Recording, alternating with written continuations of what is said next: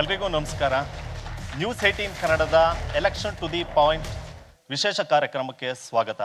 ನಮ್ಮ ನ್ಯೂಸ್ 18 ಕನ್ನಡ ದೇಶದ ಅತಿ ದೊಡ್ಡ ನೆಟ್ವರ್ಕ್ ಆಗಿರುವಂಥ TV 18 ಕರ್ನಾಟಕದ ಭಾಗವಾಗಿ ಸಾಕಷ್ಟು ಜನಪರ ಹಾಗೂ ಸಾಮಾಜಿಕ ಕಾರ್ಯಗಳನ್ನು ಮಾಡಿದೆ.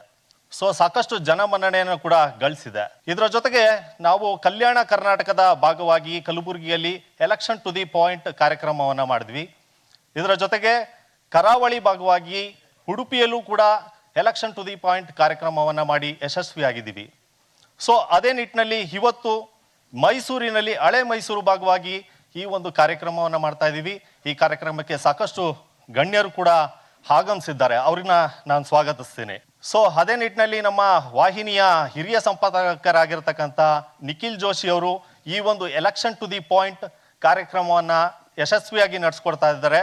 ಅದೇ ರೀತಿ ಈಗ ಸ್ಟೇಜ್ಗೆ ಅವ್ರನ್ನ ವೆಲ್ಕಮ್ ಮಾಡ್ತಾ ಇದ್ದೀನಿ. Sir please. Thank you sir. Election to the point ಅಂತ ನಾವು ಏನಕ್ಕೆ ಈ ಕಾರ್ಯಕ್ರಮವನ್ನ ಒಂದು ಆಲೋಚನೆಯಾಗಿ ಮಾಡಿ ಅದಾದ ನಂತರ ಆಯೋಜಿಸಿದ್ದೀವಿ ಅಂದ್ರೆ, ಪ್ರದೇಶವಾರು ಸಮಸ್ಯೆಗಳೇನು, ಸಮಸ್ಯೆಗಳ ಜೊತೆ ಮತದಾನಕ್ಕೆ ಆಧಾರ ಏನಾಗಬೇಕು. ಇವತ್ತು ನಾವು ಮಾತನಾಡ್ತಿರೋದು ಹಳೆ ಮೈಸೂರಿನ ಬಗ್ಗೆ. ಈಗಷ್ಟೇ ನನ್ನ ಕಲೀಗ್ ಸುನೀಲ್ ಹೇಳಿದ್ದಾರೆ ನಿಮ್ಗೆ. ಹಳೆ ಮೈಸೂರು ಒಂದು ರೀತಿಯಲ್ಲಿ ಇದು ಶಕ್ತಿ ಕೇಂದ್ರ. ಇದ್ರ ಹಿಂದೆ ಇದು ಸಾಬೀತಾಗಿದೆ, ಮತ್ತೊಮ್ಮೆ ಈ ಬಾರಿ ಅದು ಸಾಬೀತಾಗುವಂತ ಸಂದರ್ಭದಲ್ಲಿ ನಾವು ನಿಂತಿದ್ದೀವಿ. ಶಕ್ತಿ ಕೇಂದ್ರ ಯಾಕೆ ಅಂತ ನಾವು ಆಲೋಚನೆ ಮಾಡಿದ್ರೆ ಅದಕ್ಕೆ 10 ಕಾರಣ. ಮತ್ತೆ ಇಲ್ಲಿ ರಾಜಕಾರಣಕ್ಕೆ ಕಾರಣ ಕೇವಲ ಜಾತಿನ ಅನ್ನೋ ಒಂದು ಪ್ರಶ್ನೆ ಬಂದ್ಬಿಡುತ್ತೆ. ಅದನ್ನ ನಾವು ನಿರ್ದಿಷ್ಟವಾಗಿ ಕೆಲವೊಂದು ಕ್ಷೇತ್ರಕ್ಕೆ ಸೀಮಿತವಾಗಿ ಗಮನಿಸಿದಾಗ ಒಟ್ಟಾರೆ ನೋಡಿದ್ರೆ ಒಕ್ಕಲಿಗ ಸಮುದಾಯದ ಒಂದು ಪ್ರಾಬಲ್ಯ ಇದೆ ಅನ್ನೋದು ನಮಗೆ ಬಹಳ ಸ್ಪಷ್ಟವಾಗಿ ಗೊತ್ತಾಗ್ತದೆ. ಆದ್ರೆ ನಾವು ಈಗ ಕೃಷ್ಣರಾಜನಲ್ಲಿ ಇರುವಂತಹ ಒಂದು ಸಿಚುವೇಶನ್ ನರಸಿಂಹರಾಜನಲ್ಲಿ ಇಲ್ಲ. ಅರಸೀಕೆರೆನಲ್ಲಿ ಲಿಂಗಾಯತ ಮತ್ತೆ ಕುರುಬರ ಕಾಂಬಿನೇಷನ್ ಆದ್ರೆ ನಾಗಮಂಗಲದಲ್ಲಿ ಒಕ್ಕಲಿಗ ಮತ್ತೆ ಕುರುಬರ ಕಾಂಬಿನೇಷನ್. ಜಾತಿಯ ಪಾತ್ರ ಯಾವ ರೀತಿ ಇದೆ ಅನ್ನೋದನ್ನ ನಾವು ಪರೀಕ್ಷೆ ಮಾಡಬೇಕು ಅಂದ್ರೆ ಹಳೆ ಮೈಸೂರಿನ ರಾಜಕಾರಣವನ್ನ ಒಮ್ಮೆ ಅಧ್ಯಯನ ಮಾಡಿದ್ರೆ ಗೊತ್ತಾಗ್ತದೆ. ಅಷ್ಟೇ ಅಲ್ಲ, ಸಂಸ್ಕೃತಿ ಮತ್ತೆ ಇತಿಹಾಸ ಅಂತ ಬಂದಾಗ ಈ ಪ್ರದೇಶದ ಕೊಡುಗೆ ಅತಿ ದೊಡ್ಡದು. ಒಡೆಯರಿದ್ದಂತ ಒಂದು ಪ್ರದೇಶ ಇದು. ಅದಾದ್ಮೇಲೆ ವಿವಾದಗಳಿಗೂ ಸಾಕಷ್ಟು ಕಾರಣಗಳನ್ನ ಕೊಡುವಂತ ಒಂದು ಪ್ರದೇಶ ಇದು. ಈ ಎಲ್ಲ ವಿಷಯಗಳನ್ನ ನಾವು ಚರ್ಚೆ ಮಾಡ್ತೀವಿ. ಆದ್ರೆ ನಾವು ಮರಿಬಾರ್ದಾಗಿರುವಂತಹ ಆ ಒಂದು ವಿಷಯ ಅಂದ್ರೆ, ಇಲ್ಲಿನ ಸಂಸ್ಕೃತಿಯಲ್ಲಿ ಕೃಷಿ ಒಂದು ಸ್ವಾಭಾವಿಕ ಅಳವಡಿಕೆ ಆಗೋಗಿದೆ. ಕೃಷಿಯೇ ಒಂದು ಸಂಸ್ಕೃತಿ ಈ ಪ್ರದೇಶದಲ್ಲಿ. ಹಾಗಾಗಿ ನಾನು ನೋಡ್ತಿದ್ದೀನಿ ಇಲ್ಲಿ ಸಾಕಷ್ಟು ಜನ ನನ್ನ ಹಿರಿಯರೆಲ್ಲ ಹಸಿರು ಶಾಲ್ ಧರಿಸಿ ಬಂದಿರುವಂಥವ್ರು. ಪ್ರತಿಯೊಬ್ಬರಿಗೂ ಇಲ್ಲಿ ಯಾರು ಬಂದಿದ್ದೀರಿ, ನಿಮ್ಮನ್ನೆಲ್ಲರೂ ನಾನು ಪ್ರಜ್ಞಾವಂತ ನಾಗರಿಕನಾಗಿ ನೋಡ್ತಿದ್ದೇನೆ. ಧನ್ಯವಾದ ನಿಮ್ಮ ಸಮಯಕ್ಕಾಗಿ. ಇವತ್ತಿನ ಈ ಚರ್ಚೆಯನ್ನ ನಾವು ಒಂದು 3 ವಿಭಾಗದಲ್ಲಿ ವಿಂಗಡಣೆ ಮಾಡಿದ್ದೇವೆ. ಒಂದು ಕೃಷಿ ಅಫ್ಕೋರ್ಸ್, ಮತ್ತೊಂದು ಸಂಸ್ಕೃತಿ ಮತ್ತೆ ಇತಿಹಾಸ, ಮತ್ತೊಂದು ರಾಜಕಾರಣ. ಮೊದಲನೇದು ನನಗೆ ಕಾಣ್ತಿರೋ ಹಾಗೆ ನಾವು ಸಂಸ್ಕೃತಿ ಮತ್ತೆ ಇತಿಹಾಸದ ಬಗ್ಗೆ ಚರ್ಚೆ ಮಾಡೋರಿದ್ದೇವೆ. ನಾವು ಈ ಚರ್ಚೆಯನ್ನ ಶುರು ಮಾಡೋದಕ್ಕೂ ಮುಂಚೆ ಒಂದು ಸಣ್ಣ ಪ್ರೆಸೆಂಟೇಷನ್, ಈ ಕಾರ್ಯಕ್ರಮದ ಚೌಕಟ್ಟು ಏನಿರುತ್ತೆ, ನಾವು ಸ್ಪರ್ಶಿಸುವಂತಹ ವಿಷಯಗಳು ಯಾವ್ದ್ಯಾವ್ದಿರುತ್ತೆ ಅಂತ. ಅಭಿವೃದ್ಧಿ ಅಂತ ನಾವು ನೋಡಿದಾಗ ಕೃಷಿ, ಕೈಗಾರಿಕೆ, ಪ್ರವಾಸೋದ್ಯಮ. ಇಲ್ಲಿ ಹೇಗಿದೆ ಅಂದ್ರೆ ಜೀವನ, ಮನೆಯಲ್ಲಿರೋರ್ಗೆ ಕುಡಿಯೋಕ್ ನೀರು ಸಿಗೋದಿಲ್ಲ, ಮನೆ ನಡೆಸೋದಕ್ಕೆ ಕೃಷಿ ಮಾಡೋರ್ಗೆ ಭೂಮಿಯಲ್ಲಿ ನೀರು ಸಿಗ್ತಿಲ್ಲ. ಅದು ಒಂದೊಂದು ಪ್ರದೇಶದಲ್ಲೂ ಒಂದೊಂದು ರೀತಿಯ ಸಮಸ್ಯೆ ಇರುವಂಥದ್ದು. ಇವತ್ತಿನ ಈ ಕಾರ್ಯಕ್ರಮದಲ್ಲಿ ನಾವು ಪರಿಗಣನೆಗೆ ತಗೊಂಡಿರುವಂಥ ಜಿಲ್ಲೆಗಳು ಕೋಲಾರ, ಚಿಕ್ಕಬಳ್ಳಾಪುರ, ತುಮಕೂರು, ರಾಮನಗರ, ಮಂಡ್ಯ, ಮೈಸೂರು, ಚಾಮರಾಜನಗರ, ಕೊಡಗು. ಇಲ್ಲಿ ನಾವು ಸಾಮ್ಯತೆ ಇರುವಂಥ ಒಂದಷ್ಟು ಕೃಷಿಗೆ ಸಂಬಂಧಪಟ್ಟಂತ ಸಮಸ್ಯೆಗಳನ್ನ ಗಮನಿಸಿದ್ದೇವೆ. ಚರ್ಚೆಯ ಅವಧಿಯಲ್ಲಿ ತಜ್ಞರಿದ್ದಾರೆ, ಹಿರಿಯರು, ತಿಳಿದಿರೋರಿದ್ದಾರೆ, ಅನುಭವಿ ವ್ಯಕ್ತಿಗಳಿದ್ದಾರೆ. ಅವ್ರ ಬಾಯಾರ ಅದನ್ನ ನಿಮ್ಮ ಮುಂದೆ ಹೇಳಿಸೋದಕ್ಕೆ, ಅದಾದ ನಂತರ ನಿಮ್ಮ ಅಭಿಪ್ರಾಯ ಪಡೆಯೋದಕ್ಕೆ ನನ್ನಲ್ಲೂ ಸಾಕಷ್ಟು ಕುತೂಹಲ ಇದೆ. ಕೈಗಾರಿಕೆ ಅಂತ ಬಂದಾಗ ಅದು ಹೇಗೆಲ್ಲ ಆಗ್ಲಿಕ್ಕೆ ಸಾಧ್ಯ, ಕೈಗಾರಿಕೆಗೆ ಸಾಕಷ್ಟು ಒತ್ತು ಸಿಗ್ತಿದ್ಯಾ, ಕೈಗಾರಿಕೆಯ ಒಂದು ಅಭಿವೃದ್ಧಿಗಾಗಿ ಯಾವ ರೀತಿಯ ವಾತಾವರಣದ ಸ್ಥಾಪನೆ ಆಗಬೇಕಿದೆ, ಕುಂದು ಕೊರತೆಗಳು ಇರುವಂಥದ್ದು ಎಲ್ಲಿ, ಅದು ಕೂಡ ನಾವು ಇವತ್ತು ಚರ್ಚೆಗೆ ತಗೊಳ್ಳುವಂಥದ್ದು. ಇನ್ನು ಪ್ರವಾಸೋದ್ಯಮ ಹೇಳೋದೇ ಬೇಡ, ಮೈಸೂರು ಇಡೀ ಭಾರತದಲ್ಲೇ ಅತಿ ಹೆಚ್ಚು ಪ್ರವಾಸಿಗರನ್ನ ಸ್ವೀಕರಿಸಿ ಸ್ವಾಗತಿಸುವಂತಹ ಒಂದು ಪ್ರದೇಶ, ಒಂದು ಜಿಲ್ಲೆ. ಇಷ್ಟೇ ಅಲ್ಲ, ನಾವು ಯಾಕೆ ಸೀಮಿತವಾಗಿ ನೋಡಬೇಕು, ಕೋಲಾರದಲ್ಲೂ ಆಸ್ಪದ ಇದೆ, ಚಿಕ್ಕಬಳ್ಳಾಪುರದಲ್ಲೂ ಆಸ್ಪದ ಇದೆ. ಆದ್ರೆ ಇಲ್ಲಿನವರೆಗಿನ ಸರ್ಕಾರಗಳು, ನಾನು ಇವತ್ತು ಹಿಂದೆ ಮುಂದೆ ಅಂತ ಮಾತಾಡೋದಿಲ್ಲ, ಇಲ್ಲಿಯವರೆಗಿನ ಸರ್ಕಾರಗಳು ಯಾವ ರೀತಿ ಶ್ರಮಿಸಿದೆ ಇದನ್ನ ಸಾಧಿಸಲಿಕ್ಕೆ. ಈ ದಶಪಥ ಎಕ್ಸ್ಪ್ರೆಸ್ ವೇ ಈ ಬಾರಿ ಸರ್ಕಾರ ಎಕ್ಸ್ಪೆಕ್ಟ್ ಮಾಡುತ್ತೆ ಈ ಎಕ್ಸ್ಪ್ರೆಸ್ ವೇ ಮೂಲಕ ಮತ ಬ್ಯಾಂಕಿನಲ್ಲೂ ನಮ್ಮ ಒಂದು ಸ್ಥಾನವನ್ನು ನಾವು ಮಾಡ್ಕೊಳ್ತೀವಿ ಅಂತ. ಅದು ಹಾಗಾಗ್ಲಿಕ್ಕಿದೆಯಾ? ಇದೆಲ್ಲದರ ನಡುವೆ ಜಾತಿ ಪ್ರಾಬಲ್ಯ ಮತ್ತೆ ಬಾಹುಳ್ಯ ಇರುವಂತಹ ರಾಜಕಾರಣ ಇಲ್ಲಿ ಮೋದಿ ಫ್ಯಾಕ್ಟರ್ ಅನ್ನೋದು ವರ್ಕ್ ಆಗುತ್ತಾ? ಈಗಾಗಲೇ ನಾವು ನೋಡಿದ್ದೇವೆ, ಅಸ್ಮಿತೆ ಅನ್ನೋದು ಹಳೆ ಮೈಸೂರು ಭಾಗ ಅಂದ್ರೆ ಅದು ರಾಜಧಾನಿಯನ್ನ ಒಳಪಡಿಸ್ಕೊಂಡಂತ ಒಂದು ಭಾಗ. ಆ 108 ಅಡಿಯ ಪ್ರತಿಮೆ ಕೆಂಪೇಗೌಡರದು ಏರ್ಪೋರ್ಟ್ ಹತ್ರ ಮಲೆ ಮಹದೇಶ್ವರ ಬೆಟ್ಟದಲ್ಲಿ 108 ಅಡಿಯ ಈ ಪ್ರತಿಮೆ ಮಹದೇಶ್ವರರದು, ಮತ್ತೆ ರಾಮನಗರದಲ್ಲಿ ರಾಮದೇವ್ರ ಬೆಟ್ಟದಲ್ಲಿ ರಾಮ ಮಂದಿರ ದಕ್ಷಿಣದ ಅಯೋಧ್ಯ ಮಾಡೋದಕ್ಕೆ ಮುಂದಾಗ್ತಿರುವಂಥದ್ದು. ಒಂದು ಕಡೆ ಅಭಿವೃದ್ಧಿ, ಮತ್ತೊಂದು ಕಡೆ ಅಸ್ಮಿತೆ, ಇದರ ಜೊತೆ ಒಂದು ಧಾರ್ಮಿಕತೆ, ಆ ಧಾರ್ಮಿಕ ಭಾವನೆ ಕೂಡ. ಇದರ ಮಿಶ್ರಣ ಸ್ಥಳೀಯ ರಾಜಕೀಯದ ಮೇಲೆ ಹೇಗೆಲ್ಲ ಪ್ರಭಾವ ಬೀರೋದಿದೆ ಅನ್ನೋದು ಇನ್ನು ಕೆಲವೇ ದಿನಗಳಲ್ಲಿ ನಮಗೆ ಗೊತ್ತಾಗುತ್ತೆ. ಇನ್ನ ಇತ್ತೀಚಿನ ದಿನಗಳಲ್ಲಿ ಅತಿ ಹೆಚ್ಚು ಚರ್ಚೆ ಆಗ್ತಿರುವಂತಹ ಒಂದು ವಿಷಯ ಅಂದ್ರೆ ಉರಿಗೌಡ ನಂಜೇಗೌಡ ಟಿಪ್ಪು ಸುಲ್ತಾನ. ಈ ಟಿಪ್ಪು ಎಕ್ಸ್ಪ್ರೆಸ್ ಒಡೆಯರ್ ಎಕ್ಸ್ಪ್ರೆಸ್ ಮಾಡ್ದಾಗ್ಲಿಂದಾನು ನಿಲ್ತಿಲ್ಲ ಒಂದು ಚರ್ಚೆ.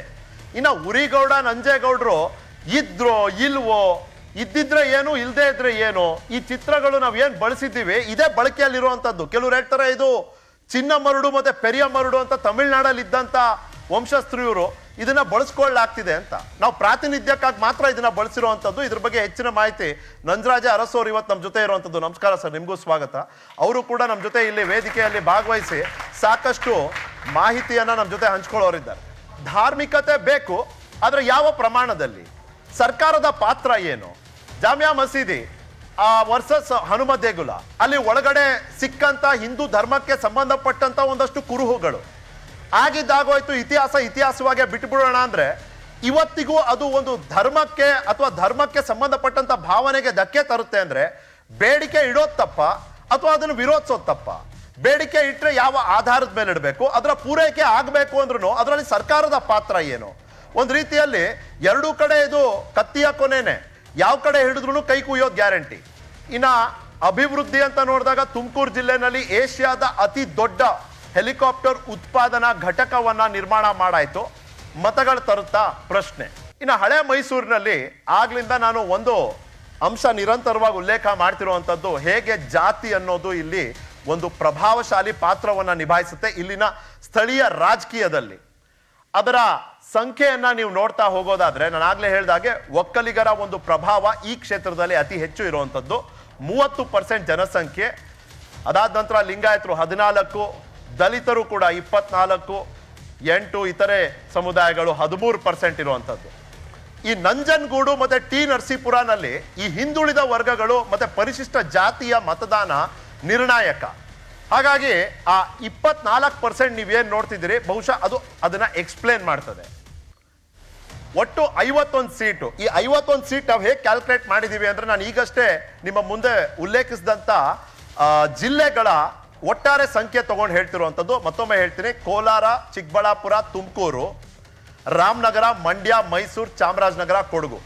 ಇನ್ ಟೋಟಲ್ 51 ಸೀಟ್ ಇರುವಂಥದ್ದು. 2018ರಲ್ಲಿ ಚುನಾವಣೆಯ ಫಲಿತಾಂಶ ಬಂದಂತ ಸಂದರ್ಭದಲ್ಲಿ 11 ಬಿಜೆಪಿ, 15 ಕಾಂಗ್ರೆಸ್, JDS 25. ಆದರೆ present situation 15 BJP, 14 Congress, 22 JDS. ಸಹಜವಾಗಿ ಇದು JDS ಇನ ಭದ್ರಕೋಟೆ ಅಂತ ನಾವೇನ್ ಹೇಳ್ತಿರ್ತೀವಿ ಅದಕ್ಕೆ ತಕ್ಕಂತ ಒಂದು ಸಂಖ್ಯಾವಾರು ಪ್ರಾತಿನಿಧ್ಯ ಇಲ್ಲಿ ನಾವು JDS ಅದ್ದು ಕಾಣ್ತಿದ್ದೀವಿ. ಇದು ಒಂದು ಕ್ವಿಕ್ ನಿರೂಪಣೆ ಆಗಿತ್ತು. ಇದರ ಮೂಲಕನೇ ನಿಮಗೆ ಗೊತ್ತಾಗ್ತದೆ ನಾವಿವತ್ತು ಸಂಸ್ಕೃತಿ, ಇತಿಹಾಸ, ರಾಜಕೀಯ, ಅದಾದ ನಂತರ ಕೃಷಿ ಸಂಬಂಧಪಟ್ಟಂತ ವಿಷಯಗಳನ್ನ ಕೂಡ ಈ ವೇದಿಕೆ ಮೇಲೆ ಚರ್ಚೆ ಮಾಡೋರಿದ್ದೀವಿ. ಇತ್ತೀಚಿನ ದಿನಗಳಲ್ಲಿ ಸಂಸ್ಕೃತಿ ಅನ್ನೋದು ಏನು ಅನ್ನೋದ್ರ ವ್ಯಾಖ್ಯಾನ ನಾವು ಮರಿತಿದೀವ ಅನ್ನೋ ಒಂದು ಪ್ರಶ್ನೆ, ಇತಿಹಾಸ ಅನ್ನೋದು ಯಾವುದು ಅನ್ನೋ ಕೇಳೋಂತ ಒಂದು ಪರಿಸ್ಥಿತಿ. ಎಸ್ಪೆಷಲಿ ಇಲ್ಲಿ ಯುವಕರು ನೀವೇನ್ ಬಂದಿದ್ದೀರಿ, ನಿಮಗೆ ನನ್ನ ಅಭಿಪ್ರಾಯದಲ್ಲಿ ಬಹಳ ಸ್ವಾರಸ್ಯಕರ, ಅಟ್ ದ ಸೇಮ್ ಟೈಮ್ ಬಹಳ ಇಂಟ್ರೆಸ್ಟಿಂಗ್ ಆಗಿರುವಂತ ಒಂದು ಚರ್ಚೆ ಇದಾಗತ್ತೆ ಅಂತ ನಾನು ಭಾವಿಸ್ತೀನಿ. ಈ ಚರ್ಚೆಗಾಗಿ ನನ್ನ ವೃತ್ತಿಯಲ್ಲಿ ನನ್ನ ಹಿರಿಯರಾದ ಹಾಗೂ ನನ್ನ ಮಿತ್ರರು ಆದ ಶಿವಕುಮಾರ್ ಅವರನ್ನ ನಾನು ವೇದಿಕೆ ಮೇಲೆ ಕರಿತೀನಿ. ಮತ್ತೆ ಪ್ರೊಫೆಸರ್ ನಂಜರಾಜೆ ಅರಸ್ ಅವರು, ವಾಕಿಂಗ್ ಟಾಕಿಂಗ್ ಎನ್ಸೈಕ್ಲೋಪೀಡಿಯಾ ಅಂತ ಕರ್ಸ್ಕೊಂಡಂತ ನಂಜರಾಜೆ ಅರಸ್ ಅವರು ದಯವಿಟ್ಟು ಸ್ಟೇಜ್ ಮೇಲೆ ಬರ್ಬೇಕು.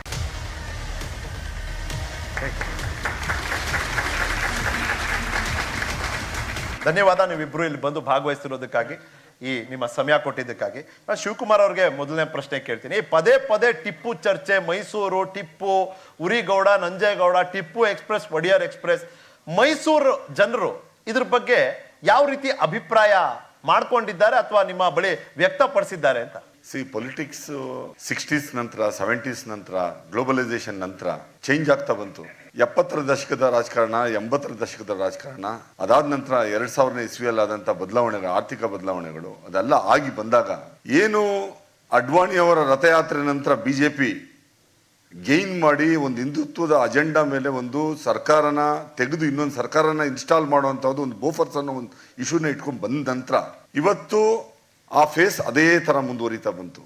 ಏನಾಗಿದೆ ಅಂತಂದ್ರೆ ಇವತ್ತು ಇಟ್ ಇಸ್ ಅ ಪ್ಯಾರಾಡಾಕ್ಸ್ ಹೇಳ್ಬೇಕಂತಂದ್ರೆ, ಕಾಂಗ್ರೆಸ್ನವ್ರಿಗೆ ಗಾಂಧಿಗಳು ಬಿಟ್ಟು ರಾಜಕಾರಣ ಮಾಡಕ್ಕಾಗ್ತಾ ಇಲ್ಲ, ಬಿಜೆಪಿ ಅವ್ರಿಗೆ ಹಿಂದುತ್ವ ಮತ್ತೆ ಮೋದಿ ಬಿಟ್ಟು ರಾಜಕಾರಣ ಮಾಡಕ್ಕಾಗ್ತಾ ಇಲ್ಲ, JDS ನವ್ರಿಗೆ ಫ್ಯಾಮಿಲಿಯಿಂದ ಲಿಬರೇಟ್ ಆಗಿ ಬಂದು ರಾಜಕಾರಣ ಮಾಡಕ್ಕಾಗ್ತಾ ಇಲ್ಲ. ಹಂಗಾಗಿ ಈ ಮೂರು ಪೊಲಿಟಿಕಲ್ ಪಾರ್ಟೀಸ್ ಈ ಸ್ಥಿತಿಯಲ್ಲಿ ಇರೋದ್ರಿಂದ ಆದಷ್ಟು ಬೇಗನೆ ಇವತ್ತು ಒಬ್ಬ ಮನುಷ್ಯನ ಹತ್ರಕ್ಕೆ ಹೋಗೋದಕ್ಕೆ ಒಂದು ಎಮೋಷನಲ್ ಇಶ್ಯೂಸ್ನ ತಗೊಳ್ಳೋವಂಥದ್ದು ನಾವು ನೋಡ್ತಾ ಇದೀವಿ.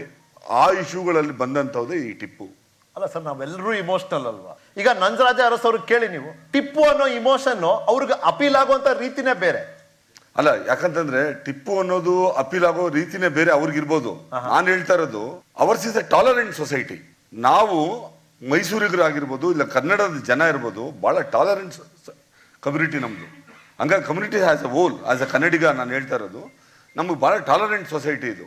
ಆ ಟಾಲರೆಂಟ್ ಸೊಸೈಟಿಯಲ್ಲಿ ಮನುಷ್ಯನ ಇಂಥ ಇಶ್ಯೂಗಳಲ್ಲಿ ಬಡ್ದು ಎಬ್ಬರಿಸೋದಿದೆಯಲ್ಲ, ಅದನ್ನ ನಾವು ಎಲ್ಲಿ ತಗೊಂಡು ಹೋಗ್ತಾ ಇದೀವಿ ಅನ್ನೋದ್ರ ಬಗ್ಗೆ ನನ್ನ ಇದು. ಯಾಕಂತಂದ್ರೆ Tipu is a warrior, no doubt, he fought English war, but at the same time what prompted this people to rake it up during the elections? ಯಾಕಂತಂದ್ರೆ ಅಲ್ಲಿ ಆಂಜನೇಯನ ದೇವಸ್ಥಾನ ನೀವು ತೋರಿಸ್ತಾ ಇದ್ರಿ, ನೀವು ಆಂಜನೇಯನ ದೇವಸ್ಥಾನ ಅದ್ರ ಒಳಗಡೆ ಇದ್ದೆ, ಇಲ್ಲ ಹನುಮಾನ್ ಚಾಲಿಸ ಮಾಡ್ತಾ ಇದ್ದಾರೆ, ಜನ ಬರ್ತಾ ಇದ್ದಾರೆ, ಹೋಗ್ತಾ ಇದ್ದಾರೆ ಅಂತ. ಇಷ್ಟು 300-200 ವರ್ಷಗಳಿಂದ ಇದೆ. ಅಲ್ಲೂ ಪೂಜೆನೂ ಮಾಡ್ತಾ ಇದ್ದಾರೆ, ಅಲ್ಲಿ ಪ್ರಾರ್ಥನೆನೂ ಮಾಡ್ತಾ ಇದ್ದಾರೆ. ಅಂದ್ರೆ ಪೊಲಿಟಿಕ್ಸ್ ಆಫ್ ಎಮೋಷನಾಲಿಟಿ. ಓಲ್ಡ್ ಮೈಸೂರು ಹಳೆ ಭಾಗದಲ್ಲಿ ಎಲ್ಲ ಶಾಂತಿಯುತ ಜನ ಮಹಾರಾಜರ ಕಾಲದಿಂದ ಬಹಳ ಸೌಹಾರ್ದಯುತವಾಗಿ ಬೆಳೆದಂಥವ್ರು ಎಲ್ಲರೂ. ಅಂದ್ರೆ ಇಂಥ ಒಂದು ಭಾಗದಲ್ಲಿ ಈ ತರದ ಇಶ್ಯೂಗಳು ಇತ್ತೀಚೆಗೆ ಬರ್ತಾ ಇರೋದು ನೋಡಿದ್ರೆ ಎಲ್ಲ ಒಂದ್ ಕಡೆ ದಿ ಫೇಸ್ ಆಫ್ ಡೆವಲಪ್ಮೆಂಟ್ ಇರ್ಬೋದು, ದಿ ಫೇಸ್ ಆಫ್ ಟಾಲರೆನ್ಸ್ ಇರ್ಬೋದು, ಎಲ್ಲ ಚೇಂಜ್ ಆಗ್ತಾ ಇದೆ, ವಿಚ್ ಇಸ್ ವೆರಿ ಅನ್ಫಾರ್ಚುನೇಟ್. ಆದ್ರೆ ನಾನು ನಿಮಗೆ ಕೇಳೋದು, ಇಲ್ಲಿವರೆಗೂ ಬಿಟ್ಟಿದ್ದೀವಿ, ಮುಂದೆನೂ ಬಿಡ್ಬೇಕಾ ಅನ್ನೋ ಪ್ರಶ್ನೆ ಕೇಳ್ತಾರಲ್ಲ ಈ ರೈಟ್ ವಿಂಗ್ ಅಲ್ಲಿ ಇರುವಂತವ್ರು. ಕೇಳೋದ್ರಲ್ಲಿ ತಪ್ಪಿದೆ ಅಂತ ನಾನು ಹೇಳೋದಿಲ್ಲ. he has every right to ask. It is my property, it is my faith ಅನ್ನೋದು ಅವ್ರಿಗೆ ಒಂದು ಆರ್ಗ್ಯುಮೆಂಟ್ ಇದೆ. At the same time on the other side there is a constitution, there is a rule of law, there is a binding on every individual, every human being. ಒಬ್ಬ ನಾಗರಿಕನ ಮೇಲೆ ಅವ್ರದೇ ಆದಂತ ಒಂದು ಕಟ್ಟುಪಾಡುಗಳಿದ್ದಾವೆ. ಈ ಅನಾರ್ಕಿ ಸಮಾಜ ಅಲ್ಲ ಇದು. ನಾವೇನೋ ಅಂದಿದ ತಕ್ಷಣ ನಾವೇನೋ ಮಾಡ್ತೀವಿ ಅನ್ನೋದಕ್ಕೆ ಬಂದು ಸಾವಿರಾರು ಜನ ಬಂದಿದ್ರು, ಪೂಜೆ ಮಾಡಿದ್ರು, ಅಲ್ಲಿ ನಾವು ಕಟ್ಟಬೇಕು, ಇದು ನಮ್ಮ ಜಾಗ ಅಂತ ಅಂದ್ಬಿಟ್ಟು ಹೇಳ್ತಾ ಇದ್ದಾರೆ. ಅಲ್ಲಿನೇ ಸರ್ಕಾರ ಅವರಿಗೆ ವಕ್ಫ್ ಬೋರ್ಡ್ ಇಂದ ಅವ್ರಿಗೆ ಕೊಟ್ಟಿದೆ, ಅದನ್ನ ತೀರ್ಮಾನ ಮಾಡಬೇಕಾಗಿರೋದು ಕೋರ್ಟು. ನಾವು ನೀವು ಕುಂತು ಇಲ್ಲ ಈ ವೇದಿಕೆ ಮೇಲೆ ಸ್ನೇಹಿತರುಗಳು ಕುಂತು ಇದನ್ನ ನಮ್ದು ಅಂತ ಕ್ಲೈಮ್ ಮಾಡಕ್ ಆಗೋದಿಲ್ಲ. ಯಾಕಂತಂದ್ರೆ ಬಹಳ ಟಾಲರೆಂಟ್ ಆಗಿ ಈ ಸಮುದಾಯಗಳೆಲ್ಲ ಒಟ್ಟಿಗೆ ಬೆರೆತು ಬಾಳ್ತಾ ಇರೋದ್ರಿಂದ ನಾವು ಮುಂದಿನ ಜನರೇಷನ್ಗೆ ನಾವು ಯಾವ ತರದ ಸೊಸೈಟಿ ಕೊಡ್ತೀವಿ ಅನ್ನೋದ್ರ ಬಗ್ಗೆ ಪ್ರತಿಯೊಬ್ಬರ ಜವಾಬ್ದಾರಿ ಇದೆ. ಪ್ರೊಫೆಸರ್ ಅರಸ್ ಅವರು ನನ್ನ ಜೊತೆ ಇದೇ ಚರ್ಚೆನಲ್ಲಿ ಭಾಗವಹಿಸಿದ್ರು ಸರ್. ಆ ಚರ್ಚೆ ವಿಡಿಯೋನ ಯೂಟ್ಯೂಬ್ ಅಲ್ಲಿ ಲಕ್ಷಾಂತರ ಜನ ನೋಡ್ಬಿಟ್ರು. ನಾನು ಸಾಧಾರಣ ಮಾಡೋದು 1 ಗಂಟೆ ಕಾಲ, ಅವತ್ತು ಪ್ರೊಫೆಸರ್ ಬಂದ್ರು ಅಂತೇಳಿ 1.5 ಗಂಟೆ ನಾವು ಚರ್ಚೆ ಮಾಡಿದ್ವಿ. ಉರಿಗೌಡ್ರು, ನಂಜೇಗೌಡ್ರು ಇದ್ರೋ ಇಲ್ವೋ, ಕಲ್ಪನೆನೋ, ಯಾರ ಕಲ್ಪನೆ, ಮತಗಳಿಗಾಗಿ ಈ ಕಲ್ಪನೆನಾ, ಅದೆಲ್ಲ ನಾವು ಚರ್ಚೆ ಮಾಡಿದ್ವಿ. ನಾನು ಕೇಳೋ ಪ್ರಶ್ನೆ ಪ್ರೊಫೆಸರ್, ನಿಮ್ಮ ಅನುಭವದಲ್ಲಿ ಇದು ಮತದಾನಕ್ಕೆ ಈ ಬಾರಿ ಈ ಪ್ರದೇಶದಲ್ಲಿ ಆಧಾರ ಆಗುತ್ತಾ ಅಂತ ನೀವು ನಿಷ್ಪಕ್ಷಪಾತವಾಗಿ ಉತ್ತರ ಕೊಡ್ತೀರಿ ಅಂತ ನಾನು ಭಾವಿಸ್ತೀನಿ. ಇವತ್ತು ನಮ್ಮ ರಾಜಕೀಯದಲ್ಲಿ ಚುನಾವಣೆಯಲ್ಲಿ ಗೆದ್ದು ಅಧಿಕಾರವನ್ನು ನಾನು ಕಬಳಿಸಬೇಕು ಅಥವಾ ಅಧಿಕಾರದ ಕುರ್ಚಿಯಲ್ಲಿ ಕೂತ್ಕೋಬೇಕು ಅನ್ನೋದು ಮುಖ್ಯ ಆಗಿದೆ ಹೊರತು ಇತಿಹಾಸ, ಸಭ್ಯತೆ, ಡೀಸೆನ್ಸಿ ಏನೇನೂ ಇಲ್ಲ. ಇವತ್ತು ಮಾನವೀಯತೆ ಇಲ್ಲ. ಗೆಲ್ಲಬೇಕು, ಬೈ ಹುಕ್ ಟು ಗೆಲ್ಲು. ಮಕ್ಕಳಿಗೆ ಅಲ್ಲ, ತಪ್ಪೆಲ್ಲಿದೆ ಈ ಭಾವನೆಯಲ್ಲಿ? ಗೆಲ್ಲಬೇಕು, ಹುಕ್ ಗೆಲ್ಲಬೇಕು, ಕ್ರುಕ್ ಅನ್ನೋದು ಅವ್ರವ್ರಿಗೆ ಬಿಟ್ಟದ್ದಲ್ವಾ? ಅಲ್ಲ, ಗೆಲ್ಲಬೇಕು, ಸಾತ್ವಿಕ ಹಾದಿಯಲ್ಲಿ ಹೋಗಿ ಗೆಲ್ಲಿ, ನೇರ ಹೋರಾಟ ಮಾಡಿ ಗೆಲ್ಲಿ. ಇಲ್ಲಿ ಇವತ್ತು ಧರ್ಮದ ಅಫೀಮನ್ನು ಯುವಕರಿಗೆ ತುಂಬ್ತಾ ಇದ್ದೀವಿ. ಸ್ಪಷ್ಟವಾಗಿ ಹೇಳೋದಾದ್ರೆ, ನಾನು ಹಿಂದೂ ಮುಸ್ಲಿಂ, ಹಿಂದೂ ಕ್ರಿಶ್ಚಿಯನ್, ಹಿಂದೂಗಳೆಲ್ಲ ಒಂದಾಗಬೇಕು. ಅಂಬೇಡ್ಕರ್ ಕಾನ್ಸ್ಟಿಟ್ಯೂಷನ್ ಏನು ಹೇಳ್ತಾರೆ? ವಿ ಪೀಪಲ್ ಆಫ್ ಇಂಡಿಯಾ ಅಂತಾರೆ. ಹಿಂದೂಸ್ತಾನ್ ಅಂತ ಹೇಳಲ್ಲ. ಇಲ್ಲಿ Ambedkar also spoken about anti conversion. ಮತಾಂತರ ಹೇಗ್ ಆಗ್ತಿದೆ ಅನ್ನೋದು, ಅದರ ಆಪತ್ತು ಮತ್ತೆ ದೇಶದ ಮೇಲೆ ಬೀರುವಂತ ಪ್ರಭಾವದ ಬಗ್ಗೆ ಅಂಬೇಡ್ಕರ್ ಬಹಳ ಸ್ಪಷ್ಟವಾಗಿ ಒಂದು ಫುಲ್ ಪ್ಯಾರಾಗ್ರಾಫ್ ಉಲ್ಲೇಖ ಮಾಡ್ತಾರೆ. ಇಲ್ಲಿ ನಾನು ಯಾಕೆ ಹೇಳಿದೆ ಅಂದ್ರೆ ಕಾನ್ಸ್ಟಿಟ್ಯೂಷನ್ ಹೇಳ್ಬೇಕಾಯ್ತು ಅವರು ಪ್ರಿಯಾಂಬಲ್ನಲ್ಲಿ, ವಿ ಪೀಪಲ್ ಆಫ್ ಇಂಡಿಯಾ, ಭಾರತದ ಪ್ರಜೆಗಳಾದ ನಾವು ಅಂತ ಹೇಳ್ತಾರೆ. ಇಲ್ಲಿ ನಾವು ಇವತ್ತು ಏನ್ ಮಾಡ್ತಾ ಇದ್ದೀವಿ ಅಂದ್ರೆ, ನೀನು ಭಾರತದ ಪ್ರಜೆ ಅಲ್ಲ, ಅದು ಸೆಕೆಂಡ್ರಿ, ನೀನು ಹಿಂದೂಗೆ ವೋಟ್ ಹಾಕು, ಇವನು ಮುಸ್ಲಿಮ್ಗೆ ವೋಟ್ ಹಾಕ್ತಾನೆ. ಆ ಮಧ್ಯೆ ನಾವು ಕಂದಕವನ್ನು ಸೃಷ್ಟಿ ಮಾಡ್ತಾ ಇದ್ದೀವಿ. ಯಾತಕ್ಕೆ? ವಸುದೈವ ಕುಟುಂಬಕಂ ಅಂತ ಭಾಷಣ ಮಾಡ್ತೀವಿ ಉಪನಿಷತ್ ಇಟ್ಕೊಂಡು.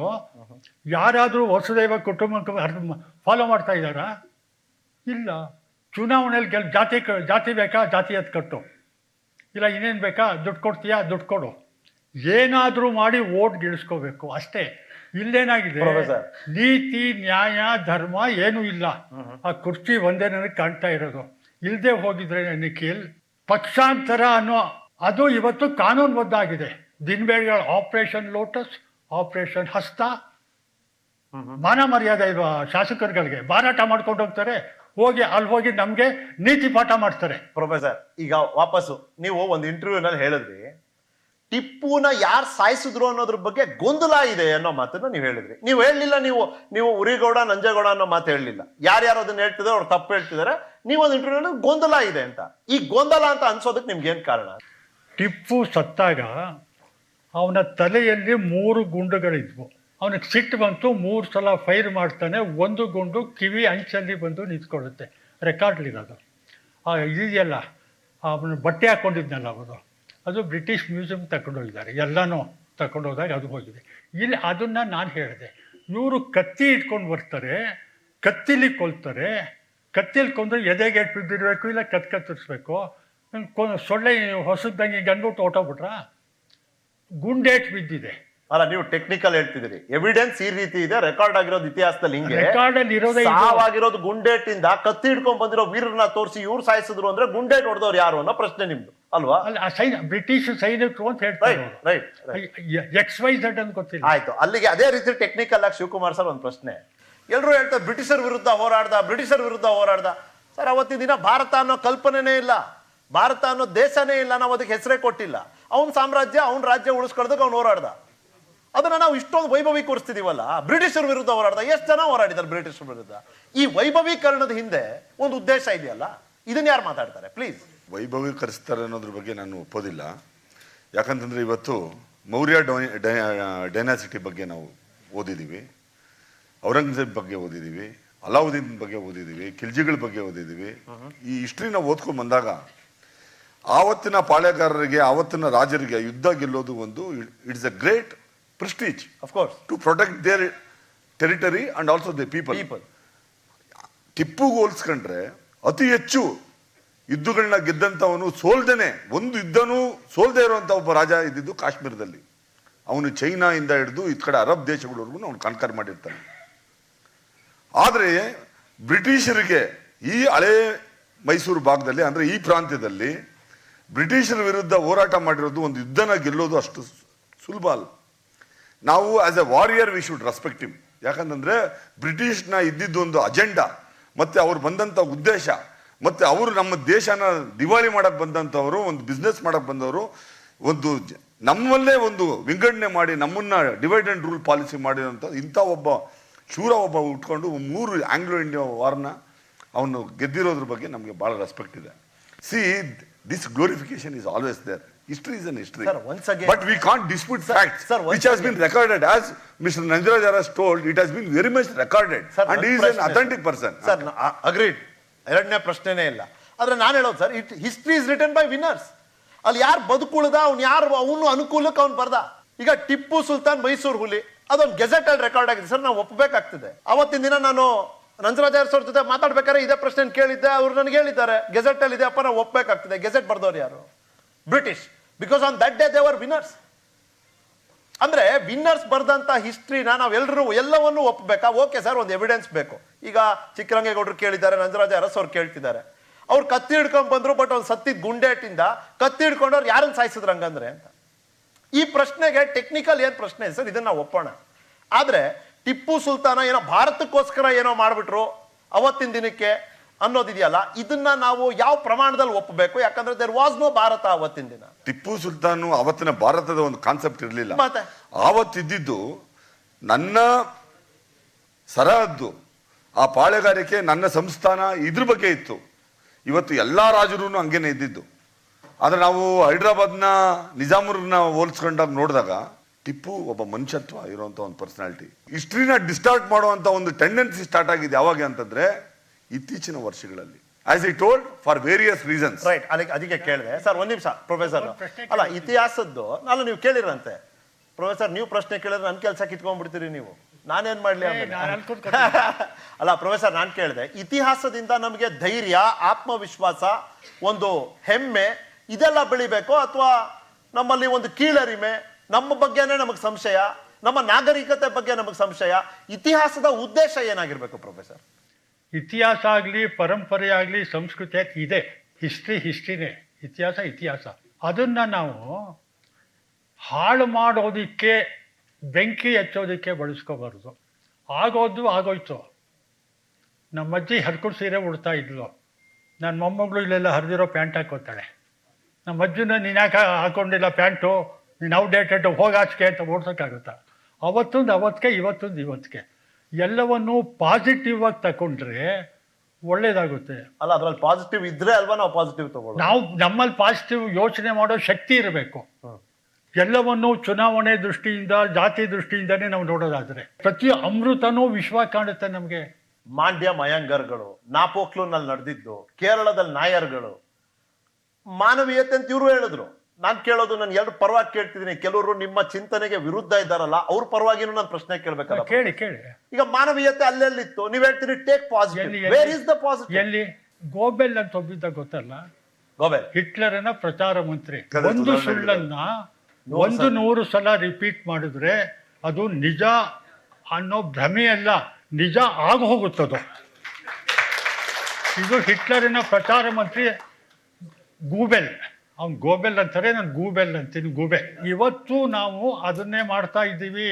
ಇಲ್ಲಿ ಶ್ರೀರಂಗಪಟ್ಟಣ, ಮೈಸೂರು ರಾಜ್ಯದಲ್ಲಿ ಯಾರನ್ನು ಮತಾಂತರ ಮಾಡಿದಾನೆ ತೋರ್ಸೋಕೆ ಹೇಳ್ರಿ. ಅವ್ರು ಹೇಳ್ತಾರಲ್ಲ ನಿಮ್ಮ ಹತ್ರ, ಮೈಸೂರು ರಾಜ್ಯದಲ್ಲಿ ಯಾರನ್ನು ಮಾಡಿದಾನೆ ಹೇಳಕ್ಕೆ ಹೇಳಿ. ಅಲ್ಲಿಗೆ ಇನ್ನೊಂದು ಪ್ರಶ್ನೆ ಬಂದ್ಬಿಡ್ತೀನಿ. ಅಲ್ಲಿ ಹೇಳ್ತಾರೆ ಕೆಲವರು, ಬರೀ ಜಿಜಾಬ್ ಟ್ಯಾಕ್ಸ್ ಅವರು ಬರೀ ಹಿಂದೂ ರೈತರ ಮೇಲೆ ಹಾಕ್ತಿದ್ರು, ಮುಸಲ್ಮಾನ ರೈತರ ಮೇಲೆ ಹಾಕ್ತಿರ್ಲಿಲ್ಲ. ಇದ್ರದ್ದು ಒಂದು ಕ್ಲಾರಿಫಿಕೇಶನ್. ಮೊನ್ನೆ ಯಾರೋ ಹೇಳಿದ್ರು, ನಾನು ಬರೆದಿರೋ ಕನಸು ಕೆಳಗೆ ಮಲಬಾರ್ ಮ್ಯಾನ್ಯಲ್ನಲ್ಲಿದೆ ಅಂತ. ಯಾವ ವಾಲ್ಯೂಮು, ಯಾವ ಪೇಜು ಅಂತ ಹೇಳಕ್ಕೆ ಹೇಳಿ ಅವನಿಗೆ. ನಾವು ಹೇಳೋದಲ್ಲ, ದಾಖಲೆ ಕೊಡಬೇಕು. ನಾವು ಯಾವತ್ತೂ ದಾಖಲೆ ಕೊಟ್ಟು, ಚುನಾವಣೆ ಹೊತ್ತಲ್ಲಿ ಟಿಪ್ಪು ಯಾಕಂದ ಈ 6 ತಿಂಗಳಿಂದ ಉತ್ತರ ಕೊಡು ಅಂದ್ರೆ ಕೊಡ್ತೀನಿ, ಹಿಜಾಬ್ ಬಂತು ನವೆಂಬರ್ 10, 2015ರಿಂದ. ಟಿಪ್ಪು ಬಂದಿದ್ದು ನವೆಂಬರ್ 10, 2015ರಿಂದ. ತಂದವ್ರು ಯಾರು? ನಾನು ಬರೀ ಬಿಜೆಪಿ ಅವ್ರನ್ನ ಮಾತ್ರ ಪ್ರಶ್ನೆ ಮಾಡಲ್ಲ, ನಾನು ಕಾಂಗ್ರೆಸ್ ಪ್ರಶ್ನೆ ಮಾಡ್ತೀನಿ. ಟಿಪ್ಪು ಜಯಂತಿ ಮಾಡುವಂತ ಅವಶ್ಯಕತೆ ಏನಿತ್ತು? ಒಡೆಯರ್ ಜಯಂತಿ ಮಾಡ್ರಿ. ಅಲ್ಲ, ಯಾರು ಕೇಳಿದ್ರು ಟಿಪ್ಪು ಜಯಂತಿ ಮಾಡುವಂತ? ಪ್ರೊಫೆಸರ್, ನಿಮ್ ಜೊತೆ ವಾದ ಮಾಡೋದು ದೊಡ್ಡವನಲ್ಲ. ಟಿಪ್ಪುನ ತಂದಿದ್ದು ಮೀಡಿಯಾ ಅಲ್ಲ, ಟಿಪ್ಪುನ ತಂದಿದ್ದು ಸಿದ್ದರಾಮಯ್ಯನವರು, ಕಾಂಗ್ರೆಸ್ ಅವರು. Sorry to side. ಪರವಾಗಿಲ್ಲ, ಅದು ಒಳ್ಳೇದೇ. ಸಿದ್ದರಾಮಯ್ಯನವರು ಮತ್ತೆ ಅವ್ರ ಸರ್ಕಾರ ಅವತ್ತು ನವೆಂಬರ್ 10ನೇ ತಾರೀಕು ಟಿಪ್ಪು ಜಯಂತಿಯ ಘೋಷಣೆ ಮಾಡಿದ್ರಲ್ಲ, ಅವತ್ತಿಂದ ಇವತ್ತವರೆಗೂ ಟಿಪ್ಪು ಚರ್ಚೆನೇ ನಿಲ್ಲಿಲ್ಲ. ಅವತ್ತು ಚುನಾವಣೆ ಇರಲಿಲ್ಲ. ನಿಮ್ಮನ್ನು ಕೇಳಲ್ಲ ಶಿವಕುಮಾರ್, ನಿಮ್ಮನ್ನು ಕೇಳ್ತೀನಿ. ಜಗದೀಶ್ ಶೆಟ್ಟರ್ ಯಾವ ಪಾರ್ಟಿಯಲ್ಲಿ ಇದ್ದಾರೆ? ಪ್ರೊಫೆಸರ್, ನಾನು ಆ ಫೋಟೋಗಳನ್ನ ನೋಡಿದ್ದೀನಿ, ಯಡಿಯೂರಪ್ಪನವ್ರದ್ದು ನೋಡಿದ್ದೀನಿ, ಅಶೋಕ್ ಅವ್ರದ್ದು ನೋಡಿದ್ದೀನಿ. ಅದಕ್ಕೆ ಬಿಜೆಪಿ ಅವ್ರಿಗೂ ಕೇಳ್ತೀನಿ, ಕಾಂಗ್ರೆಸ್ ಅವ್ರಿಗೂ ಕೇಳ್ತೀನಿ. ಅದೇ ನನ್ನ ಕೆಲಸ. ಪ್ರೊಫೆಸರ್, ಜಗದೀಶ್ ಶೆಟ್ಟರ್ ಯಾವ ಪಾರ್ಟಿ ಇದ್ದಾರೆ? ಈಗ ಸದ್ಯಕ್ಕೆ ಬಿಜೆಪಿ ಇದ್ದಾರೆ. ಜಗದೀಶ್ ಶೆಟ್ಟರ್ ಮುಖ್ಯಮಂತ್ರಿ ಆಗಿದ್ದಾಗ ಟಿಪ್ಪು ಸುಲ್ತಾನ್ ಮೇಲೆ ಒಂದು ಪುಸ್ತಕ ತರೋದಕ್ಕೆ ಹೊರಡ್ತಾರೆ. ಪ್ರೊಫೆಸರ್ ಬಿ ಶೇಖ್ ಅಲಿ ಅವರು ಅದಕ್ಕೆ ಪ್ರಧಾನ ಸಂಪಾದಕರು. ಒಂದು ತತ್ವ ಇರಬೇಕು, ಈ ಕಾಗೆ ಕಪ್ಕಿದೆ ಅಂದಮೇಲೆ ಅದು ಕಪ್ಕೆ ಇದೆ. ಇನ್ಯಾವುದೋ ಟೈಮಲ್ಲಿ ನವಿಲ್ ಥರ ಡ್ಯಾನ್ಸ್ ಮಾಡುತ್ತೆ, ಅದೆಲ್ಲ ಹೇಳ್ಬಾರ್ದು. ಅದು ಸಾರಿ, ಅವನನ್ನು ನಾನು ಯೋಗ್ಯ, ಸಮರ್ಥ, ಚರ್ಚೆಗೆ ಯೋಗ್ಯ ಅಂತ ನಾನು ಅಂದ್ಕೊಳ್ಳಲ್ಲ, ಬಿಟ್ಬಿಡ್ತೀನಿ, ಇಗ್ನೋರ್ ಮಾಡ್ತೀನಿ. ಇಲ್ಲಿ ನನಗೆ ಬೇಕಾದ್ದು ಒಂದು ನಿರ್ಧಾರಕ್ಕೆ ನಾವು ಬರುವ ಮುನ್ನ ಯೋಚನೆ ಮಾಡೋಣ. ಯೋಚನೆ ಮಾಡೋ ನಿರ್ಧಾರಕ್ಕೆ ಬನ್ನಿ, ಆಮೇಲೆ ಬದಲಿಸ್ಕೋಬೇಡಿ. ಇಲ್ಲಿ ಕೊಟ್ಬಿಟ್ಟು ಸಂದೇಶ ಕೊಟ್ಬಿಟ್ಟು ಹೇಳಬೇಕಾಯ್ತು. ಯಡಿಯೂರಪ್ಪನವ್ರು ಕೊಟ್ಟಿಲ್ವಾ? KJP ಅಧ್ಯಕ್ಷ ಆಗಿದ್ರಾಗ ಅವರು ಟಿಪ್ಪು ಕತ್ತಿ ಇಟ್ಕೊಂಡು ಫೋಟೋ ಇರಿಸ್ಕೊಂಡಿಲ್ವಾ? ಇದು ಅವಕಾಶ. ಎಲೆಕ್ಷನ್ಗೋಸ್ಕರ ಅವನನ್ನು ತಂದು ಧರ್ಮದ ಬೆಂಕಿ ಹಚ್ಚಿ ನಮ್ಮ ಯುವ ಪೀಳಿಗೆನ ಹಾಳು ಮಾಡ್ತಿದ್ದೀವಲ್ಲ, ಅಸಹ್ಯ ಅನ್ಸುತ್ತೆ ನನಗೆ. ಮೇಡಮ್ ಒಂದು ಮಾತು ಕೇಳ್ತಾರೆ. ನನ್ನ ಪ್ರಶ್ನೆ ಬಂದ್ಬಿಟ್ಟು ನಂಜರಾಜ್ ಜಿಯಾಗೆ, ಬ್ರಿಟಿಷರು ಅಗೇನ್ಸ್ಟ್ ಟಿಪ್ಪು ಸುಲ್ತಾನ್ ಅವರು ಫೈಟ್ ಮಾಡಿದ್ರು, ಒಪ್ಕೊಳ್ಳೋಣ. ಆದರೆ ಆ ಫೈಟಿಂಗಲ್ಲಿ ತಗೊಂಡ್ಬಂದಿದ್ದು ಶಸ್ತ್ರಾಸ್ತ್ರ ಎಲ್ಲಿಂದ? ಫ್ರೆಂಚಿಂದ. ಫ್ರೆಂಚ್ ಅವರು ಕೂಡ ನಮ್ಮ ದೇಶದಲ್ಲಿ ಆಳ್ವಿಕೆ ಮಾಡಬೇಕು ಅಂತ ಕಾಯ್ತಾ ಇದ್ದಿದ್ದಂಥ ದೇಶ. ಹಂಗಾರೆ ಇವರು ಬ್ರಿಟಿಷರು ನೋಡಿಸ್ಬಿಟ್ಟು ಫ್ರೆಂಚ್ ಅವ್ರನ್ನ ಇಲ್ಲಿ ಕೂರಿಸ್ಬೇಕು ಅನ್ನೋದು ಇವರು ಹುನ್ನಾರ ಆಗಿತ್ತಾ?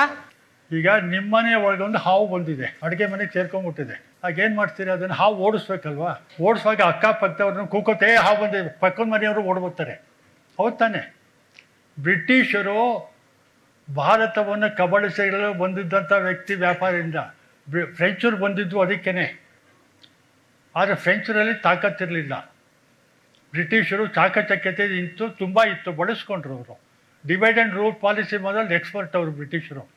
ಇಲ್ಲಿ ಅವ್ರನ್ನ ಬಳಸ್ಕೊಂಡು ಇವ್ರನ್ನ ಓಡಿಸ್ಬೇಕು.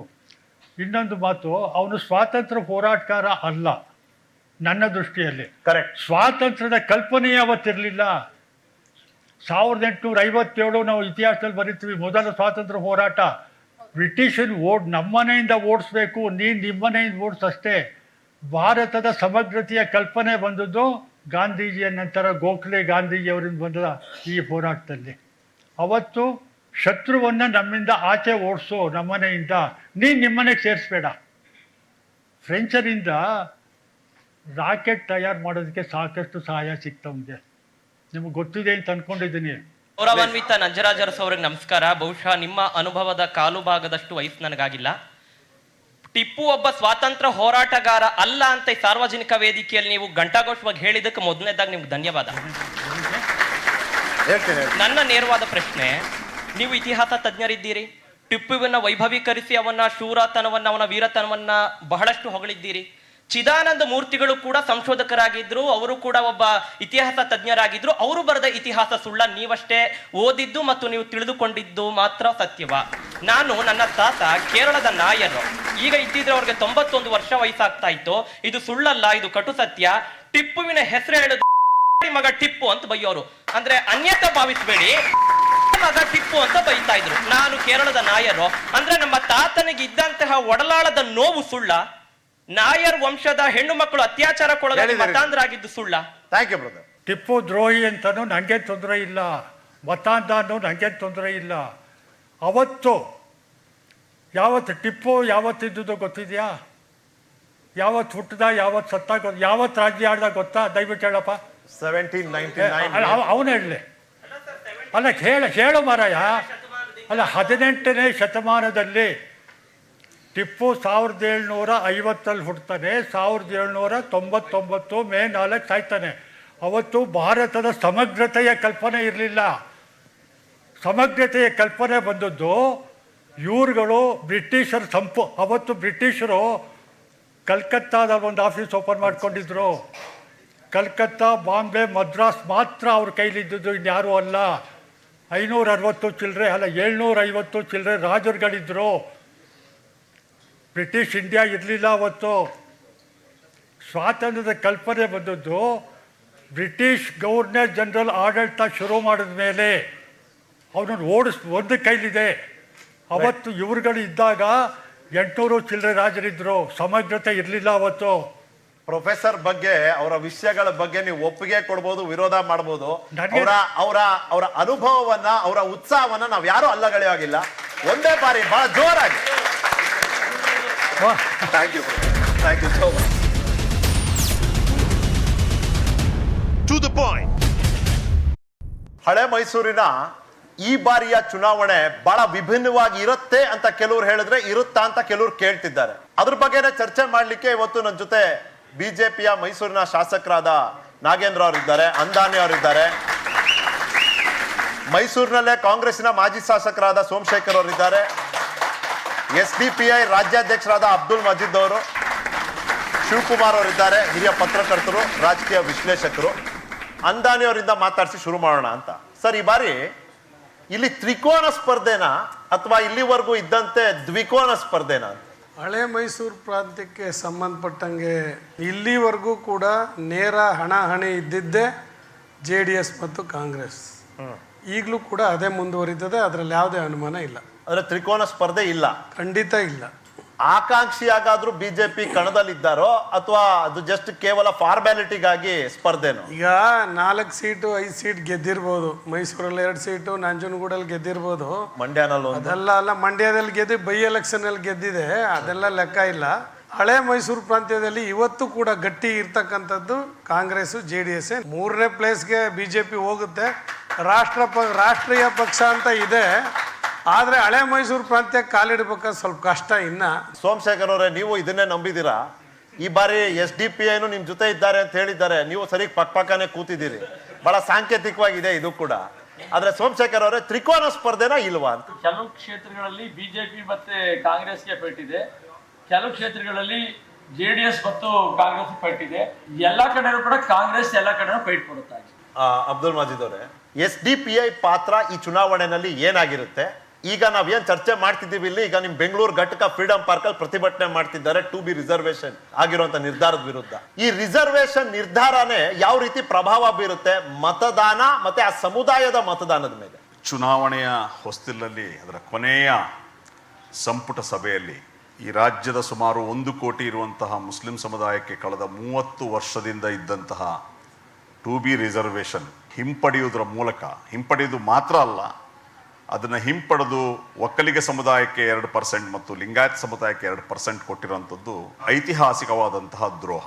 ಚುನಾವಣೆಯಲ್ಲಿ ಗೆಲ್ಲಬೇಕು ಅಂತ ಹೇಳಿ ಒಂದು ರಾಜಕೀಯ ಪಕ್ಷ ಆ ಬಡವರ ಮೇಲೆ ಅವರು ತಿನ್ನುವ ಅನ್ನವನ್ನು ಕಿತ್ಕೊಳ್ತಾರೆ ಅಂತಂದ್ರೆ ಇದಕ್ಕಿಂತ ದೊಡ್ಡ ದ್ರೋಹ ಇತಿಹಾಸದಲ್ಲಿ ಯಾವುದೂ ಸಿಗ್ಲಿಕ್ಕಿಲ್ಲ ಅಂತ ಹೇಳಿ ನಾನು ಈ ಸಂದರ್ಭದಲ್ಲಿ ವಿಶ್ಲೇಷಣೆ ಮಾಡ್ತೇನೆ. ಮುಸ್ಲಿಂ ಸಮುದಾಯಕ್ಕೆ ರಿಸರ್ವೇಶನ್ ಕೊಟ್ಟಿರುವಂಥದ್ದು ಅವ್ರು ಮುಸ್ಲಿಂ ಸಮುದಾಯ ಅನ್ನೋ ಕಾರಣಕ್ಕಲ್ಲ. 1953ರ ಕಾಕಾ ಕಾಲೇಲ್ಕರ್ ವರದಿಯಿಂದ ಹಿಡಿದು ರಂಗನಾಥ್ ಮಿಶ್ರಾ ಕಮಿಷನ್ ಅವರಿಗೆ, ಮಂಡಲ್ ಕಮಿಷನ್ ಆದಿಯಾಗಿ, ಬಕ್ಷಿ ಕಮಿಷನ್ ಆಗಿ, ಚಿನ್ನಪರೆಡ್ಡಿ ಕಮಿಷನ್ ಆಗಿ ಎಲ್ಲ ಕಮಿಷನ್ಗಳು ಹೇಳಿರುವಂಥದ್ದು ಮುಸ್ಲಿಂ ಸಮುದಾಯ ಸಾಮಾಜಿಕವಾಗಿ ಮತ್ತು ಶೈಕ್ಷಣಿಕವಾಗಿ ಹಿಂದುಳಿದಿದೆ, ಹಾಗಾಗಿ ಅವರನ್ನ ಹಿಂದುಳಿದವರ ಪಟ್ಟಿಯಲ್ಲಿ ಸೇರಿಸಿ ಅಂತೇಳಿ ಸೇರಿಸಿ ಅದನ್ನ ರಿಸರ್ವೇಶನ್ ಅನ್ನು ಕೊಟ್ಟಿರುವಂಥದ್ದು. ರಾಜೇಂದ್ರ ಸಚ್ಚಾರ್ ಕಮಿಷನ್ ರಿಪೋರ್ಟ್ ಬಂದ ನಂತರ ರಂಗನಾಥ್ ಮಿಶ್ರಾ ಕಮಿಷನ್ ಬಹಳ ಸ್ಪಷ್ಟವಾಗಿ ಹೇಳಿರುವಂಥದ್ದು, ಏನು ಸಚ್ಚಾರ್ ಸಮಿತಿಯಲ್ಲಿ ದಲಿತರಿಗಿಂತಲೂ ಮುಸ್ಲಿಂ ಸಮುದಾಯ ಭಾರತದಲ್ಲಿ ಹಿಂದುಳಿದ ಅನ್ನೋ ಕಾರಣಕ್ಕೆ ಅವ್ರಿಗೆ ರಿಸರ್ವೇಶನ್ ಕೊಡೋ ವಿಚಾರದಲ್ಲಿ ರಂಗನಾಥ್ ಮಿಶ್ರಾ ಕಮಿಷನ್ ಹೇಳಿರೋದು ಮೈನಾರಿಟೀಸ್ಗೆ, ಅಲ್ಪಸಂಖ್ಯಾತರಿಗೆ 15% ಮೀಸಲಾತಿಯನ್ನು ಕೊಡಬೇಕು, ಎಕ್ಸ್ಕ್ಲೂಸಿವ್ಲಿ ಮುಸಲ್ಮಾನರಿಗೆ 10% ಕೊಡಬೇಕು ಅಂತ. ಯಾಕೆ ಮೀಸಲಾತಿ? ಒಂದು ದೇಶದ ಅಭಿವೃದ್ಧಿ ಆಗಬೇಕಾದ್ರೆ ಆ ದೇಶದಲ್ಲಿರುವಂತ ಎಲ್ಲಾ ಪ್ರಜೆಗಳಿಗೂ ಸಮಾನ ಅವಕಾಶಗಳು ಸಿಗಬೇಕು. ದೇಶದ ಪ್ರತಿಯೊಬ್ಬ ಪ್ರಜೆ ಅವರ ಪರ್ ಕ್ಯಾಪಿಟಾ ಇನ್ಕಮ್ ಜಾಸ್ತಿ ಆದಾಗ, ಅವನ ಕೊಳ್ಳುವಿಕೆ ಶಕ್ತಿ ಜಾಸ್ತಿ ಆದಾಗ ಆಗ ದೇಶ ಅಭಿವೃದ್ಧಿ ಆಗ್ತದೆ. ಟೆಂಪ್ರವರಿಯಾಗಿ ಅವ್ರಿಗೊಂದು ರಿಲೀಫ್ ಸಿಕ್ಕಿರ್ಬೋದು, ಬಟ್ ಪ್ರಜ್ಞಾವಂತ ಕರ್ನಾಟಕದ ಜನತೆ ಇದರ ಬಗ್ಗೆ ಪ್ರಜ್ಞಾವಂತರಾಗಿ ಬಿಜೆಪಿಗೆ ಈ ಬಾರಿ ತಕ್ಕ ಪಾಠ ಕಲಿಸ್ತಾರೆ ಅಂತ ಹೇಳಿ ಈ ಸಂದರ್ಭದಲ್ಲಿ ಹೇಳಲಿಕ್ಕೆ ಇಚ್ಛೆ. ಅಬ್ದುಲ್ ಅವರೇ, ಪ್ರಜ್ಞಾವಂತ ಜನತೆನೇ ಒಂದು ಪ್ರಶ್ನೆನೂ ಕೇಳ್ತಾರೆ. ರಿಲಿಜಿಯಸ್ ಮೈನಾರಿಟಿ ಇನ್ಸ್ಟಿಟ್ಯೂಷನ್ಸ್ ಗಳಿಗೆ ವಿಶೇಷ ಅನುದಾನ ಕೂಡ ಇದೆ, ಅವಕಾಶ ಕೂಡ ಇದೆ. ನೀವು ಬಡವರು ಅಂತ ಹೇಳಿದ್ರಿ, ಬಡವರು ಅಂದ್ಮೇಲೆ ಅದನ್ನ ಎಕನಾಮಿಕಲಿ ವೀಕರ್ ಸೆಕ್ಷನ್ ಸೇರಿಸುವಂತ ಅವಕಾಶ ಕೂಡ ಇದೆ. In total sir, as on today reservation breakup ನಾನು ತರಲಿಲ್ಲ ಇಲ್ಲಿ, ಬಟ್ ಇನ್ ಜನರಲ್ ನಾನು ಹೇಳ್ಬೇಕಂದ್ರೆ ಅಪ್ ಅಂಡ್ ಅಬೌಟ್ 20% ರಿಸರ್ವೇಶನ್ಗೆ ಹಕ್ಕು ಇವತ್ತಿಗೂ ಮುಸ್ಲಿಂ ಸಮುದಾಯದ ಸದಸ್ಯರಿಗೆ ಇದೆ. 2B ತೆಗೆದ ತಕ್ಷಣ ದ್ರೋಹ ಅಂತ ಹೇಳಲಿಕ್ಕೆ ಏನ್ ಕಾರಣ ಅಂತಾನು ಕೇಳಬಹುದಾ? ಬಹಳ ಒಳ್ಳೆಯ ಪ್ರಶ್ನೆಯನ್ನು ಕೇಳಿದ್ರಿ ನಿಖಿಲ್ ಅವರೇ. ಮೀಸಲಾತಿಯ ಕಾನ್ಸೆಪ್ಟ್ ಏನಿದೆ ಗೊತ್ತಾ? ಯಾವತ್ತೂ ಕೂಡ ಮೀಸಲಾತಿಯ ಕಾನ್ಸೆಪ್ಟ್ ಇದರದು ಎಕನಾಮಿಕ್ ಕ್ರೈಟೀರಿಯಾ ಅಲ್ಲ. ಯಾವ ಸಮುದಾಯ ಶತಶತಮಾನಗಳಿಂದ ಶೈಕ್ಷಣಿಕವಾಗಿ ಸಾಮಾಜಿಕವಾಗಿ ಹಿಂದುಳಿದಿದೆ ಅಂತಲ್ಲ, ಹಿಂದುಳಿಸಲ್ಪಟ್ಟಿದೆ. ಅಂದ್ರೆ ಆ ಶ್ರೇಣೀಕೃತ ವ್ಯವಸ್ಥೆ ಇತ್ತಲ್ಲ ಈ ದೇಶದಲ್ಲಿ, ಆ ಶ್ರೇಣೀಕೃತ ವ್ಯವಸ್ಥೆ ಒಳಗಡೆ ಕೆಲವು ಸಮುದಾಯಗಳನ್ನ ಶತಶತಮಾನಗಳಿಂದ ಹಿಂದುಳಿಸಲ್ಪಟ್ಟು ಆ ಕಾರಣಕ್ಕಾಗಿರ್ತದೆ ಬಾಬಾ ಸಾಹೇಬ್ ಅಂಬೇಡ್ಕರ್ ಅವರು ಮೀಸಲಾತಿಯನ್ನ ಯಾವ ಸಮುದಾಯಗಳು ಸಾಮಾಜಿಕವಾಗಿ ಶೈಕ್ಷಣಿಕವಾಗಿ ಹಿಂದುಳಿದಿದೆ ಅವರಿಗೆ ಕೊಡಿ ಅಂತ ಹೇಳಿದ್ರು. ಯಾವತ್ತೂ ಕೂಡ ಎಕನಾಮಿಕ್ ಕ್ರೈಟೀರಿಯಾ ಚರ್ಚೆನೇ ಆಗಲಿಲ್ಲ. ಮೀಸಲಾತಿ ಕೊಡಬೇಕು ಅಂದ್ರೆ ಒಂದು ವೈಜ್ಞಾನಿಕವಾದಂತಹ ಒಂದು ಸ್ಟಡಿ ಬೇಕು. ಅದಕ್ಕಾಗಿರ್ತದೆ ಆಯೋಗಗಳನ್ನು ರಚನೆ ಮಾಡೋದು. ಆ ಆಯೋಗಗಳ ರಚನೆ ಮಾಡಿ ಅದರ ರೆಕಮೆಂಡೇಶನ್ ಮಾಡಿ ಹಿಂದುಳಿದ ವರ್ಗಕ್ಕೆ ಸೇರಿಸಿ ಆಗಿರ್ತದೆ ಮುಸ್ಲಿಂ ಸಮುದಾಯಕ್ಕೆ ಕೊಟ್ಟಿರುವಂಥದ್ದು.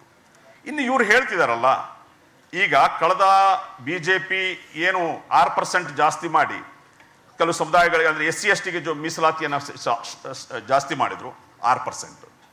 6% ಅಂದ್ರೆ 49.5% ಇರೋದು 56% ಆಯಿತು.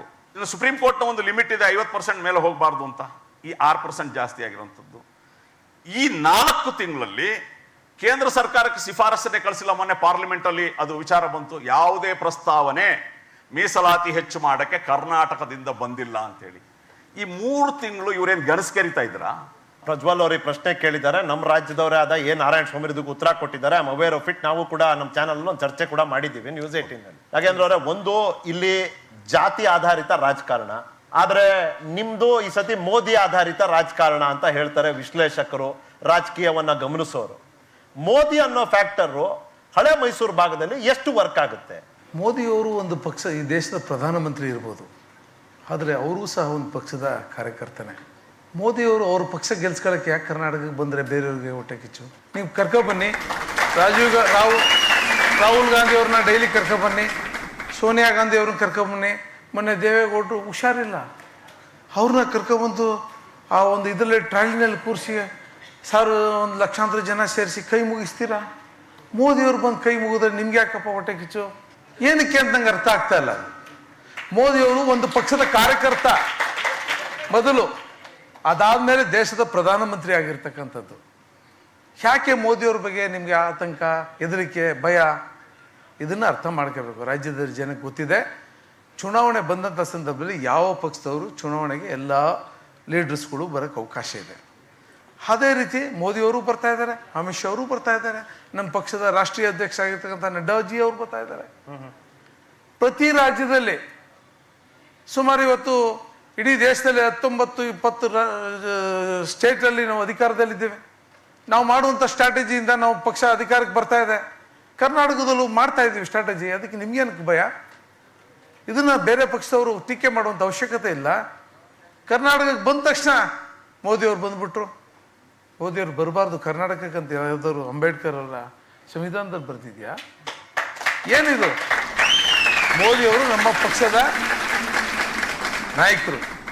ಎಷ್ಟು ಸಲ ಬೇಕಾದ್ರೆ ಬರ್ತಾರೆ, ಅವ್ರ ಹೆಸರಲ್ಲಿ ನಾವು ಗೆಲ್ತೀವಿ. ನಾವು ಸಹ ಮಾಡಿರ್ತಕ್ಕಂಥ ಅಭಿವೃದ್ಧಿಯನ್ನು ಜನ ಗಮನಿಸಿದ್ದಾರೆ. ಅತ್ಯಂತ ಪ್ರಾಮಾಣಿಕವಾಗಿ ನಮ್ಮ ಜಿಲ್ಲೆಯಲ್ಲಿ ನಾವು ಕೆಲಸ ಮಾಡುವಂಥ ಪ್ರಯತ್ನ ಮಾಡಿದ್ದೀವಿ. ವಿಶ್ಲೇಷಕರು ಹೇಳ್ತಾರೆ, ನೀವು ನಿಮ್ಮ ಆಡಳಿತ ವಿರೋಧಿ ಅಲೆ ಇದೆಯಲ್ಲ, ಇದರ ತೀವ್ರತೆಯನ್ನ ಕಡಿಮೆ ಮಾಡೋದಕ್ಕೆ ಪದೇ ಪದೇ ಮೋದಿ ಅವ್ರನ್ನ ಕರೆಸ್ತೀರಿ, ಅಮಿತ್ ಶಾ ಅವ್ರನ್ನ ಕರೆಸ್ತೀರಿ. ಈ ಆಡಂಬರ ಅಬ್ಬರದ ನಡುವೆ ಈ ಆಡಳಿತ ವಿರೋಧಿ ಅಲೆಯ ತೀವ್ರತೆಯನ್ನ ಕುಗ್ಗಿಸೋ ಯತ್ನ, ಇದು ಅವರ ಭ್ರಮೆ. ಕಾಂಗ್ರೆಸ್ ಪಕ್ಷ 125 ವರ್ಷ ಇತಿಹಾಸ ಇರ್ತಕ್ಕಂಥ ಪಕ್ಷ. ಇಡೀ ದೇಶದಲ್ಲಿ ಅವ್ರ ಸ್ಥಿತಿ ಏನು, ಪಾರ್ಲಿಮೆಂಟಲ್ಲಿ ಅವ್ರ ಸ್ಥಿತಿ ಏನು? ನಿಮ್ಗೆ ಏನಕ್ಕೆ, ನಿಮ್ಗೆ ಯಾಕೆ ಈ ಆತಂಕ? ಚುನಾವಣೆ ಬರುತ್ತಲ್ಲ, ಇನ್ನೊಂದು ತಿಂಗಳಿಗೆ ಚುನಾವಣೆ ಇದೆ, ತೀರ್ಮಾನ ಮಾಡ್ತಾರೆ ಜನ. ಇದನ್ನು ನಮಗೆ ಕಾಂಗ್ರೆಸ್ ಅವರು, ಬೇರೆ ಪಕ್ಷದವ್ರು ಸರ್ಕ್ಯೂಟ್ ನಮ್ಗೆ ಬೇಕಾಗಿಲ್ಲ. ನಮಗೆ ಬೇಕಾಗಿರೋದು ಕರ್ನಾಟಕ ರಾಜ್ಯದ ಜನರ ಸರ್ಕ್ಯೂಟ್ ಬೇಕು. ಇವತ್ತು ಬೆಂಗಳೂರಿಗೆ ಹೋಗ್ಬೇಕಾಯ್ತು, ಕ್ಯಾನ್ಸರ್ ಹಾಸ್ಪಿಟ್ಲ್ ಅಂತಕ್ಕಂಥ ಬೆಂಗಳೂರಿಗೆ ಹೋಗ್ಬೇಕಾಯ್ತು. ಇಷ್ಟು ವರ್ಷ ಯಾರೂ ಅಧಿಕಾರ ಮಾಡೇ ಇಲ್ವಾ? ಮೈಸೂರು ಕ್ಯಾನ್ಸರ್ ಹಾಸ್ಪಿಟ್ಲಿಗೆ 240 ಕೋಟಿ ರೂಪಾಯಿ ಕೊಟ್ಟಿದ್ವಿ, 60 ಕೋಟಿ ರೂಪಾಯಿ ಬಿಡುಗಡೆ ಮಾಡಿದ್ದಾರೆ. ನಿಮಾನ್ಸ್ ಹಾಸ್ಪಿಟ್ಲು, ಒಂದು ಸಣ್ಣ ಆಕ್ಸಿಡೆಂಟ್ ಆದರೆ ನಿಮಾನ್ಸ್ ಹಾಸ್ಪಿಟ್ಲ್ಗೆ ಹೋಗ್ಬೇಕು, ಟ್ರಾಮಾ ಸೆಂಟ್ರ್ ಮಾಡಿದ್ದೀವಿ. ಆಯ್ತು, ಮೀಸಲು ಪ್ರದೇಶದಿಂದಾನೇ ಬರ್ತೀರಿ ಅಂದಾನಿಯವರು. ಈ ಮೀಸಲಾತಿ ವಿಷಯದಲ್ಲಿ ಮಾಡಿರುವಂಥ ನಿರ್ಧಾರದ ಪ್ರಭಾವ, ಪರಿಣಾಮ ಚುನಾವಣೆ ಮೇಲೆ ಹೇಗಿರಲಿದೆ? ಭಾಳ ದಿನಗಳ ಹಿಂದೆನೇ ಮಾಡಿದರೆ ಅದರ ಅವ್ರಿಗೆ ಅನುಕೂಲ ಆಗ್ತಿತ್ತೇನೋ. ಈಗ ರಿಸರ್ವೇಷನ್ನ ಇವರು ಪ್ರಕಟಣೆ ಮಾಡಿ ಎಷ್ಟು ದಿನ ಆಯಿತು? ನೋಟಿಫಿಕೇಷನ್ ಆಗಿದೆಯಾ, ಇನ್ನು ಹೋಗಿದೆಯಾ, ಪಾರ್ಲಿಮೆಂಟಲ್ಲಿ ಚರ್ಚೆ ಆಗಿದೆಯಾ, ಬಂದಿದೆಯಾ? ಅಷ್ಟೊತ್ತಿಗೆ ಎಲೆಕ್ಷನ್ ಡಿಕ್ಲೇರ್ ಆಗ್ತಿದೆ.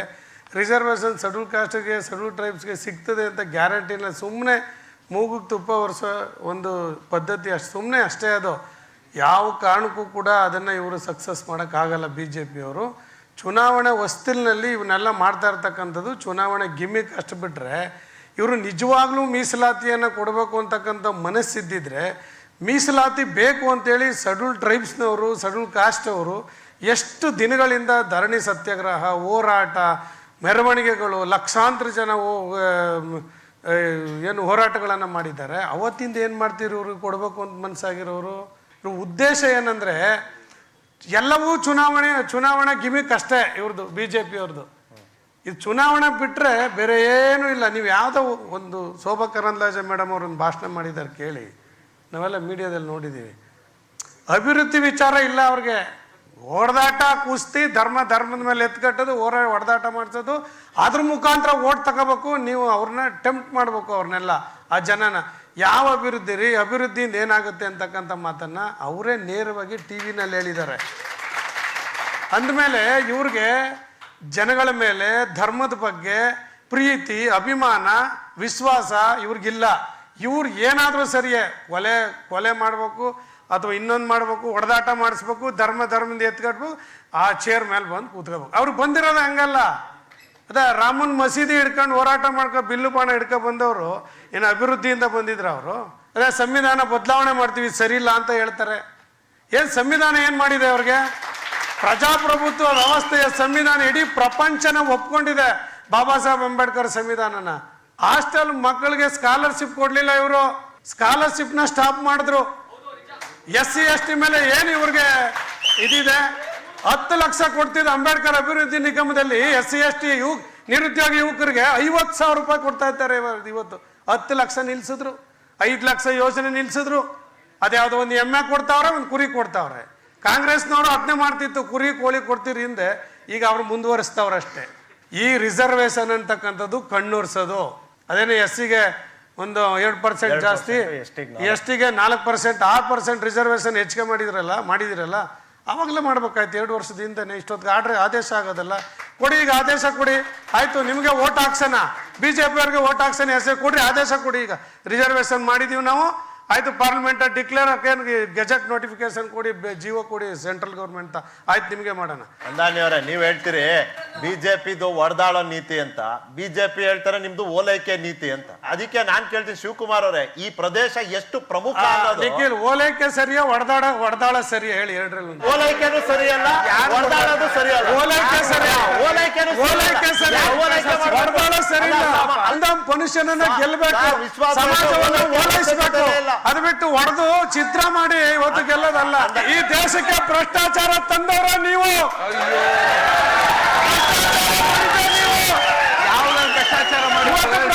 ಆಪರೇಷನ್ ಕಮಲ ಮಾಡಿ ಭ್ರಷ್ಟಾಚಾರ ಮಾಡಿ 2 ಬಾರಿ ರೈತರ ಸಾಲ ಮನ್ನಾ ಮಾಡಿದ್ದಾರೆ. ನಿಮ್ಮ ತಾಕತ್ತಿಲ್ಲ ಮಾಡಕ್ಕೆ. ನಿಮ್ಮ ಭ್ರಷ್ಟಾಚಾರಿಗಳು BJP ಅವರ ಪರಮ ಭ್ರಷ್ಟಾಚಾರಿಗಳು.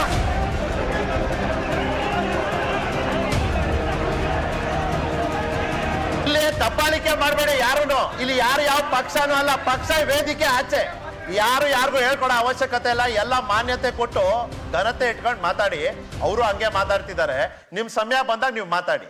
ವೇದಿಕೆ ಮುಂದಿಂದ ವಾದ ವಿವಾದಕ್ಕೆ ಇಲ್ಲಿ ಅವಕಾಶ ಇಲ್ಲ. ಮನವಿ ಮಾಡ್ತಿದ್ದೀನಿ, ದಯವಿಟ್ಟು ಸಹಕರಿಸಿ.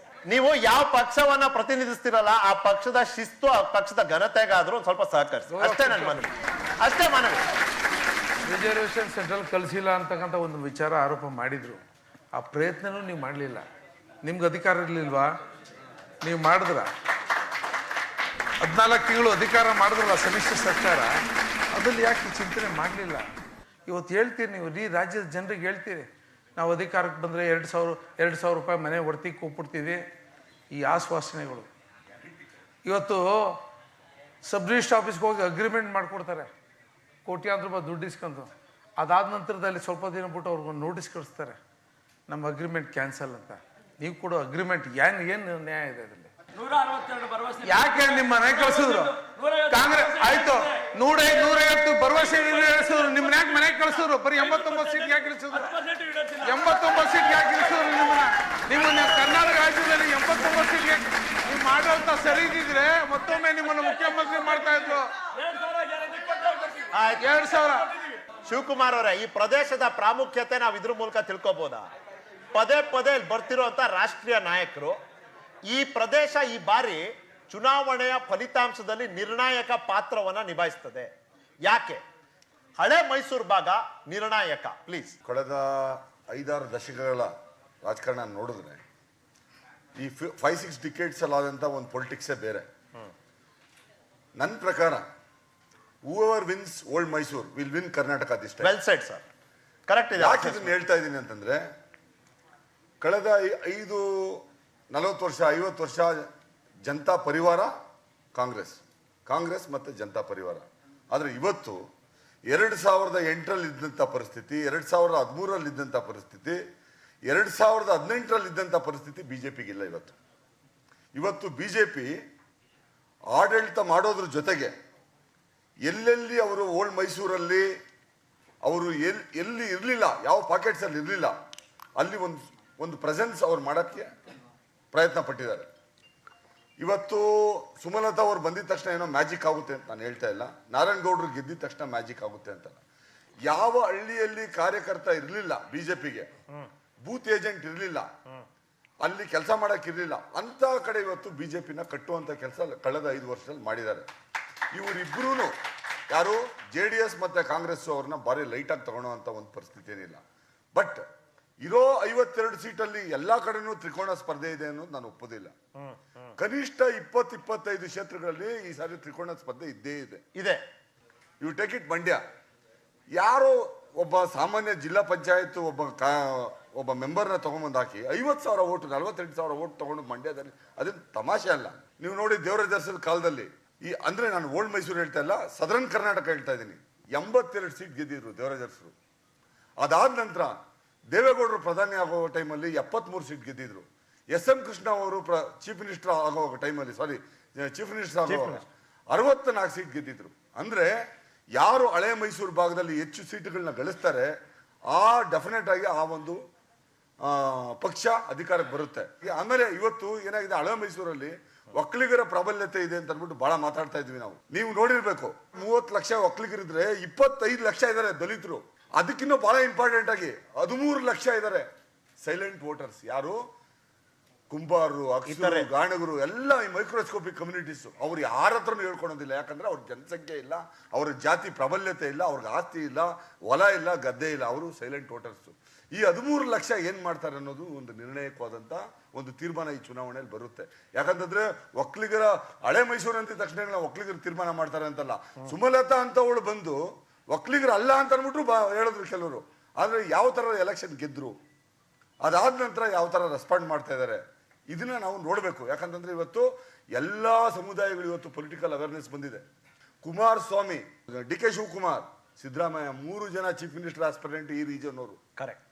ಹಂಗಾಗಿ ಈ 3 ಜನ ಏನ್ ಮಾಡ್ತಾರೆ, ಒಕ್ಕಲಿಗರು ಓಟು ಮತ್ ಒಂದೇ ಬ್ಯಾಸ್ಕೆಟ್ ಕೈ ಹಾಕ್ಬೇಕು. DK ಶಿವಕುಮಾರ್ ಮತ್ತೆ ಕುಮಾರಸ್ವಾಮಿ ಅವರು ಯಾರ ಕೈಗೆ ಎಷ್ಟು ಸಿಗುತ್ತೆ, ಯಾರ ಹಸ್ತದಲ್ಲಿ ಎಷ್ಟು ಕಿತ್ಕೊಳ್ತಾರೆ ಅನ್ನೋದ್ರ ಒಂದು. ಸಿದ್ದರಾಮಯ್ಯನವ್ರಿಗೆ ಹೋದ್ ಸಾರಿ ಚುನಾವಣೆ ಸೋತಿದ್ದಾರೆ ಚಾಮುಂಡೇಶ್ವರಿಯಲ್ಲಿ. ಈ ಸಾರಿ ಅವ್ರದ್ದು ಕೊನೆ ಚುನಾವಣೆ, ಗೆಲ್ಲೇಬೇಕು. ಎಷ್ಟು ಐಯಿಂದ ಓಟುಗಳು ತರಕ್ಕಾಗುತ್ತೆ, ಆ ಕನ್ಸಾಲಿಡೇಷನ್ ಯಾವ ತರ ಮಾಡ್ತಾರೆ.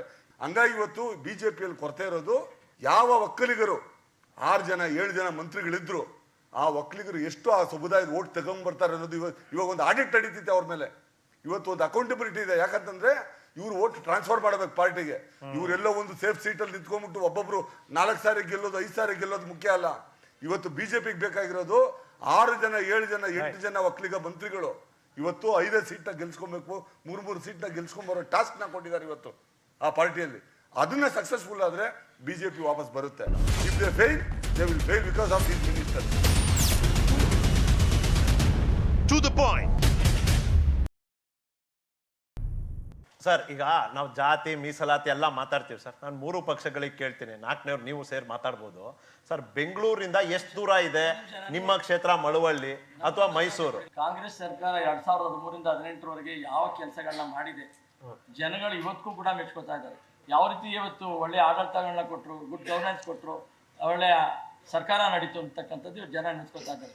ಅದರ ಆಧಾರದ ಮೇಲೆ ಚುನಾವಣೆ ನಡೆಯುತ್ತೆ. ನಮ್ಗೆ ಯಾರೋ ಮೇಲಿಂದ ಡೆಲ್ಲಿಯಿಂದ ಯಾರು ಬರಬೇಕಾಗಿಲ್ಲ. ನೆರೆ ಬಂದು ಕೊಚ್ಚೋದಾಗ ಮೋದಿಯವರು ಇಲ್ಲಿ ಬರಲಿಲ್ಲ. ಸಾವಿರಾರು ಎಕರೆ ಮುಳುಗೋಗಿ ಸಾವಿರಾರು ಕುಟುಂಬ ಬೀದಿಗೆ ಬಂತು. ಯಾರು ಎಷ್ಟು ಬಾರಿ ಹೋಗಿ ಕೇಳ್ಕೊಂಡ್ರು, ಎಲ್ಲ ಮೆಮೊರಾಂಡಮ್ ಕೊಟ್ಟರು ಕೂಡ ಕರ್ನಾಟಕಕ್ಕೆ ಮೋದಿಯವರು ಬರಲಿಲ್ಲ. ಈಗ ಮೇಲಿನ ಮೇಲೆ ಬರ್ತಾ ಇದ್ದಾರಲ್ಲ ಅನ್ನೋದನ್ನ ಕಾಮೆಂಟ್ಸ್ ಮಾಡ್ತಾ ಇದ್ದಾರೆ ಹೊರತು ಯಾಕೆ ಬರ್ತಾರೆ ಅಂತ ಯಾಕೆ ಕೇಳ್ತಾ ಇಲ್ಲ. ಅವತ್ತು ಯಾಕೆ ಬರಲಿಲ್ಲ ಅಷ್ಟೊಂದು ತೊಂದರೆ, ಜನ ಸಾಯ್ತಾ ಇದ್ರು ಬರಲಿಲ್ಲ, ತೊಂದರೆ ಆಗಿದ್ರು ಬರಲಿಲ್ವಲ್ಲ ಅಂತ ಕೇಳ್ತಿರೋದು. ಮತ್ತೆ GST ಪರಿಹಾರಗಳನ್ನ ಕೊಡಲಿಲ್ಲ. ನಮಗೆ GST ಪರಿಹಾರಗಳನ್ನ ಏನೇ ಕೊಡಬೇಕಾಗಿತ್ತು ಅದು ಕರ್ನಾಟಕಕ್ಕೆ ಇವತ್ತಿಗೂ ಕೂಡ ಬರಲಿಲ್ಲ. ಅದು ಆ ಹಣ ಕೊಡೋದ್ರಲ್ಲಿ ಹಿಂದೆ ಬಿದ್ರು. ಅಲ್ಲಿ ನಮಗೆ ಫೇಲ್ಯೂರ್ ಆಯಿತು. 162 ಭರವಸೆಗಳಲ್ಲಿ 158 159 ಭರವಸೆ ಈಡೇರಿಸಿದ್ವಿ. ಅದಕ್ಕಾಗಿ ಜನ ಇವತ್ತು 2,000 ಕೊಡ್ತೀವಿ ಅಂತ ಹೇಳಿದ್ರೆ ನಂಬ್ತಾ ಇದ್ದಾರೆ. ಯಾಕೆ ಹಿಂದೆ ಅಕ್ಕಿ ಕೊಡ್ತೀನಿ ಅಂದ್ರು ಕೊಟ್ಟಂತ ಭರವಸೆಗಳನ್ನ ಈಡೇರಿಸಿದ್ರು, ನುಡಿದಂತೆ ನಡೆದ್ರು ಅಂತ ಹೇಳಲಿಕ್ಕೋಸ್ಕರ 2,000 ಗ್ಯಾರಂಟಿ ಕಾರ್ಡ್ ಕೊಡುವಾಗ ಹೌದು ನಂಬ್ತಾ ಇದ್ದಾರೆ. 200 ಯೂನಿಟ್ ಕರೆಂಟ್ ಫ್ರೀ ಕೊಡ್ತಿದ್ರು ಹೋಗ್ತಾ ಇದ್ದಾರೆ. 3,000 ನಿರುದ್ಯೋಗಿ ಹುಡುಗರುಗಳು ಕೊಡ್ತೀವಿ ಅಂತ ಹೇಳಿದ್ರೆ ಒಪ್ತಾ ಇದ್ದಾರೆ. ಆ ನಂಬಿಕೆ ಮೇಲೆ ಈ ಚುನಾವಣೆ ನಡೀತಾ ಇದೆ. ಹಾಗಾಗಿ ಇದಕ್ಕೆ ಜನನೇ ಅದಕ್ಕೆ ಸರ್ಟಿಫಿಕೇಟ್, ನಮ್ಮ ನಡವಳಿಕೆಗಳೇ ಸರ್ಟಿಫಿಕೇಟ್. ಬೆಂಗಳೂರಿಂದ ಮೈಸೂರು ಎಷ್ಟು ದೂರ ಇತ್ತು? ರಾಜಧಾನಿಗೆ ಇಷ್ಟು ಹತ್ತಿರದಲ್ಲಿರುವಂತ ಪ್ರದೇಶದ ಅಭಿವೃದ್ಧಿ ಸೂಚ್ಯಂಕಗಳು ಹೇಗಿದೆ? ನೀವು ಮಾನವ ಜೀವನದ ಗುಣಮಟ್ಟ, ಉದ್ಯೋಗಾವಕಾಶ, ಪ್ರವಾಸೋದ್ಯಮ, ಅದರ ಅಭಿವೃದ್ಧಿ, ಇದನ್ನೆಲ್ಲ ಒಂದೊಂದೇ ಸೂಚ್ಯಂಕಗಳನ್ನ ತೆಗೆದು ನೋಡಿ. ನಾನು ಕೇಳೋದು, ಇವತ್ತಿನ ಸರ್ಕಾರ, ಇವತ್ತಿನ ಶಾಸಕರು ಅಂತಲ್ಲ, ದಶಕಗಳಿಂದ ನಿರ್ಲಕ್ಷ್ಯ ನಡೆದು ಬಂತಲ್ಲ ಸರ್, ಇದಕ್ಕೆ ಯಾರು ಉತ್ತರ ಕೊಡ್ತಾರೆ? 2013ನೇ ಇಸ್ವಿನಲ್ಲಿ ಜಯದೇವ ಹಾಸ್ಪಿಟಲ್ ಬಂತು, ಟ್ರಾಮಾ ಸೆಂಟರ್ ಬಂತು, ಜಿಲ್ಲಾ ಆಸ್ಪತ್ರೆ ಬಂತು, ಎಲ್ಲಾ ರಸ್ತೆಗಳು 4 ಅಲ್ಲ ಈಗ ನಾಗೇಂದ್ರ ಹೇಳ್ತಾರಲ್ಲ, ಕ್ಯಾನ್ಸರ್ ಹಾಸ್ಪಿಟಲ್, ಟ್ರಾಮಾ ಸೆಂಟರ್ ಬಂತು, ಅಲ್ಲ ಇವ್ರು ಹೇಳ್ತಿದ್ದಾರೆ ಅಲ್ಲ ಇಲ್ಲಿಗೆ. ಅಲ್ಲ ಮೆಡಿಕಲ್ ಸ್ಟೂಡೆಂಟ್ಸ್ಗಳು, ಆ ಮೆಡಿಕಲ್ ಸ್ಟೂಡೆಂಟ್ಸ್ ಹಾಸ್ಟೆಲ್ ಹೋಗಿ ನೋಡ್ಬೇಕು, ನೀವು ಪರಿಸ್ಥಿತಿ ನೋಡ್ಬೇಕು ನಿಮ್ ಸರ್ಕಾರ ಪರಿಸ್ಥಿತಿನ. ಅವ್ರ ಸ್ಟೂಡೆಂಟ್ಗಳಿಗೆ ನಾವು 2 ಬಿಲ್ಡಿಂಗ್ ಕಟ್ಟಿದೀವಿ, ಬಂದ್ ನೋಡಿ. ನಾಗೇಂದ್ರ ಅವರಿಗೆ ವೈಯಕ್ತಿಕವಾಗಿ ಇಲ್ಲದೆ ಇರ್ಬೋದು, ಆದ್ರೆ ಬಿಜೆಪಿ ಸರ್ಕಾರಕ್ಕೆ ಒಂದು ಆಂಟಿ ಇನ್ಕಂಬೆನ್ಸಿ ಇದೆ ಅನ್ನೋದನ್ನ ಒಪ್ಪಬೇಕಾಗ್ತದೆ. ಅದಕ್ಕೆ ಬಹಳ ಮುಖ್ಯ ಕಾರಣ ಮಿತಿ ಮೀರಿದ ಭ್ರಷ್ಟಾಚಾರ. ಈ ಭ್ರಷ್ಟಾಚಾರ ಬೆಳಕಿಗೆ ತಂದದ್ದು ಅಪೋಸಿಷನ್ ಪಾರ್ಟಿಗಳಲ್ಲ, ಭ್ರಷ್ಟಾಚಾರವನ್ನ ಬೆಳಕಿಗೆ ತಂದದ್ದು ಇಲ್ಲಿನ ಮೀಡಿಯಾ. ಮೊಟ್ಟ ಮೊದಲ ಬಾರಿಗೆ ಕರ್ನಾಟಕದ ಗುತ್ತಿಗೆದಾರರ ಸಂಘದ ಅಧ್ಯಕ್ಷರು ಪ್ರಧಾನಮಂತ್ರಿ ನರೇಂದ್ರ ಮೋದಿ ಅವರಿಗೆ ಪತ್ರ ಬರೀತಾರೆ. ಕರ್ನಾಟಕ ರಾಜ್ಯದಲ್ಲಿ ಏನೇ ಕೆಲಸಗಳಾಗಬೇಕಾದ್ರೂ 40% ಕಮಿಷನ್ ಕೊಡಬೇಕು, ಅದರಲ್ಲೂ ವಿಶೇಷವಾಗಿ ಟೆಂಡರ್ ಅಪ್ರೂವ್ ಆಗಕ್ಕೆ ಮಿನಿಸ್ಟ್ರು MLAಗಳಿಗೆ 5 to 10% ಕೊಡಬೇಕು ಅಪ್ರೂವ್ ಆಗಕ್ಕಿಂತ ಮುಂಚೆ ಅಂತ ಹೇಳಿ ಏನು ಪ್ರಧಾನಮಂತ್ರಿಗೆ ಬರ್ತಾರೆ. ನಾವು ಕೇಳುವಂಥದ್ದು ನಾಗೇಂದ್ರ ಅವರೇ, ಪ್ರಧಾನಮಂತ್ರಿ ಇಷ್ಟರವರೆಗೆ ಪತ್ರ ಬರೆದು 2 ವರ್ಷ ಆಯ್ತು. ಪ್ರಧಾನಮಂತ್ರಿ ಹೇಳ್ತಾರೆ, ನಾ ಕಾವುಂಗ ನಾ ಕಾನೇ ದೂಂಗ, ನಾನು ತಿನ್ನೋದಿಲ್ಲ, ತಿನ್ನಕ್ಕೂ ಬಿಡಲ್ಲ. ಅಂತಹ ಪ್ರಧಾನಮಂತ್ರಿ ಒಬ್ಬ ಇಡೀ ಕರ್ನಾಟಕ ರಾಜ್ಯದ ಗುತ್ತಿಗೆದಾರರ ಅಧಿಕೃತ ಸಂಘದ ಅಧ್ಯಕ್ಷರು ಬರೆದಂತ ಒಂದು ಪತ್ರಕ್ಕೆ ಉತ್ತರ ಕೊಡೋದಿಲ್ಲ ಅಂತಂದ್ರೆ ಇದು ಯಾವ ಪ್ರಜಾಪ್ರಭುತ್ವ? ಉತ್ತರ ಕೊಡ್ಬೇಕಲ್ಲ. ಅಲ್ಲ ಹಾಗಲ್ಲ, ನನ್ನ ಸರ್ಕಾರ ಹೀಗೆ ಅಂತ ಉತ್ತರ ಕೊಡ್ಬೇಕಲ್ಲ. ಆಯ್ತು, ಒಂದನೇದು. ಎರಡನೇದು, ಈಶ್ವರಪ್ಪ ಬಿಡ್ರಪ್ಪ ಒಂದ್ ನಿಮಿಷ ವಿಚಾರ ಹೇಳ್ತೀನಿ, ಒಂದ್ ನಿಮಿಷ. ಈಶ್ವರಪ್ಪನವರು ಅವ್ರ ಬಿಜೆಪಿಯ ಕಾರ್ಯಕರ್ತ ಸಂತೋಷ್ ಪಾಟೀಲ್ 3 ಕೋಟಿಗಿಂತ ಹೆಚ್ಚು ಕೆಲಸ ಮಾಡಿ ಅವರು ಬಿಲ್ಲಿಗೆ ಹೋದಾಗ ಲಂಚ ಕೊಡಬೇಕು ಅಂತ ಹೇಳಿ ಡಿಮಾಂಡ್ ಮಾಡಿ ಆ ಪಾಪ ಆತ್ಮಹತ್ಯೆ ಮಾಡ್ಕೊಂಡ. FIR ಆಗಿ ಈಗ ಅವರು ಮಂತ್ರಿ ಸ್ಥಾನದಿಂದ ವಜಾ ಆಯಿತು. ಕರ್ನಾಟಕದ ಇತಿಹಾಸದಲ್ಲೇ ಅತ್ಯಂತ ಕಪ್ಪು ಚುಕ್ಕೆ ಸಬ್ ಇನ್ಸ್ಪೆಕ್ಟರ್ ನೇಮಕಾತಿಯಲ್ಲಿ ಒಬ್ಬೊಬ್ಬ ಸಬ್ ಇನ್ಸ್ಪೆಕ್ಟರ್ಗೆ 80 ಲಕ್ಷ ರೂಪಾಯಿ. ಅರೆಸ್ಟ್ ಆಗಿದ್ದು ಯಾರು? ನೇಮಕಾತಿ ಪ್ರಾಧಿಕಾರದ DIG ಅಮೃತ್ ಪೌಲ್ ಅರೆಸ್ಟ್ ಆಗ್ತಾರೆ. ಅಂಗನವಾಡಿ ಕೊಡೋ ಮೊಟ್ಟೆಲ್ ಭ್ರಷ್ಟಾಚಾರ. ಅಂದ್ರೆ ನಾನು ನಮ್ಮ ಮಾಧ್ಯಮದ ಮೂಲಕ ಕೇಳುವಂಥದ್ದು, ಕರ್ನಾಟಕದ ಪ್ರಬುದ್ಧ ಜನತೆಗೆ ಈ ಚುನಾವಣೆಯಲ್ಲಿ ಭ್ರಷ್ಟಾಚಾರ ಒಂದು ಚರ್ಚಾ ವಿಷಯ ಆಗಬೇಕು. ಹಲಾಲು, ಹಿಜಾಬು, ಅದು ಇದು ಧರ್ಮದಂಗಲಲ್ಲ, ನಮ್ಮ ಟ್ಯಾಕ್ಸ್ನ ಹಣ ಲೂಟಿ ಹೊಡಿತಿದಾರಲ್ಲ, ಇದು ಕರ್ನಾಟಕದ ಪ್ರಬುದ್ಧ ಜನತೆ ಚರ್ಚೆ ಮಾಡ್ತಾರೆ. 100 ಸಲ ಸುಳ್ಳನ್ನ ಹೇಳಿದ್ರೆ ಅದು ನಿಜ ಆಗ್ತದೆ ಅಂತ ಇದು ನಿಜ ಆಗ್ತಾ ಇದೆ. ಈಗ ಒಂದ್ ನಿಮಿಷ ಕೇಳಿ, ಇವತ್ತು ಪತ್ರ ಬರ್ದಿದ್ ನಿಜ. ಪತ್ರ ಬರ್ದ ತಕ್ಷಣ ಏನಾಯ್ತು? ಕೆಂಪಣ್ಣ ಸ್ಥಿತಿ, ಜೈಲ್ಗೆ ಹೋದ್ರು. ಕೆಂಪಣ್ಣನ ಯಾಕೋಸ್ಕರ ಜೈಲ್ ಕಳ್ಸಿದ್ರು ಕೇಳಿ. ಇವತ್ತು ಅಧಿಕೃತ ವಿರೋಧ ಪಕ್ಷ, ಅಧಿಕೃತ ವಿರೋಧ ಪಕ್ಷ ಹೌದು, ನಮ್ ದೊಡ್ಡಪ್ಪನ ಮಗ, ನಿಮ್ ದೊಡ್ಡಪ್ಪನ ಮಗ, ನಿಮ್ಮ ದೊಡ್ಡಪ್ಪನ ಮಗ. ಅವಕಾಶ ಕೊಡಿಯಪ್ಪ.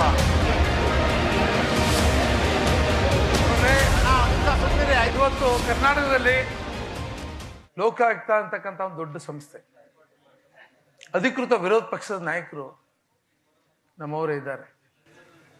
ಅಧಿಕೃತವಾಗಿ ಕಾಂಗ್ರೆಸ್ನಲ್ಲಿ ಇಷ್ಟೆಲ್ಲ ಆರೋಪಗಳು 40% ಹೇಳ್ತಾ ಇದ್ದಾರಲ್ಲ, ಒಂದೇ ಒಂದು ಕಂಪ್ಲೇಂಟ್ನ ಇಲ್ಲಿವರೆಗೆ ರಾಜ್ ಮಾಡಿದ್ದೀರಾ?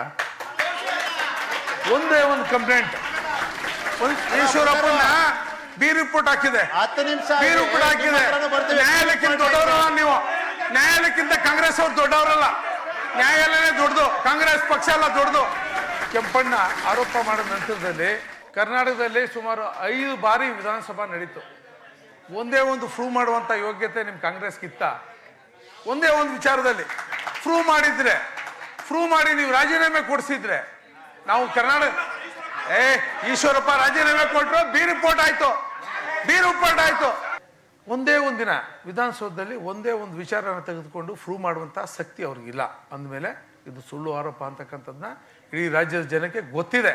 ಅರ್ಸ್ನವರು ಭಾಳ ಸತ್ಯ ಹೇಳ್ತಾರೆ. ಕೆಲವು ಸಂದರ್ಭದಲ್ಲಿ 100 ಬಾರಿ ಸುಳ್ಳು ಹೇಳಿದ್ರೆ ಅದು ನಿಜ ಆಗ್ತದೆ ಅಂತಕ್ಕಂಥ ಭ್ರಮೆನಲ್ಲಿ ಈ ಕಾಂಗ್ರೆಸ್ ಅವರು ಇದ್ರೆ ಅದು ತಪ್ಪಾಗ್ತದೆ. ಅಲ್ಲ ನಾಗೇಂದ್ರ ಸಾರ್ವಜನಿಕ ಒಂದು ನಿಮಿಷ ಅಲ್ಲ ಇಲ್ಲೆಲ್ಲ ಯಾರ್ಯಾರ್ಗ ಆಕ್ರೋಶ ಇದೆಯಲ್ಲ ಅವ್ರ ಪರವಾಗಿ ಒಂದು ಪ್ರಶ್ನೆ ಕೇಳ್ಬಿಡ್ತೀನಿ ಸರ್. ಅಲ್ಲಿ ಪ್ರಶಾಂತ್ ಅವ್ರ ಮನೆಯಲ್ಲಿ ಟೇಬಲ್ ಮೇಲೆ ಅಷ್ಟು ದುಡ್ಡು ಸಿಕ್ಬಿಡ್ತಲ್ಲ, ಅದನ್ನ ಜನ ಹೆಂಗೆ ಸಮಾಧಾನ? ದಯವಿಟ್ಟು ಇಲ್ಲಿ ಯಾರ ಪರವಾಗೂ ನಾನು ಪ್ರಶ್ನೆ ಕೇಳ್ತಾ ಇಲ್ಲ. ಪ್ರಶಾಂತ್ ಬಗ್ಗೆ ಕೇಳಿ ಯಾರ್ದು ಅಂತ ಅವ್ರನ್ನ ಕೇಳ್ಬೇಕು. ಯಾರ ಮನೆ ಸಿಕ್ಕಿದೆ ಅವ್ರನ್ನ ಕೇಳ್ಬೇಕು. ಚರ್ಚೆ ಬೇಡ. ಪ್ರಶಾಂತ್ ಮನೆ ದುಡ್ಡು ಸಿಕ್ಕಿದ್ರೆ ಅವ್ರು ಹೇಳ್ತಾ ಇರೋದು ಯಾರಪ್ಪ ಮನೆ ದುಡ್ಡು ಅಂತೇಳಿ ಯಾರ ಮನೆ ಸಿಕ್ತು ಅವ್ರು ಹೇಳ್ಬೇಕು. ಒಂದು ವಿಷಯ ಆ ಥರ ಇದ್ರೆ ಕಾನೂನು ರೀತಿಯಲ್ಲಿ ಕ್ರಮ ಆಗ್ತದೆ. ಇವ್ರು ಹೇಳಿದ್ರು ನೇಮಕಾತಿ PSC ನೇಮಕಾತಿಗಳಲ್ಲಿ ಅರೆಸ್ಟ್ ಮಾಡಿದ್ದಾರೆ ಅಂತ. ಕಾಂಗ್ರೆಸ್ ಸಂದರ್ಭದಲ್ಲಿ ಅನೇಕ ಸಂದರ್ಭದಲ್ಲಿ ಆರೋಪಗಳು ಬಂದ್ರು ಸಹ ಒಬ್ಬನ ಅರೆಸ್ಟ್ ಮಾಡುವಂತ ಶಕ್ತಿ ಕಾಂಗ್ರೆಸ್ ಪಕ್ಷಕ್ಕೆ ಇರಲಿಲ್ಲ. ನಮ್ಮ ಸನ್ಮಾನ್ಯ ಮುಖ್ಯಮಂತ್ರಿಗಳು ಅವನ್ನ ಅರೆಸ್ಟ್ ಮಾಡಿಸಿದ್ರು. ಬಿಜೆಪಿಗೂ ಆ ಪ್ರಶಾಂತ್ ಅವರ ಮನೆಯಲ್ಲಿ ಸಿಕ್ಕಂತ ದುಡ್ಡಿಗೂ ಸಂಬಂಧ ಇಲ್ಲ. ಯಾವ ತರ ಸಂಬಂಧ ಬರುತ್ತೆ ಹೇಳಿ ಸರ್? ಆರೋಪ ಅವ್ನು ತಪ್ಪು ಮಾಡಿದ್ರೆ ಅವ್ನ ಆರೋಪ ಮಾಡಿದ್ರೆ ಅವ್ನ ಮೇಲೆ ಶಿಕ್ಷೆ ಆಗ್ತದೆ. ಅದರಲ್ಲೇನು ಹುಚ್ಚುಮರ ಇಲ್ವಲ್ಲ. ರಾಜ್ಯದ ಜನರ ಮುಂದೆ ಇಟ್ಟಿದ್ದಾರೆ, ಅವ್ನ ಅರೆಸ್ಟ್ ಆಗಿದೆ, ಅವ್ನ ಆನ್ಸರ್ ಮಾಡ್ತಾನೆ. ಅದಕ್ಕೂ ನಮ್ಗೆ ಸಂಬಂಧ ಇದೆ. ಅವರು ನಿಮ್ಮ ಪಕ್ಷದ ಶಾಸಕರ ಮಗ ಅಂದ್ರೆ ತಕ್ಷಣ ಶಾಸಕ ಆಗ್ಲಿ ನಾವಾಗ್ಲಿ ಜವಾಬ್ದಾರಿ ಇಲ್ಲ. ನಮ್ಮ ಪಕ್ಷವನ್ನು ಅದೇ ಹೇಳಿದೆ, ನಾವು ವ್ಯಕ್ತಿಯ ಮುಂದೆ ಇರ್ತಕ್ಕಂಥ ವಿಚಾರ ಅವ್ರ ಮುಂದೆ ಒಂದ್ ಕಡೆ ನೀವು ಭ್ರಷ್ಟಾಚಾರ ಅಂತೀರಿ, ಇನ್ನೊಂದ್ ಕಡೆ ವಿಷಯ ಇರೋದು ಉರಿಗೌಡ ನಂಜೇಗೌಡ, ಇನ್ನೊಂದ್ ಕಡೆ ವಿಷಯ ಇರೋದು ಟಿಪ್ಪು ಎಕ್ಸ್ಪ್ರೆಸ್ ಒಡೆಯರ್ ಎಕ್ಸ್ಪ್ರೆಸ್, ಇನ್ನೊಂದ್ ಕಡೆ ವಿಷಯ ಇರೋದು ಟಿಪ್ಪು ಜಯಂತಿ. SDPI ನಿಲುವೇನು? ನಾನು ಇವತ್ತು ಯಾಕಂದ್ರೆ ಕರ್ನಾಟಕದ ಜನತೆ ನಮ್ಮನ್ನು ನೋಡ್ತಾ ಇದ್ರೆ ಚುನಾವಣಾ ವಿಚಾರದಲ್ಲಿ ಅಜೆಂಡಾ ತಗೊಂಡಿದ್ರಿ. ಜನ ಚರ್ಚೆ ಬೇಡಬೇಕಾದಂತ ಅಜೆಂಡಾಗಳನ್ನ ಮಾತಾಡ್ಬೇಕು ಅಂತ ನಾನು ಈಗ ನಿಖಿಲ್ ಅವರೇ, ಇಲ್ಲಿ ಆಡಳಿತ ಪಕ್ಷದವರು ಇದ್ದಾರೆ, ವಿರೋಧ ಪಕ್ಷದವರು ಇದ್ದಾರೆ. ಫೆಬ್ರವರಿ ಎಂಡ್ ಫೈನಾನ್ಷಿಯಲ್ ರಿಪೋರ್ಟ್ ಬಂತು, KDP ಇದಕ್ಕೆ ಸಭೆಗಿಟ್ಟಿದ್ದು. ಒಟ್ಟು 42,000 ಕೋಟಿ ರೂಪಾಯಿ ಅನುದಾನಗಳು ಏನು ಇದಾಗಿತ್ತು ಖರ್ಚಾಗದೆ ಉಳಿದಿದೆ. ಫೆಬ್ರವರಿಗೆ 42,000 ಕೋಟಿ. 23,000 ಕೋಟಿ ಕೇಂದ್ರ ಪುರಸ್ಕೃತ ಯೋಜನೆದು ವಾಪಸ್ ಹೋಗ್ತಾ ಇದೆ. ಫೆಬ್ರವರಿ ಖರ್ಚಾಗಲ್ಲ, ನೋಟಿಫಿಕೇಶನ್ ಬಂದು. ಈ ಒಂದು ಆಡಳಿತ ಪಕ್ಷಗಳು ಏನು ಮೋದಿಯವರು ಆಗಾಗ ಬರ್ತಾ ಇದ್ದಾರೆ ಅಂತ ಒಂದು ಚರ್ಚೆ ಬಂತು, ಬರಲಿ. ಆದ್ರೆ ಈ 23,000 ಕೋಟಿ ಕೇಂದ್ರ ಪುರಸ್ಕೃತ ಯೋಜನೆದು ನಮ್ಮ ಕರ್ನಾಟಕಕ್ಕೆ ಸಿಗಬೇಕಾದ ಅದನ್ನ ಬೊಮ್ಮಾಯಿ ಅವರು ಕೇಳಬೇಕಿತ್ತಲ್ಲ. ಒಂದು.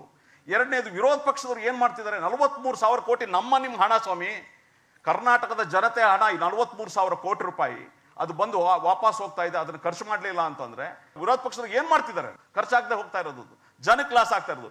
ಈ ಅಜೆಂಡಾ ಚರ್ಚೆ ಆಗ್ಬೇಕು. ಉರಿಗೌಡ ನಂಜೇಗೌಡ ಯಾರಿದ್ರು ಯಾರು ಹೋದ್ರು ಇದೆಲ್ಲ ಚರ್ಚೆ ಆಗ್ಬೇಕಾಗಿರೋದು. ಕರ್ನಾಟಕದ ಜನತೆ, ಪ್ರಬುದ್ಧ ಜನತೆ ಈ ಚುನಾವಣೆಯಲ್ಲಿ ಇಂಥ ವಿಚಾರಗಳು ಚರ್ಚೆ ಆಗ್ಬೇಕು ಹೊರತು ಉರಿಗೌಡ ನಂಜೇಗೌಡ ಇದ್ನೋ ಹೋದ್ನೋ ಟಿಪ್ಪು ಏನ್ ಮಾಡಿದ್ನೋ ಅಂತ ಚರ್ಚೆ ಮಾಡೋದ್ರಲ್ಲಿ ನಮ್ಮ ಭವಿಷ್ಯ ಹಾಳಾಗ್ತದೆ, ನಮ್ಮ ಮಕ್ಕಳ ಭವಿಷ್ಯ ಹಾಳಾಗ್ತದೆ. ನೋಡಿ ಅಪ್ಪ, ಇಷ್ಟೊತ್ತು ಬಹಳ ಸಕ್ರಿಯರಾಗಿ ಭಾಗವಹಿಸಿದಿರಿ. ಪ್ರಶ್ನೆ ಕೇಳೋದಿತ್ತ ಕೇಳಿ. ನಮ್ಮ ದೇಶದ ಪ್ರಧಾನಿಯವರು ಬರ್ತಾರೆ, 10 ಸಲ ಅಲ್ಲ 100 ಸಾರಿ ಬಂದ್ರು ಕೂಡ ನಮಗೆ ಬಹಳ ಖುಷಿ ಪಡ್ತೀವಿ ಅವ್ರಿಗೆ. ಆದ್ರೆ ಈಗ ಮೊನ್ನೆ ನೀವೇ ನೋಡಿದಿರಾ, ಯಾವ ಸರ್ಕಾರ ಇರಬೇಕಾದ್ರೆ PWD ಇದನ್ನ ನಡೀತು ಅಂತ, ಅದು ನಿಮ್ಮ ಗಮನಕ್ಕೆ ತರ್ತೀನಿ. ಮತ್ತೆ ಇನ್ನೊಂದು, ಮೋದಿಯವ್ರು ಬರ್ತಾರೆ ಅಂದ ತಕ್ಷಣನೇ 34 ಮರಗಳನ್ನ ಕಡಿದ್ರು. ಜನಗಳು ಬರ್ತಾರೆ ಅಂತ ಅವ್ರು ಬರೀ ಪಬ್ಲಿಸಿಟಿಗೆ ಬರ್ತಾರೆ.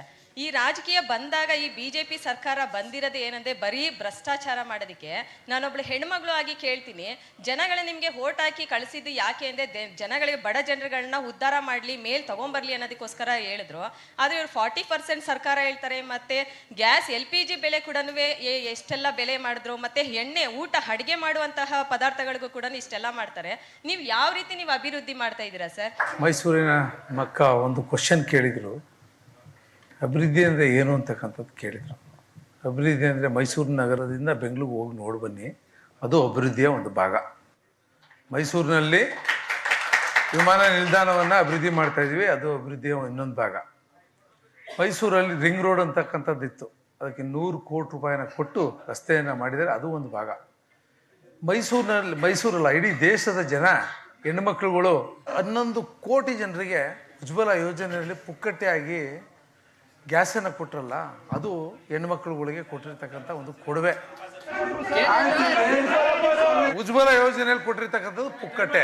ಗ್ಯಾಸ್ ಸಿಲಿಂಡರ್ನ ಪುಕ್ಕಟ್ಟೆ ಕೊಟ್ಟಿರ್ತಕ್ಕಂಥದ್ದು. ಈಗ 10 ಕೆಜಿ ಅಕ್ಕಿ ಅಂತ ಹೇಳ್ತೀರಲ್ಲ, ಅದನ್ನ ಕೇಂದ್ರ ಸರ್ಕಾರ 30 ರೂಪಾಯಿ ಕೊಟ್ಟು ಪರ್ಚೇಸ್ ಮಾಡಿ ನಿಮ್ ಕೈ ಕೊಟ್ರೆ ನೀವು 3 ರೂಪಾಯಿ ಹಾಕೊಟ್ಟು 10 ಕೆಜಿ ಅಕ್ಕಿ ನಮ್ದು 10 ಕೆಜಿ ಬೇಕಾ ಬೇಡ ಅಂತ ಹೇಳ್ತಿರಲ್ಲ, ಅದು ಸರಿನಾ? ಇದೆಲ್ಲವೂ ಸಹ ಅಭಿವೃದ್ಧಿಯ ಒಂದು ಭಾಗನೇ ಹೊರತು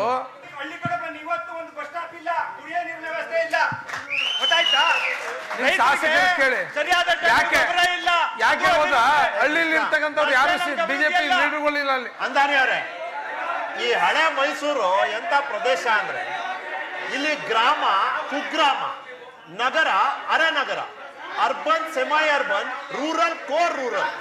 ಇಲ್ಲಿ ಅಭಿವೃದ್ಧಿ ವ್ಯಾಖ್ಯಾನ ಹೇಗೆ ಸರ್? ರೈತರೇ ದಯವಿಟ್ಟು ಸಭ್ಯವಾಗಿ ವರ್ತಿಸ್ಬೇಕು ಅಂತ ಕೇಳ್ಕೊತೀನಿ. ಇವ್ರು ಯಾರು ಖಾಲಿ ಸುಮ್ಮನೆ ಬಂದಿಲ್ಲ ಇಲ್ಲಿ.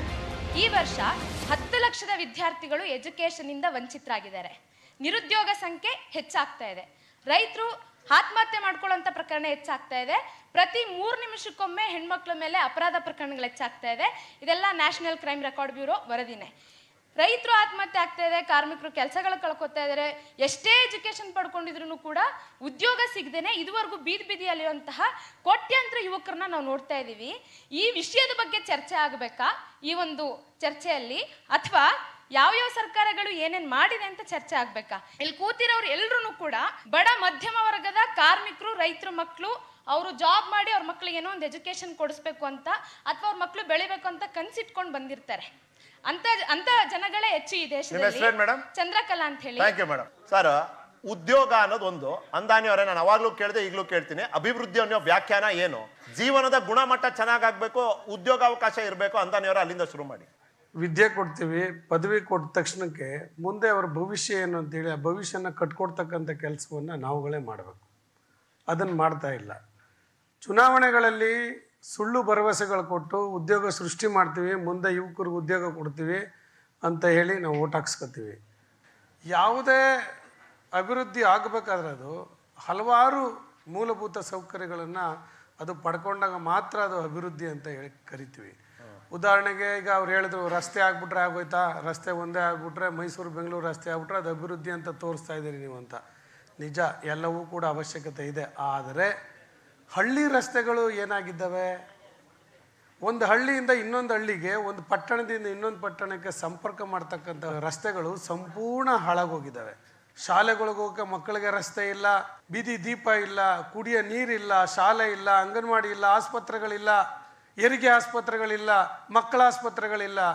ಎಷ್ಟೋ ನೋವುಗಳನ್ನು ಅನುಭವಿಸ್ತೀವಿ. ಇವೆಲ್ಲ ಅಭಿವೃದ್ಧಿ ದ್ಯೋತಕ, ಇವೆಲ್ಲ ಅಭಿವೃದ್ಧಿ ಒಳಗಡೆ ಬರ್ತಕ್ಕಂಥ. ಇವೆಲ್ಲ ಇದ್ದರೆ ಮಾತ್ರ ಅಭಿವೃದ್ಧಿ ಆಗಿದೆ, ಅಭಿವೃದ್ಧಿ ಆಗ್ತಾ ಇದೆ ಅಂತಕ್ಕಂಥದ್ದು ಮುನ್ಸೂಚನೆ ವಿನಃ ಇವು ಯಾವುದೂ ಇಲ್ಲದೇನೆ ಯಾವುದೋ ಅಭಿವೃದ್ಧಿ ಆಗಲ್ಲ. ಅಭಿವೃದ್ಧಿ ಅರ್ಥನೇ ಇಲ್ಲ ಅಂತಕ್ಕಂಥದ್ದು. ಶಿವಕುಮಾರ್ ಅವರೇ, ಈ ಪ್ರದೇಶ ಹೆಂಗಿದೆ ಅಂದ್ರೆ ಇಲ್ಲಿ ಅರ್ಬನ್ನು ಇದೆ, ಸೆಮಿ ಅರ್ಬನ್ನು ಇದೆ, ರೂರಲ್ಲೂ ಇದೆ, ಕೋರ್ ರೂರಲ್ಲೂ ಇದೆ. ಇದರ ಅವಶ್ಯಕತೆಗಳ ಪಟ್ಟಿ ನಿಮ್ಮ ಅನುಭವದಲ್ಲಿ ನಾನು ಕೇಳ್ತಿರುವಂತದ್ದು, ಈ ಪ್ರದೇಶಕ್ಕೆ ಸೀಮಿತವಾಗಿ ಅಭಿವೃದ್ಧಿಯ ವ್ಯಾಖ್ಯಾನ ಏನು? ಬಾವಲಿ ಬಾರ್ಡರ್ ಅಲ್ಲಿ ಇರೋರಿಗೆ ಒಂದು ಹಾವು ಕಚ್ಚಿದ್ರೆ ಅವ್ರು ಬರೋದಕ್ಕೆ, ಇವತ್ತು ಮೈಸೂರು ಬರೋದಕ್ಕೆ, HD ಕೋಟೆಗೆ ಬರೋದಕ್ಕೆ ಇವತ್ತು 1.5 ಗಂಟೆ 1.25 ಗಂಟೆ ತಗೊಳ್ತಾರೆ.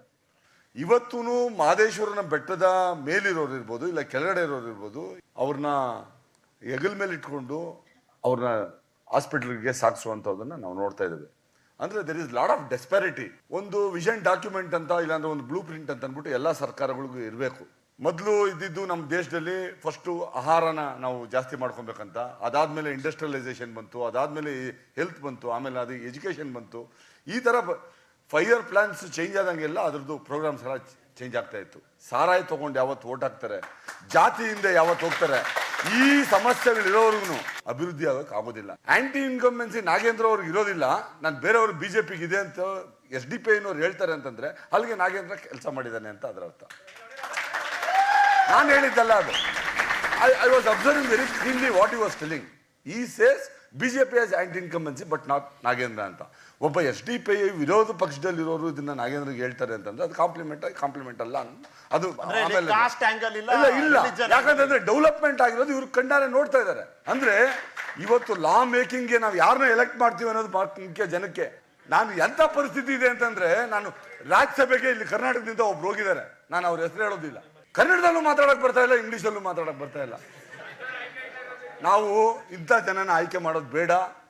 ಒಳ್ಳೆ ಕೆಲಸ ಮಾಡೋರನ್ನ ಯಾವುದೇ ತರಹದ ಒಂದು ನಿಮ್ಮ ಫ್ರೀ ಬೀಸ್ ನ ರಿಜೆಕ್ಟ್ ಮಾಡಿ ನೀವೇನಾದ್ರೂ ಕೆಲಸ ಓಟ್ ಹಾಕಿದ್ರೆ ನೀವು ಒಳ್ಳೆ ಕಾನೂನುಗಳನ್ನ ತಗೊಂಡ್ಬರ್ಬೋದು, ಒಳ್ಳೆ ಕಾನೂನುಗಳ ಮುಖಾಂತರ ನಾವು ಕೆಲಸನ ತಗೊಬಹುದು. ಸೀರಿಯಸ್ ಆಗಿ ಎವಾಲ್ಯೂಟ್ ಮಾಡಿ ಯಾರು ಕೆಲಸ ಮಾಡ್ತಾರೆ ಅವ್ರು ಮನ್ನಣೆ ಕೊಡ್ಬೋದು. ಅದು ಯಾವುದೇ ಪಾರ್ಟಿ ಆಗಿರಲಿ. We are not behind any political party.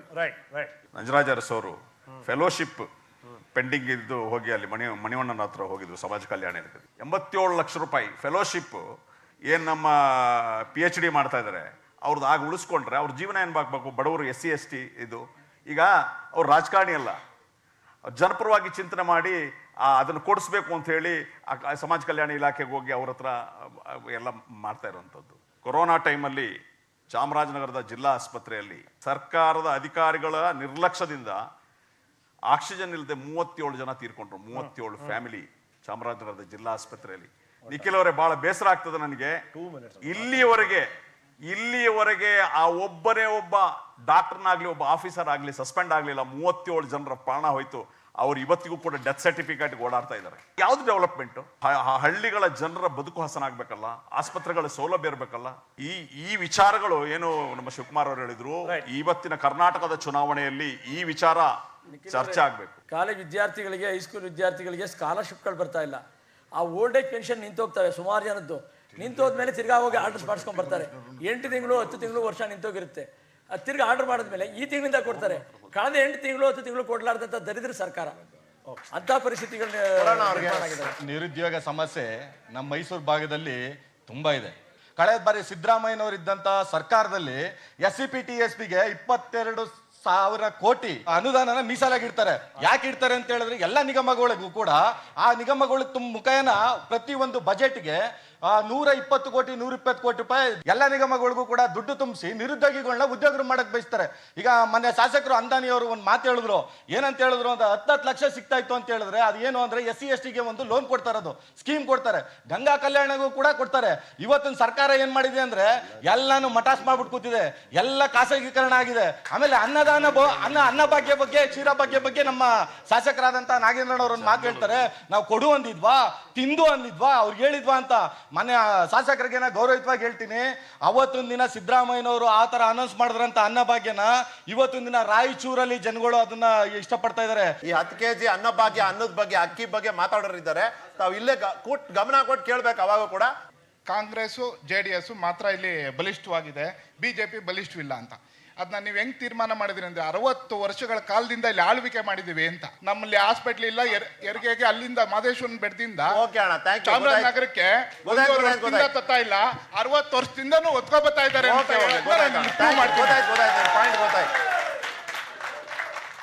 ಈ ಹಿಂದೆ ಕಾಂಗ್ರೆಸ್ ಸರ್ಕಾರ ಇಷ್ಟು ವರ್ಷ ಇತ್ತಲ್ಲ, 2021ವರೆಗೂ ರೆಕಾರ್ಡ್ ಹೇಳ್ತೀನಿ, 105 ಅಮೆಂಡ್ಮೆಂಟ್ ಆಗಿತ್ತು.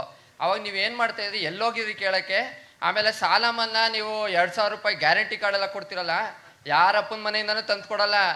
ಮಿಡಲ್ ಕ್ಲಾಸ್ ಇನ್ಕಮ್ ಪೇಯರ್ಸ್ ಆ ಜಾಬ್ ಇಂದ ಕಿತ್ಕೊಳೋದು ನೀವು. ರೈತರ ಬಗ್ಗೆ ಹಗುರವಾಗಿ ಮಾತಾಡಬೇಡಪ್ಪ.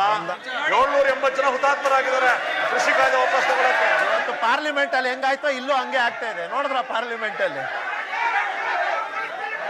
ಕೃಷ್ಣರಾಜ ಕ್ಷೇತ್ರದ ಶಾಸಕರಾದ ರಾಮದಾಸ್ ಅವರು ನಮ್ಮ ಜೊತೆ ಇದ್ದಾರೆ. ನಮಸ್ಕಾರ ರಾಮದಾಸ್ ಅವರೇ, ಸ್ವಾಗತ ನಿಮ್ಗೆ.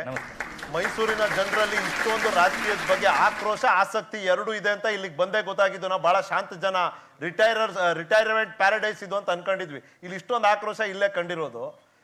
ಯಾಕೆ ಈ ಬಾರಿ ಇಷ್ಟೊಂದು ಆಕ್ರೋಶ ರಾಮದಾಸ್ ಅವರೇ ನಿಮ್ಮ ಪ್ರಕಾರ? ಮೈಸೂರಿನವರು ಶಾಂತಿ ಪ್ರಿಯರೇ, ಆದರೆ ವಿಚಾರಗಳೆಲ್ಲರೂ ಪ್ರತಿಪಾದನೆ ಮಾಡ್ಬೇಕನ್ಸಿದ್ರೆ ಅಂಥ ಸಂದರ್ಭದಲ್ಲಿ ಆ ರೋಷಾವೇಶವಾಗಿ ಮಾಡುವಂಥದ್ದು ಮುಂಚೆಯಿಂದನೂ ಇದೆ. ಕೇವಲ ಯಾವುದು ಪೆನ್ಷನರ್ಸ್ ಪ್ಯಾರಡೈಸ್ ಅಲ್ಲ ಇದು, ಅದು ಶಾಂತಿಯಾಗಿ ಇರುವಂಥ ದೃಷ್ಟಿಯಿಂದ. ಆದರೆ ಹೋರಾಟ ಎಲ್ಲವೂ ಪ್ರಾರಂಭ ಆಗಿರೋದು ಮೈಸೂರಿನಿಂದನೇ, ನಿರಂತರವಾದಂಥ ಹೋರಾಟ ಇರೋದು. ಹಾಗಾಗಿ ತಮ್ಮ ಮನಸ್ಸಿನ ಭಾವನೆಗಳಿದೆಯಲ್ಲ ಅದನ್ನ ಜೋರಾಗಿ ಹೇಳುವಂಥ ಒಂದು ಶಕ್ತಿ ಇರುವಂಥವ್ರು ಅದು ಎಲ್ಲ ವರ್ಗಗಳಲ್ಲೂ ಇದೆ. ಅದರಿಂದ ಆ ಥರ ಬಂದಿದೆ. ಈ ಬಾರಿ ಚುನಾವಣೆಯಲ್ಲಿ ಇಲ್ಲಿ ಪ್ರಭಾವಿಸುವಂಥ ವಿಷಯಗಳು ಯಾವುದು, ಯಾವ ಯಾವ ವಿಚಾರಗಳ ಆಧಾರದ ಮೇಲೆ ನಿಮ್ಮ ಪ್ರಕಾರ ಮತದಾನ ನಡೆಯೋದಿದೆ? ಮೋದಿ ಅನ್ನೋದು ಒಂದು ಫ್ಯಾಕ್ಟರ್, ಜಾತಿ ಅನ್ನೋದು ಒಂದು ಫ್ಯಾಕ್ಟರ್? ಮೋದಿ ಅನ್ನುವಂಥ ವಿಚಾರ ಕೇವಲ ಒಂದು ವ್ಯಕ್ತಿ ಅಲ್ಲ, ಅದು ಒಂದು ಅಭಿವೃದ್ಧಿ ಎನ್ನುವಂಥ ದೃಷ್ಟಿಯನ್ನ ಇಟ್ಕೊಂಡು ಅಭಿವೃದ್ಧಿಯ ಮಂತ್ರವನ್ನ ಹೇಳಿಕೊಂಡು ಮತವನ್ನ ಕೇಳುವಂತ ಒಂದು ವ್ಯವಸ್ಥೆ. ಹಾಗಾಗಿ ಇವತ್ತು ಜಾತಿ ಇರಬಾರ್ದು, ಆದರೆ ಜಾತಿ ಆಗತ್ತೆ ಚುನಾವಣೆ ಬಂದಂತ ಸಮಯದಲ್ಲಿ. ದುರ್ದೈವದ ಸಂಗತಿ ಏನು ಅಂತಂದ್ರೆ ಜಾತಿ ಗೊತ್ತಿಲ್ಲದವರಿಗೆಲ್ಲ ಜಾತಿಯನ್ನ ರಾಜಕಾರಣಿಗಳೇ ಅರಿವು ಮಾಡಿಕೊಡ್ತಾರೆ. ಆ ದೃಷ್ಟಿಯಲ್ಲಿ ನೋವಿನ ಸಂಗತಿ ಅದು. ಇಲ್ಲಿವರೆಗೂ ಬಿಜೆಪಿ ಪೂರ್ಣ ಬಹುಮತ ಸಾಧಿಸ್ಲೇ ಇಲ್ಲ, ಸಿಗ್ಲೇ ಇಲ್ಲ, ಜನ ಆಶೀರ್ವಾದ ಕೊಡ್ಲೇ ಇಲ್ಲ ಅನ್ನೋ ಮಾತಿಗೆ ನೀವು ಕೂಡ ಗುರಿಯಾಗಿರ್ತೀರಿ, ನಿಮ್ಮ ಪಕ್ಷ ಕೂಡ ಆಗಿದೆ. ಈ ಬಾರಿ ಹಳೆ ಮೈಸೂರಿನಲ್ಲಿ ಬೇರೆ ಲೆಕ್ಕಾಚಾರದ ಮೂಲಕ ಅದು ಸೀಟ್ ಶೇರ್ ಆಗುತ್ತೋ ವೋಟ್ ಶೇರ್ ಆಗುತ್ತೋ ಅನ್ನೋ ಪ್ರಶ್ನೆ ನಿಮ್ಮ ಮುಂದೆ ಇರುವಂಥದ್ದು. ಮತ್ತೆ ಈ ಬಾರಿ ಹಿಂದಿನ ಬಾರಿಗೂ ಭಿನ್ನವಾದಂಥ ಪರಿಸ್ಥಿತಿಗಳು ಯಾಕಿದೆ ಅಂತ ನಿಮ್ಮ ಭಾವನೆ? ಮೈಸೂರಿನಲ್ಲಿ ಕಳೆದ ಒಂದು 3-4 ಚುನಾವಣೆಗಳನ್ನು ನೋಡಿದಾಗ ಸಹಜವಾಗಿ ಭಾರತೀಯ ಜನತಾ ಪಕ್ಷ ಕಡಿಮೆ ಸ್ಥಾನವನ್ನು ತಗೊಂಡಿದೆ ಅನ್ನೋದು ನಿಜ. ಆದರೆ ಇಲ್ಲಿವರೆಗೆ ಮೈಸೂರು ಜಿಲ್ಲೆಯನ್ನು ನಾವು ತಗೊಂಡಾಗ 11 ವಿಧಾನಸಭಾ ಕ್ಷೇತ್ರದಲ್ಲಿ ನಾವು 6 ಕ್ಷೇತ್ರವನ್ನು ಒಂದಲ್ಲ ಒಂದು ಸಮಯ ಗೆದ್ದಿದ್ದೀವಿ. ನಮ್ಮಲ್ಲಿ ಗೆದ್ದಂಥವರಲ್ಲಿ 11 ಜನ ಅವಿಭಾಜ್ಯ ಮೈಸೂರಿನಲ್ಲಿ ಗೆದ್ರು, 10 ಜನ ನಮ್ಮ ಪಕ್ಷವನ್ನು ಬಿಟ್ಟೋದ್ರು. We have to accept the reality. So ಹಾಗಾಗಿ ಜನ ಆಶೀರ್ವಾದ ಮಾಡ ಇಲ್ಲ ಅಂತ ಹೇಳೋಂಗಿಲ್ಲ. ಜನ ಆಶೀರ್ವಾದ ಮಾಡದೆ ಹೋದ್ರೆ 6 ಕ್ಷೇತ್ರ ಹೆಂಗೆ ಗೆಲ್ಲಿಸ್ತಾ ಇದ್ರು? ಆದರೆ ನಮ್ಮಲ್ಲಾದಂಥ ಕೆಲವು ಸಮಸ್ಯೆಗಳಿಂದಾಗಿ ಬಿಟ್ಟು ಹೋದ್ರು ಅನ್ನುವಂಥ ಪ್ರಶ್ನೆಗಳು ಇದೆ. ಆಯಾಯ ಪ್ರದೇಶಗಳಲ್ಲಿ ಆದಂಥ ಸಮಸ್ಯೆಗಳನ್ನ ಇಟ್ಕೊಂಡು ಜನ ಅಲ್ಲಿ ಅಭಿಪ್ರಾಯಗಳನ್ನು ವ್ಯಕ್ತಪಡಿಸುವಂಥದ್ದನ್ನು ಮಾಡಿದ್ದಾರೆ. ಬೆಂಗಳೂರಿಂದ ಇಷ್ಟು ಹತ್ತಿರದಲ್ಲಿ ಇರುವಂತ ಊರು, ದಾರಿ ಉದ್ದಕ್ಕೂ 2 ಜಿಲ್ಲೆ ಬೇರೆ ಸಿಗುತ್ತೆ. ಅಭಿವೃದ್ಧಿಯ ಪ್ರಮಾಣದ ಹೋಲಿಕೆ ಮಾಡಿದ್ರೆ ಎಲ್ಲಿ ನಿರ್ಲಕ್ಷ್ಯ ಆಯ್ತು? ಯಾಕೆ ಕೆಲವೊಂದಷ್ಟು ಪ್ರದೇಶಗಳಿಗೆ, ಜಿಲ್ಲೆಗಳಿಗೆ ನಷ್ಟ ಆಯ್ತು? ಒಂದು ಪ್ರಮುಖವಾಗಿ ಆಗಲೇ ಹೇಳಿದೆ, ಈ ಬಾರಿ ವಿಶೇಷವಾಗಿ ಇನ್ಫ್ರಾಸ್ಟ್ರಕ್ಚರ್ ದೃಷ್ಟಿಯಿಂದ, ಅದು ಗ್ರಾಮೀಣ ಪ್ರದೇಶ ಇರ್ಬೋದು, ನಗರ ಪ್ರದೇಶ ಇರ್ಬೋದು, ಇಷ್ಟು ವರ್ಷಗಳ ಕಾಲದ ನಾವು ಸ್ಟ್ಯಾಟಿಸ್ಟಿಕ್ಸ್ ಅನ್ನು ತಗೊಂಡು ಬಂದಾಗ ವಿಶೇಷವಾಗಿ ರಸ್ತೆಗಳ ಅಭಿವೃದ್ಧಿ, ಹಾಗೆ ರೈಲಿನ ಅಭಿವೃದ್ಧಿ, ವಿಮಾನದ ಅಭಿವೃದ್ಧಿ, ಈ ರೀತಿಯಾದಂತಹ ಒಂದು ಇನ್ಫ್ರಾಸ್ಟ್ರಕ್ಚರ್ನ ವ್ಯವಸ್ಥೆಗಳು ಮತ್ತು ಸಂಪರ್ಕಕ್ಕೋಸ್ಕರವಾಗಿ ಅತಿ ಹೆಚ್ಚು ಹಣವನ್ನು ಕೊಟ್ಟಿರುವಂತಹ ಒಂದು ವ್ಯವಸ್ಥೆಯನ್ನು ಕಳೆದ 9 ವರ್ಷದಿಂದ ನಾವು ನೋಡ್ತೀವಿ. ಹಾಗಾದ್ರೆ ಸಮಗ್ರವಾಗಿ ಆಗಿದೆಯಾ? ಇಲ್ಲ. ಒಂದು ಇಚ್ಛಾಶಕ್ತಿ, ಎರಡನೇದು ಆ ಯೋಜನೆಗಳನ್ನು ತರುವಂತ ವ್ಯವಸ್ಥೆಗಳೇನಿದೆಯೋ ಅದರ ಆಧಾರದ ಮೇಲೆ ಡೆವಲಪ್ಮೆಂಟ್ ಆಗಿದೆ. ಆಯ್ತು. ಈ ಮೈಸೂರಿನಲ್ಲಿ ಇರುವಂತಹ ಮತಗಳಿಕೆ, ಮೈಸೂರಿನಲ್ಲಿ ಇರುವಂತಹ ಪ್ರಭಾವ ಮಂಡ್ಯನಲ್ಲಿಲ್ಲ. ಯಾಕೆ ಮತದಾರನ ಕಲ್ಪನೆಯಲ್ಲಿ ಬಿಜೆಪಿ ತನ್ನ ಸ್ಥಾನವನ್ನ ಮಾಡ್ಕೊಳ್ಳಿಕ್ಕೆ ಆಗಿಲ್ಲ, ಜಾತಿಯನ್ನ ಹೊರತುಪಡಿಸಿ? ಅಟಲ್ ಬಿಹಾರಿ ವಾಜಪೇಯಿ ಅವರು ತನ್ನ ಸೋಲನ್ನು ಕಂಡಾಗ ಒಂದು ಮಾತನ್ನು ಹೇಳಿದ್ರು, ಜನಸಾಮಾನ್ಯ ಯಾವ ಯಾವ ಯೋಜನೆಗಳನ್ನ ಅವನಿಗೆ ಮುಟ್ಟಿಸುವುದರಲ್ಲಿ ನಮ್ಮ ಕಾರ್ಯಕರ್ತರುಗಳು ಅದು ಲೋಪ ಆಗಿದೆ, ಸಮಾಧಾನ ಇರಲಿಲ್ಲ ಅನ್ನುವಂಥ ಮಾತನ್ನು ಹೇಳಿದ್ರು. ಅದು ಕೇವಲ ಆ ಸರ್ಕಾರದ ಮಾತ್ರ ಅಲ್ಲ, ಯಾವುದೇ ವಿಚಾರ ಆಗಿರ್ಬೋದು. ನಮಗಿರುವಂಥದ್ದು ಮುಖ್ಯವಾಗಿ ಸರ್ಕಾರದ ಯೋಜನೆಗಳನ್ನ ಜನಸಾಮಾನ್ಯನಿಗೆ ಅರಿವು ಮಾಡಿಕೊಡೋದು, ಆ ಯೋಜನೆಯನ್ನು ಅವನಿಗೆ ಮುಟ್ಟಿಸುವಂತ ಕೆಲಸಗಳಿದೆಯಲ್ಲ, ಅದರಲ್ಲಿ ಶಾಸಕರು ಇಲ್ಲದೆ ಇರುವಂತ ಕಡೆ, ಬೇರೆ ಬೇರೆ ಶಾಸಕರು ಇರುವಂತ ಕಡೆ ಅದನ್ನ ಮಾಡ್ಲಿಕ್ಕೆ ಆಗಿಲ್ಲ ಅನ್ನುವಂಥದ್ದು ಇದೆಯಲ್ಲ, ಅದು ಸಹಜವಾದಂಥ ವಿಚಾರ. ಅಂದ್ರೆ ವರ್ಗಕ್ಕೆ ಬೇಕಾಗಿರುವಂತ ಅಭಿವೃದ್ಧಿ ಇರ್ಬೋದು ಅಥವಾ ನಾಡಿಗೆ ಬೇಕಾಗಿರುವಂತ ಅಭಿವೃದ್ಧಿಯನ್ನ ಕಂಡಾಗ ಸಹಜವಾಗಿ ಅವರು ಆ ವ್ಯಕ್ತಿಗಳನ್ನು ಕೂಡ ನೋಡಿಕೊಂಡು ಪಕ್ಷದ ಇಂಥ ಕಾರ್ಯಗಳನ್ನು ಕೊಟ್ಟಿದ್ದಾರೆ ಅಂತ ಹೇಳಿ ಮತ ಹಾಕ್ತಾರೆ. ಬಿಜೆಪಿಯ ಕೊಡುಗೆ ಕ್ಷಮತೆಯನ್ನ ಅಳಿಬೇಕು ಅಂದ್ರೆ ಜನರ ಮುಂದೆ ನೀವು ಇಡಬಹುದಾದಂತ ಉದಾಹರಣೆಗಳು ಯಾವುದು? ಹಳೆ ಮೈಸೂರು ಪ್ರದೇಶವನ್ನ ನಾನು ಆ ವ್ಯಾಪ್ತಿಯಲ್ಲಿ ಕೇಳ್ತಿದ್ದೀನಿ, ಕೇವಲ ಮೈಸೂರು ಅಥವಾ ಕೃಷ್ಣರಾಜ ಅಂತಲ್ಲ ರಾಮದಾಸ್ ಅವರೇ. ಎಸ್, ಈಗ 4 ವರ್ಷಗಳ ಕಾಲದಿಂದ ಅಭಿವೃದ್ಧಿಯ ದೃಷ್ಟಿ ಬಂದಾಗ ಸಹಜವಾಗಿ ಶುದ್ಧವಾದಂತಹ ಕುಡಿಯ ನೀರನ್ನ ನಲ್ಲಿಯಲ್ಲೇ ಕೊಡಬೇಕು ಅನ್ನುವಂಥ ವಿಚಾರವನ್ನು ಇಟ್ಕೊಂಡೆ ಜಲ್ ಜೀವನ್ ಮಿಷನ್ ಆಧಾರದ ಮೇಲೆ ಇವತ್ತು ಎಲ್ಲ ಗ್ರಾಮ ಪಂಚಾಯಿತಿಗಳಲ್ಲಿ ಅಭಿವೃದ್ಧಿಯನ್ನು ನಾವು ನೋಡ್ತಾ ಇದ್ದೀವಿ. ಈಗ ರಸ್ತೆಯ ಅಭಿವೃದ್ಧಿಗಳನ್ನೇ ಹೇಳಿ ಪ್ರಾಮಾಣಿಕವಾಗಿ ಅಲ್ಲಿದ್ದಂಥವರ ಮನಸ್ಸಿನಲ್ಲೂ ಭಾವನೆಗಳು ಬರುತ್ತೆ. ಇವತ್ತು ನ್ಯಾಷನಲ್ ಹೈವೇನೇ ಇರ್ಬೋದು, ಬೆಂಗಳೂರು ಮೈಸೂರು ಒಂದೇ ವಿಚಾರ ನಾನು ಹೇಳ್ತಾ ಇಲ್ಲ, ನ್ಯಾಷನಲ್ ಹೈವೇ ನರಸೀಪುರದ ವಿಚಾರ ತಗೊಳ್ಳೋಣ. ರಸ್ತೆ ಹೇಗಿತ್ತು, ಇವಾಗ ಹೇಗಿದೆ? ಒಂದು ಮೈಸೂರು ಬೆಂಗಳೂರಿಗೆ ಹೋಗುವಂತ ಸಂದರ್ಭದಲ್ಲಿ 4 ಗಂಟೆ 5 ಗಂಟೆಗಳ ಕಾಲ ಆಗ್ತಾ ಇತ್ತು, ಅದನ್ನ ಇವತ್ತು 1.5 ಗಂಟೆ ಒಳಗಡೆ ಹೋಗ್ಲಿಕ್ಕೆ ಬೇಕಾದಂತ ಒಂದು ಪ್ರಯತ್ನ. ಟ್ರೈನ್, KSRTC ನಲ್ಲಿ ಬರುವಂತ ಉತ್ಪತ್ತಿ ಕಡಿಮೆ ಆಯ್ತು ಅನ್ನೋದಕ್ಕೆ ಅದೊಂದೇ ಕಾರಣ ಅಲ್ಲ, ಯಾರ್ಯಾರು ರಸ್ತೆ ಮೇಲಿದ್ರೋ ಅವರೆಲ್ಲರೂ ಕೂಡ ಟ್ರೈನ್ ಶಿಫ್ಟ್ ಆದಂತ ಸಂಖ್ಯೆ ಜಾಸ್ತಿ ಆಯ್ತು. ಕಾರಣ ಏನು? ಮೈಸೂರಿಗೆ ಬರ್ತಾ ಇದ್ದಂತಹ ಟ್ರೈನ್ಗಳು ಎಷ್ಟಿತ್ತು ಅದರ ಸ್ಪೀಡು ಜಾಸ್ತಿ ಆಯ್ತು, ಬರುವಂತ ಸಮಯ ಕಡಿಮೆ ಆಯ್ತು. ಅದಲ್ದೇನೆ ಟ್ರೈನಿನ ಫೆಸಿಲಿಟೀಸ್ನ ಆಧಾರದ ಮೇಲೆ ಜನ ಟ್ರೈನ್ಗೆ ಶಿಫ್ಟ್ ಆಗೋಕೆ ಶುರು ಆದ್ರು. ಮುಂಚೆ ಎಷ್ಟು ಬರ್ತಾ ಇತ್ತು 100% ಎಕ್ಸ್ಟ್ರಾ ಟ್ರೈನ್ ಬರ್ಲಿಕ್ಕೆ ಪ್ರಾರಂಭ ಆಯ್ತು.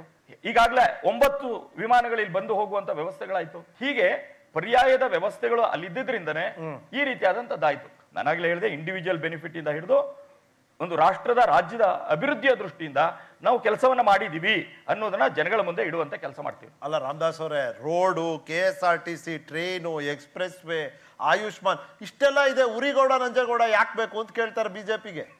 ಅಲ್ಲ, ಸಹಜ ಅದು. ಅದನ್ನ ವಿಚಾರ ಬಂದಾಗ ಭಾವನಾತ್ಮಕವಾದಂಥ ಯಾವುದೇ ವಿಚಾರವನ್ನು ತಗೊಂಡಾಗಲೂ ಕೂಡ ಬಹಳ ಸಮಯ ಇರುತ್ತೆ ಅಂತ ನಾನು ಏನು ಅನ್ಕೊಳ್ಳಲ್ಲ. ಮುಖ್ಯವಾಗಿರೋದು ಒಂದೇ ಒಂದು ಮಂತ್ರ, ಅಭಿವೃದ್ಧಿ ಅಭಿವೃದ್ಧಿ ಅಭಿವೃದ್ಧಿ. ಎಸ್, ಅವ್ರು ಫೀಲ್ ಮಾಡ್ತಾ ಇದ್ದಾರಾ, ನನಗೆ ಅದು ಲಾಭ ಆಗ್ತಾ ಇದೆ ಅನ್ಸುತ್ತಾ, ಪ್ರಾರಂಭದಲ್ಲಿ ಎಷ್ಟೇ ವಿರೋಧ ಯಾರದೇ ಇದ್ರೂ ಕೂಡ ಅವ್ರ ಆತ್ಮಕ್ಕೆ ಅನ್ಸುತ್ತೆ ಎಸ್ ಇದರಿಂದ ಲಾಭ ಆಗ್ತಾ ಇದೆ ಅಂದಾಗ ಸಹಜವಾಗಿ ಅವನು ಗುಪ್ತವಾದಂತಹ ಮತದಾನವನ್ನ ಜಾತಿ ಎಲ್ಲವನ್ನ ಮೀರಿ ಕೊಡ್ತಾನೆ. ಆ ವಿಶ್ವಾಸ ನಮಗಿದೆ, ಅದರ ಅನುಭವನೂ ನಮಗಾಗಿದೆ. ಇಲ್ಲಿನ ಮುಸ್ಲಿಂ ಸಮುದಾಯದ ಸದಸ್ಯರ ಒಂದು ವಿಶ್ವಾಸವನ್ನ ಗಳಿಸೋದ್ರಲ್ಲಿ ನಿಮ್ಮ ಪಾತ್ರ ವೈಯಕ್ತಿಕ ಮಟ್ಟದಲ್ಲಿ, ಪಕ್ಷದ ಪಾತ್ರ ಏನಾಗಿದೆ ಅಂತೀರಿ? 13% ಇದ್ದಾರೆ ಇಲ್ಲಿ. ಕಳೆದ ಬಾರಿ ಚುನಾವಣೆಯಲ್ಲೂ ಕೂಡ ನನಗೆ ಮುಸ್ಲಿಂ ಬಂಧುಗಳು 11.8% ಓಟ್ ಕೊಟ್ಟಿದ್ರು. ಈ ಬಾರಿ ಸಹಜವಾಗಿ ಜಾಸ್ತಿ ಆಗುತ್ತೆ ಅಂತ ನನ್ಗೆ ಯಾಕೆ ಅನಿಸುತ್ತೆ ಅಂತಂದ್ರೆ, ನಮ್ಮಲ್ಲಿ ಇಲ್ಲಿವರೆಗೂ ಕಾನೂನು ಸುವ್ಯವಸ್ಥೆನಲ್ಲಿ ಒಂದೇ ಒಂದು ಸಣ್ಣ ವ್ಯತ್ಯಾಸಗಳಾಗದಂಗೆ ನೋಡ್ಕೊಂಡಿದ್ವಿ. ಯಾವುದೇ ಹಿಂದೂ ಮುಸಲ್ಮಾನ್ ಗಲಾಟೆ ಇಲ್ಲದೆ ಇದ್ದಂತ ರೀತಿಯಲ್ಲಿದೆ. ಇಲ್ಲಿ ಜಾತಿ ಪ್ರಶ್ನೆ ಇಲ್ಲ. ನಾನು ಆಡಿಯನ್ಸ್ಗೆ ಹೋಗೋದಕ್ಕೂ ಮುಂಚೆ ತ್ರಿಕೋನ ಸ್ಪರ್ಧೆ ಮಾಡೋದ್ರಲ್ಲಿ ಮೋದಿ ಅವರ ಪದೇ ಪದೇ ಆಗಮನ, ಅಮಿತ್ ಶಾ ಅವರ ಏನು ತಂತ್ರ ಅನ್ಬೋದು, ಇನ್ನೊಂದನ್ನೇ, ಇದು ಯಾವ ರೀತಿ ನಿಮಗೆ ಸಹಾಯಕ ಆಗೋದಿದೆ? ಇದನ್ನ ಮೀರಿ ನಿಮ್ಮ ವಿರೋಧಿಗಳು ಕೇಳೋದು ನಿಮಗೆ ಸ್ಥಳೀಯ ನಾಯಕತ್ವದ ಕೊರತೆ ಇದೆ, ಸ್ಥಳೀಯ ನಾಯಕತ್ವದ ಒಂದು ಕ್ರೆಡಿಬಿಲಿಟಿ ಹಾಳಾಗೋಗಿದೆ, ಹಾಗಾಗಿ ನೀವು ಕೇಂದ್ರದಿಂದ ಇಂಪೋರ್ಟ್ ಮಾಡ್ಕೋತಿದ್ದೀರಿ ನಾಯಕತ್ವ ಮತ್ತೆ ನಾಯಕರನ್ನ. ಇವತ್ತು ಕಾಂಗ್ರೆಸ್ಸನ್ನು ಕೂಡ ಲೀಡರ್ಗಳೆಲ್ಲರೂ ಬರ್ತಾ ಇದ್ದಾರೆ. ಯಾರು ಬಂತಿಲ್ಲ ಅಂತ ಹೇಳುವಾಗಿಲ್ಲ, ಅವ್ರು ಬಂದಾಗಲೇ ಯೋಜನೆಗಳನ್ನು ಅನೌನ್ಸ್ ಮಾಡಿದ್ದಾರೆ. ಸೊ ಹಾಗಾಗಿ ಪ್ರಧಾನಮಂತ್ರಿಗಳು ಡೆವಲಪ್ಮೆಂಟಿನ ವಿಚಾರದಲ್ಲಿ ಇಲ್ಲಿವರೆಗೆ ಬಂದಿರೋದೆಲ್ಲವೂ ಕೂಡ ಮೈಸೂರಿನಿಂದ ಪ್ರಾರಂಭ ಆಯಿತು ಜೂನ್ 20ನೇ ತಾರೀಕು. ಇವತ್ತು ಅದೇ ರೀತಿಯಲ್ಲಿ ಎಲ್ಲ ಕಡೆನೂ ನಡೀತಾ ಇದೆ. ಆ ಬೆನಿಫಿಟ್ ಪಡೆದಂಥವ್ರನ್ನ ಕರೆದು ಸಭೆಗಳನ್ನು ಮಾಡುವಂಥದ್ದು, ಯೋಜನೆಗಳ ಬಗ್ಗೆ ತಿಳಿಸುವಂಥದ್ದು, ಇದು ನಿರಂತರವಾಗಿ ಪ್ರಧಾನಮಂತ್ರಿಗಳಿರ್ಬೋದು ಸಂಬಂಧಪಟ್ಟಂತ ಮಂತ್ರಿಗಳು ಮಾಡ್ತಾ ಇದ್ದಾರೆ. ಅದಕ್ಕೆ ಎಲ್ಲ ಒಂದ್ ಕಡೆ ಅವ್ರು ಇಷ್ಟೆಲ್ಲ ಬರ್ತಾ ಇದಾರಲ್ಲ ಅನ್ನುವಂಥ ಮಾತನ್ನ ಯಾವ ಜನಸಾಮಾನ್ಯ ಹೇಳ್ತಾ ಇಲ್ಲ. ಅದನ್ನ ಹೇಳುದು ಅನ್ಯ ಪಕ್ಷದಲ್ಲಿದ್ದಂಥವ್ರು ಸಹಜವಾಗಿ ಅವ್ರಿಗೆ ಎಲ್ಲಿ ಫೀಲ್ ಆಗುತ್ತೋ ಅವ್ರು ಹೇಳ್ತಾರೆ. ಈಗ ಸರ್ ನೀವು ಮೈಸೂರು ಬೆಂಗಳೂರು ಎಕ್ಸ್ಪ್ರೆಸ್ ವೇ ಹೇಳ್ತೀರಾ. ಈಗ ನಿಮಗೆ ಗೊತ್ತಿರೋಂಗೆ, ಶ್ರೀಯುತ ರಾಮದಾಸ್ ಗೊತ್ತಿರೋಂಗೆ, ಬಿಡದಿಂದ ಮೈಸೂರು ತನಕ, ಎಲ್ಲಿ ತನಕ ಅಟ್ಲೀಸ್ಟ್ ಸಿದ್ಲಿಪುರ ತನಕ 148 ಹೋಟ್ಲು, 210 ಟೀ ಅಂಗಡಿ ಬರುತ್ತೆ ಸರ್. ಈಗ ಅವರೆಲ್ಲ ಮುಚ್ಚೋಗಿದೆ, ವ್ಯಾಪಾರ ಇಲ್ಲ. ಅವ್ರನ್ನ ಹೆಂಗೆ ರಕ್ಷಣೆ ಮಾಡ್ತೀರಾ ನೀವು? ಅಲ್ಲಿ ಒಂದು 3,000 to 3,500 ಜನ ಕೆಲಸ ಕಳ್ಕೊಂಡಿದ್ದಾರೆ. ಕುಕ್ ಮಾಡೋರು, ಪಾತ್ರೆ ತೊಳೆಯೋರು, ತರಕಾರಿಯವರು, ಮತ್ತು ಹಾಲು ತಂದು ಹಾಕೋರು, ಅವ್ರನ್ನ ಹೆಂಗೆ ರಕ್ಷಣೆ ಮಾಡ್ತೀರಾ? ಮತ್ತೆ ಇನ್ನೊಂದು ಸರ್, ನೀವು ಜಲ್ದನ್ ಮಿಷನ್ ಹೇಳಿದ್ರಲ್ಲ, ಜಲ್ ಜೀವನ್, ನಮ್ಮ ಮನೇಲಿ 3 ಹಸು ಇದೆ ಸರ್. ಅವು ಒಂದಿನಕ್ಕೆ 100 ಲೀಟ್ರು ನೀರು ಕುಡಿತವೆ. ನೀವು ನಾಳೆ ಅದಕ್ಕೆ ಮೀಟ್ ಇಟ್ಬಿಡ್ತೀರಾ, ₹1 1 ಲೀಟ್ರ್ ನೀರು ಅಂತ ಮಾಡ್ತೀರಾ. ನಾನು ₹100 ಎಲ್ಲಿಂದ ತರಲಿ? ನಾನು ₹100 ಆದಾಯ ಇಲ್ಲ ನನಗೆ. ನಾನು ರೈತಾಗ ₹100 ಆದಾಯ ಇಲ್ಲ. ಮೊದಲಾಗಿ ಹೈನುಗಾರಿಕೆಯಲ್ಲಿ ಆದಾಯ ಇಲ್ಲ ಸರ್. ಒಂದು ತೊಟ್ಟು ಹಾಲು ಕರಿಬೇಕಂದ್ರೆ ಒಂದು ಫೀಡ್ ಹಾಕ್ಬೇಕು, ಒಂದು ಕಾಳು. ಬಹಳ ಒಳ್ಳೆ ಪ್ರಶ್ನೆ ಇವತ್ತಾಗಿರೋದು. ಮತ್ತೆ ನಾ ಸರ್ ನಿಮ್ಮ ವೈಯಕ್ತಿಕ ಅನ್ಕೋಬಿಡಿ ದಯವಿಟ್ಟು. ಈಗ ನಿಮ್ಮದು ರಾಜಕಾರಣ ಬಂದಿದೆ, ಒಂದು ಬ್ರಾಹ್ಮಣ ಸಂಘದವ್ರು ನಿಮಗೆ ಟಿಕೆಟ್ ಕೊಡಬಾರ್ದು ಅಂತ ವಾದ ಮಾಡ್ತಿದ್ದಾರೆ. ಒಂದು ಬೇರೆ ಜಾತಿಯವ್ರು ನಿಮ್ಗೆ ವೋಟ್ ಮಾಡಿ ನಂಬಿದ್ದಲ್ಲ, ಅವ್ರ ಕತೆ ಏನಾಗಬೇಕು ಸರ್? ಯುವಕ ಬಹಳ ಇಂಪಾರ್ಟೆಂಟ್ 2-3 ಪ್ರಶ್ನೆ ಕೇಳಿದ್ದಾರೆ, ಪ್ಲೀಸ್. ನಾನು ಹೇಳಿದ್ದು ಜಲ್ ಜೀವನ್ ಮಿಷನ್ ವಿಶೇಷವಾಗಿ ಗ್ರಾಮೀಣ ಪ್ರದೇಶಕ್ಕೆ. ಆಯಾಯ ಗ್ರಾಮ ಪಂಚಾಯಿತಿಗಳು ಅವ್ರು ಮೇಂಟೈನ್ ಮಾಡೋಕ್ಕಾಗಿಲ್ಲ ಅಂದ್ರೆ ಒಂದು ಸಣ್ಣದೇನಾರು ಮೇಂಟೆನೆನ್ಸ್ ಹಾಕ್ಬೋದೇ ಹೊರತು ಬೇರೆ ಇನ್ಯಾವುದೂ ಹಣವನ್ನು ಮಾಡುವಂಥದ್ದಲ್ಲ. ಪ್ರತಿಯೊಂದು ಗ್ರಾಮಗಳಿಗೆ ಪರ್ ಹೆಡ್ ಇಷ್ಟು ನೀರನ್ನ ಕೊಡಬೇಕನ್ನುವಂಥ ಯೋಜನೆ ಏನಿದೆ, ಅದನ್ನ ಯಾವ ರಾಜ್ಯ ಬಹಳ ಒಳ್ಳೆಯ ಉಪಯೋಗವನ್ನು ಪಡ್ಕೋತಾ ಇದ್ದಾರೋ ಆ ರಾಜ್ಯದಲ್ಲಿ ಅದ್ರ ಉಪಯೋಗ ಆಗ್ತಾ ಇದೆ. ಎರಡನೇ ವಿಷಯ ಹೇಳಿದ್ರು, ಇವತ್ತು ನಾವೆಲ್ಲ ಯೋಚನೆ ಮಾಡ್ತಾ ಇದೀವಿ, ಎಲ್ಲರೂ ಎಕ್ಸ್ಪ್ರೆಸ್ ವೇನಲ್ಲಿ ಹೋಗ್ಬೇಕಂತ ಇಲ್ಲ. ಮಾಮೂಲಿ ರಸ್ತೆನಲ್ಲಿ ನಾವು ಏನು ಹೋಗ್ತಾ ಇದೀವಿ ಅದರಲ್ಲಿ ಹೋಗ್ಲಿಕ್ಕೂ ಎಲ್ಲರಿಗೂ ಅವಕಾಶ ಇದೆ. ಯಾರಾದರೂ ಕೂಡ ಅರ್ಜೆಂಟಾಗಿ ಹೋಗಬೇಕು ಅನ್ನುವಂಥದ್ದಿದ್ರೆ ಅವನು ಅದಕ್ಕೆ ಒಂದು ಟೋಲ್ ಕೊಟ್ಟು ಹೋಗುವಂಥದ್ದಿದೆ. ಆದರೆ ಇವತ್ತು ಅದ್ರ ಕೆಳಗಡೆನೂ ಕೂಡ ಸರ್ವಿಸ್ ರೋಡ್ ಏನಿದೆ ಯಥಾವತ್ತಾಗಿ ಇನ್ನೊಂದು 3-4 ಕಡೆ, ನಾನು ಮೊನ್ನೆ ಬರುವಾಗ ಸರ್ವಿಸ್ ರೋಡಲ್ಲೇ ಬಂದೆ, ನೋಡ್ರ ಏನು ಅಭಿಪ್ರಾಯಗಳು ಅಂತ. ಅವ್ರು ಹೇಳಿದ್ ಸರಿ ಇದೆ. ಸರ್ವಿಸ್ ರೋಡಲ್ಲಿ ಬಂದಾಗ ಆ ಹೋಟೆಲ್ಗಳು ಮುಚ್ಚಿಲ್ಲ, ಆದರೆ ಅವ್ರು ಹೇಳಿದಂತ ಸತ್ಯ, ಬಿಸ್ನೆಸ್ ಕಮ್ಮಿ ಆಗಿ, ಎಸ್ ನ್ಯಾಚುರಲ್. ಒಂದು ಫ್ಲೈಓವರ್ ತರದಲ್ಲಿ ಇದ್ದಾಗ ಅಲ್ಲಿ ಬಿಸ್ನೆಸ್ ಕಡಿಮೆ ಆಗುವಂಥದ್ದಾಗುತ್ತೆ. ಆ ದೃಷ್ಟಿಯಲ್ಲಿ ಅದಕ್ಕೆ ಸಂಬಂಧಪಟ್ಟಂತ ಯಾವ ರೀತಿಯಲ್ಲಿ ಅದು ಬದಲಾವಣೆ ಆಗಬೇಕು ಅನ್ನೋದಿದೆಯಲ್ಲ, ಅದನ್ನ ಆಯಾಯ ಹೋಟೆಲ್ನಿಂದ ಪ್ರಾರಂಭ ಮಾಡಿ ಆ ವ್ಯಕ್ತಿಗಳು ಯಾವುದರಲ್ಲಿ ಬೇರೆ ಟ್ರೇಡ್ಗೆ ಹೋಗ್ಬೇಕಂತ ಇದೆಯಾ, ಹಾಗೆ ಮೇಂಟೈನ್ ಮಾಡಬೇಕಾಗಿದೆಯಾ ಅನ್ನುವಂಥದ್ದು ಪಾಲಿಸಿ ಆಧಾರದ ಮೇಲೆ ಆಗಬೇಕಾಗಿದೆ. ಅದ್ರ ಬಗ್ಗೆ ಗಮನ ಹರಿಸುವಂಥ ಜವಾಬ್ದಾರಿ ನಮ್ದಿದೆ. ಮೂರನೇ ವಿಷಯ ಅವ್ರು ಕೇಳಿದ್ರು, ನನಗೆ ಸಮಾಜ ನನ್ನ ಕ್ಷೇತ್ರದಲ್ಲಿ ಒಂದು ಪುಟ್ಟ ಭಾರತ ಇದ್ದಂಗಿದೆ. ಹಾಗೆ ಹಿಂದೂ, ಮುಸಲ್ಮಾನ್, ಕ್ರೈಸ್ತ ಎಲ್ಲರೂ ಕೂಡ ಇದ್ದಾರೆ. ಹಾಗೆ ಹಿಂದೂಗಳಲ್ಲೂ ಎಲ್ಲ ಸಮಾಜದವರು ಇದ್ದಾರೆ, ಎಲ್ಲರೂ ಪ್ರೀತಿಸ್ತಾರೆ. ಅದರಲ್ಲಿ ಕೆಲವರು ವಿರೋಧ ಮಾಡ್ಬೋದು. ಆದರೆ ನನ್ನ ಸಮಾಜ, ನಾ ಏನೋ ಮಾಡ್ಬಿಟ್ಟಿದ್ದೀನಿ, ನಥಿಂಗ್. ಯಾರೋ ಒಂದು ಸ್ಟೇಟ್ಮೆಂಟ್ ಕೊಟ್ಟರು, ನಾನು ಎಲ್ಲೂ ಯಾವುದ್ರ ಬಗ್ಗೆನೂ ಕೊಡ್ಲಿಕ್ಕೆ ಹೋಗಿಲ್ಲ. ಜನಸಾಮಾನ್ಯನ ಮೇಲೆ ನನ್ನ ಮೇಲೆ ನಂಬಿಕೆ ಇದೆಯಾ, ಮತ ಹಾಕ್ತಾರೆ ಅಷ್ಟೇ. 2020 ವೇಳೆಗೆ ಈ ದೇಶದ ರೈತರ ಆದಾಯವನ್ನು ದ್ವಿಗುಣಗೊಳಿಸ್ತೇವೆ ಅಂತಕ್ಕಂಥದ್ದು ಪ್ರಮುಖವಾದ ಘೋಷಣೆ. ಆದ್ರೆ ರೈತನನ್ನೇ ದೇಶದ ಬೆನ್ನೆಲುಬು ಅಂತ ಕರಿತೇವೆ. ಆದ್ರೆ ಆ ರೈತನಿಗೆ ಬೆನ್ನೆಲುಬಾಗತಕ್ಕಂತಹ ವ್ಯವಸ್ಥೆ ಇವತ್ತು ಆತನ ವಿರುದ್ಧವೇ ನಿಂತಿರ್ತಕ್ಕಂತಹದ್ದು. ನಿಮ್ಮ ಮಧ್ಯೆ ಯಾವ ಆಧಾರದಲ್ಲಿ ಮೋದಿ ಅವರನ್ನ ಕರ್ನಾಟಕ ರಾಜ್ಯಕ್ಕೆ ಕರೆಸಿ ನೀವು ಮತವನ್ನ ಕೇಳಕ್ ಹೊರಟಿದ್ದೀರಾ ಅನ್ನೋದನ್ನ ಎರಡು ಸರ್, ಮೊನ್ನೆ ನಿಮ್ಮ ರಾಜ್ಯ ಸಚಿವರೊಬ್ರು ಹೇಳಿಕೆ ನೀಡ್ತಾರೆ, ಟಿಪ್ಪುವಿನ ಅನುಯಾಯಿಗಳನ್ನ ಉರಿಗೌಡ ನಂಜೇಗೌಡ ಹೇಗೆ ಟಿಪ್ಪುವನ್ನು ಕೊಂದ್ರು ಆ ರೀತಿ ನೀವು ಅವ್ರನ್ನ ಕೊಂದು ಬಿಡಿ ಅಂತ. ಹಾಗೆ ಮುಖ್ಯಮಂತ್ರಿಗಳನ್ನ ಕೊಲ್ಲೋ ರೀತಿನೇ ಕರೆ ನೀಡ್ತಾರೆ. ಒಬ್ಬ ರಾಜ್ಯ ಸಚಿವರು ಒಬ್ಬ ಮಾಜಿ ಮುಖ್ಯಮಂತ್ರಿಗಳ ಬಗ್ಗೆನೇ ಇಷ್ಟು ಹೇಳಿಕೆ ನೀಡ್ತಾರೆ ಅಂದ್ರೆ ಸಾಮಾನ್ಯ ಜನರ ಜೀವನಕ್ಕೆ ಅವ್ರ ಬೆಲೆ ಕೊಟ್ಟಾರ ಅನ್ನೋದು ನನ್ನ ಪ್ರಶ್ನೆ. ರಾಜಕಾರಣದಲ್ಲಿ ಯಾರು ಯಾರಿಗೂ ವೈಯಕ್ತಿಕವಾದಂಥ ನಿಂದನೆಯನ್ನು ಮಾಡಬಾರ್ದು. ಒಬ್ಬರನ್ನ ಯಾರನ್ನಾರು ಮಾತಾಡಿಸ್ಬೇಕಾರೆ ಅವ್ರ ಆತ್ಮಗೌರವಕ್ಕೆ ಚ್ಯುತಿ ಇಲ್ಲದ ರೀತಿಯಲ್ಲಿ ನಡ್ಕೋಬೇಕು ಅನ್ನುವಂಥ ಒಂದು ಪ್ರಿನ್ಸಿಪಲ್ ಅನ್ನು ನನ್ನ ಜೀವನದಲ್ಲಿ ಇಟ್ಕೊಂಡಂಥವ್ನು. ಅದನ್ನು ಅನ್ವಯಿಸಬೇಕು ಎಲ್ರೂ ಅನ್ನೋದು ನನ್ನ ಆಸೆ. ಎರಡನೇದು, ದ್ವಿಗುಣ ಹೇಗಾಗುತ್ತೆ ಅವರೂ ಹೇಳ್ತಾರೆ, ವೈಜ್ಞಾನಿಕವಾದಂಥ ರೀತಿಯಲ್ಲಿ ಬೆಳೆಗಳನ್ನ ಬೆಳೆಯುವಂಥ ವ್ಯವಸ್ಥೆಗಳಾಗಬೇಕು. ಒಂದು ಸರ್ಕಾರನೇ ಬಂದು ಬೆಳೆಯನ್ನ ಬೆಳೆಯಲಿಕ್ಕೆ ಸಾಧ್ಯ ಇಲ್ಲ ಅಂದ್ರೆ ಅರ್ಥ ಆ ರೈತನ ಕಷ್ಟ ಏನಂತನೂ ಅರಿವು ನಮಗಿದೆ. ಆದರೆ ಲಾಭ ಹೇಗಾಗುತ್ತೆ? ಒಂದು ಬೆಳೆಯುವಂಥ ಬೆಳೆಯಲ್ಲಿ ಕಡಿಮೆ ಖರ್ಚಿನಲ್ಲಿ ಬೆಳೆಯುವಂಥ ವ್ಯವಸ್ಥೆ ಒಂದು, ಅದರ ಜೊತೆಯಲ್ಲಿ ಬೆಳೆಗಳನ್ನ ಯಾವ್ಯಾವ ಸಂದರ್ಭದಲ್ಲಿ ಏನು ಹಾಕಬೇಕು ಅನ್ನೋದು ಎರಡನೇದು. ಇವತ್ತು ಫ್ಲೋರಿಕಲ್ಚರ್ನಲ್ಲಿ ಯಾಕೆ ಪ್ರಪಂಚದಲ್ಲಿ ಇರುವಂಥ ಎಲ್ಲಾ ದೇಶಗಳಿಗೂ ಹೋಲಿಕೆ ಮಾಡ್ಕೊಂಡಾಗ ಇಸ್ರೇಲ್ ಇದೆ, ಮಾರುಕಟ್ಟೆ ಚೆನ್ನಾಗಿದೆ. ಆ ದೃಷ್ಟಿಯಿಂದನೇ ಕೈ ಮುಗಿದು ನಾನು ಪ್ರಾರ್ಥನೆ ಮಾಡ್ತೀನಿ, ಯುವಕರಲ್ಲೂ ಒಂದು ಆಗಿಲ್ಲ ಅನ್ನೋದೊಂದು ಭಾಗ, ಆಗಬೇಕು ಅನ್ನೋದಕ್ಕೆ ನಮ್ಮಲ್ಲಿರುವಂಥ 202 ಕೇಂದ್ರ ಸರ್ಕಾರದ ಯೋಜನೆಗಳಿದೆ. ಅದರಲ್ಲಿ ಗ್ರಾಮೀಣ ಪ್ರದೇಶಕ್ಕೆ, ಅದರಲ್ಲೂ ರೈತರಿಗೆ 43 ಯೋಜನೆಗಳು ಅವ್ರಿಗೋಸ್ಕರನೇ ಇದೆ. ಇದನ್ನ ಉಪಯೋಗಿಸ್ಕೊಳ್ಳುವಂಥ ಕೆಲಸಗಳು ಕಲೆಕ್ಟಿವ್ ಆಗಿ ಆಗಬೇಕು ಅನ್ನೋದು ನನ್ನ ಅಭಿಪ್ರಾಯ. ಮೆಡಿಕಲ್ ಮಿನಿಸ್ಟರ್ ಆಗಿದ್ರಿ ಕಳೆದ ಬಾರಿ. ಸೊ ಕರೋನಾ ಅಂತ ಒಂದು ಭಯಂಕರ ಕೋವಿಡ್ ಬಂದಾಗ ನೀವು ಚಪ್ಪಾಳೆ ಹೊಡಿರಿ, ದೀಪ ಹಚ್ಚಿ ಅನ್ನೋದ್ರ ಬದಲು ರೋಡ್ಗಿಳಿದು ಸಹಾಯ ಮಾಡಿದ್ರೆ ಇನ್ನು ನಿಮ್ಗೆ ಇವತ್ತಿನ ಸಿಚುಯೇಷನ್ಗೆ ನಿಮ್ಗೆ ಪ್ರಾಬ್ಲಮ್ ಆಗ್ತಿರ್ಲಿಲ್ವಲ್ಲ. ಅಗೇನ್ಸ್ಟ್ ಆಗಿರೋದೇ ನೀವು ಜನಗಳಿಗೆ ನೇರವಾಗಿ ಸಿಗ್ತಾ ಇಲ್ಲ ಅನ್ನೋದೊಂದು ನಮ್ಮ ಕ್ಷೇತ್ರದಲ್ಲಿ. ಸರ್, ನಾವು ಜನ ಹೆಂಗಿದೀವಿ ಅಂದ್ರೆ ಕೊರೋನಾ ನಮಗ್ ಮಾತ್ರನ, ನಿಮಗೂ ಇತ್ತಲ್ಲ. ಆದ್ರೆ ನಮಗೆ ನಿಮ್ಮಿಂದ ನಿರೀಕ್ಷೆಗಳು, ಆ ನಿರೀಕ್ಷೆ ನಾನು ಪ್ರತಿನಿಧಿಸ್ತಿದ್ದೀನಿ. ಇಲ್ಲ, ನಾನು ಅದರಲ್ಲಿ ನನ್ನ ಆತ್ಮ ಸಂತೋಷ ಇದೆ. ನಾನು ಹಾರ್ಟ್ ಅಟ್ಯಾಕ್ ಆಗಿ ಅಪೋಲೋ ಹಾಸ್ಪಿಟಲ್ ಇದ್ದೆ. ಡಿಸ್ಚಾರ್ಜ್ ಆಗಿ ಬಂದು 2 ದಿವಸಕ್ಕೆ ಲಾಕ್ಡೌನ್ ಅನೌನ್ಸ್ ಆಯ್ತು. ಲಾಕ್ಡೌನ್ ಅನೌನ್ಸ್ ಆದಂತ ರಾತ್ರಿ 9 ಗಂಟೆಗೆ ನಾನು ನನ್ನ ಸ್ನೇಹಿತರನ್ನ ಜೊತೆಲಿ ಕರ್ಕೊಂಡು ರೈಲ್ವೆ ನಿಲ್ದಾಣ, ಬಸ್ ನಿಲ್ದಾಣ ಮತ್ತು ಪ್ಯಾಲೇಸ್ ಸುತ್ತಮುತ್ತ ರಾತ್ರಿ ವಿಸಿಟ್ ಕೊಟ್ವಿ. ಈ ಚರ್ಚೆ ಈ ಪ್ರದೇಶಕ್ಕೆ ಬಹಳ ಪ್ರಮುಖ. ಬಹಳ ಸಹನೆಯಿಂದ ನನ್ನ ರೈತ ಹಿರಿಯರೆಲ್ಲ ಏನ್ ಕಾದಿದ್ದೀರಿ, ಪ್ರಾಮಾಣಿಕವಾಗಿ ಧನ್ಯವಾದವನ್ನ ಸಲ್ಲಿಸ್ತೀನಿ. ಬಡಗಲ್ಪುರ ನಾಗೇಂದ್ರ ಅವರು ಇದ್ದೀರಿ, ಭಾಗ್ಯರಾಜ್ ಅವರು ಇದ್ದೀರಿ, ತಮ್ಮ ಹೆಸರು? ಚಿನ್ನಸ್ವಾಮಿ ಮತ್ತೆ ರೈತರು.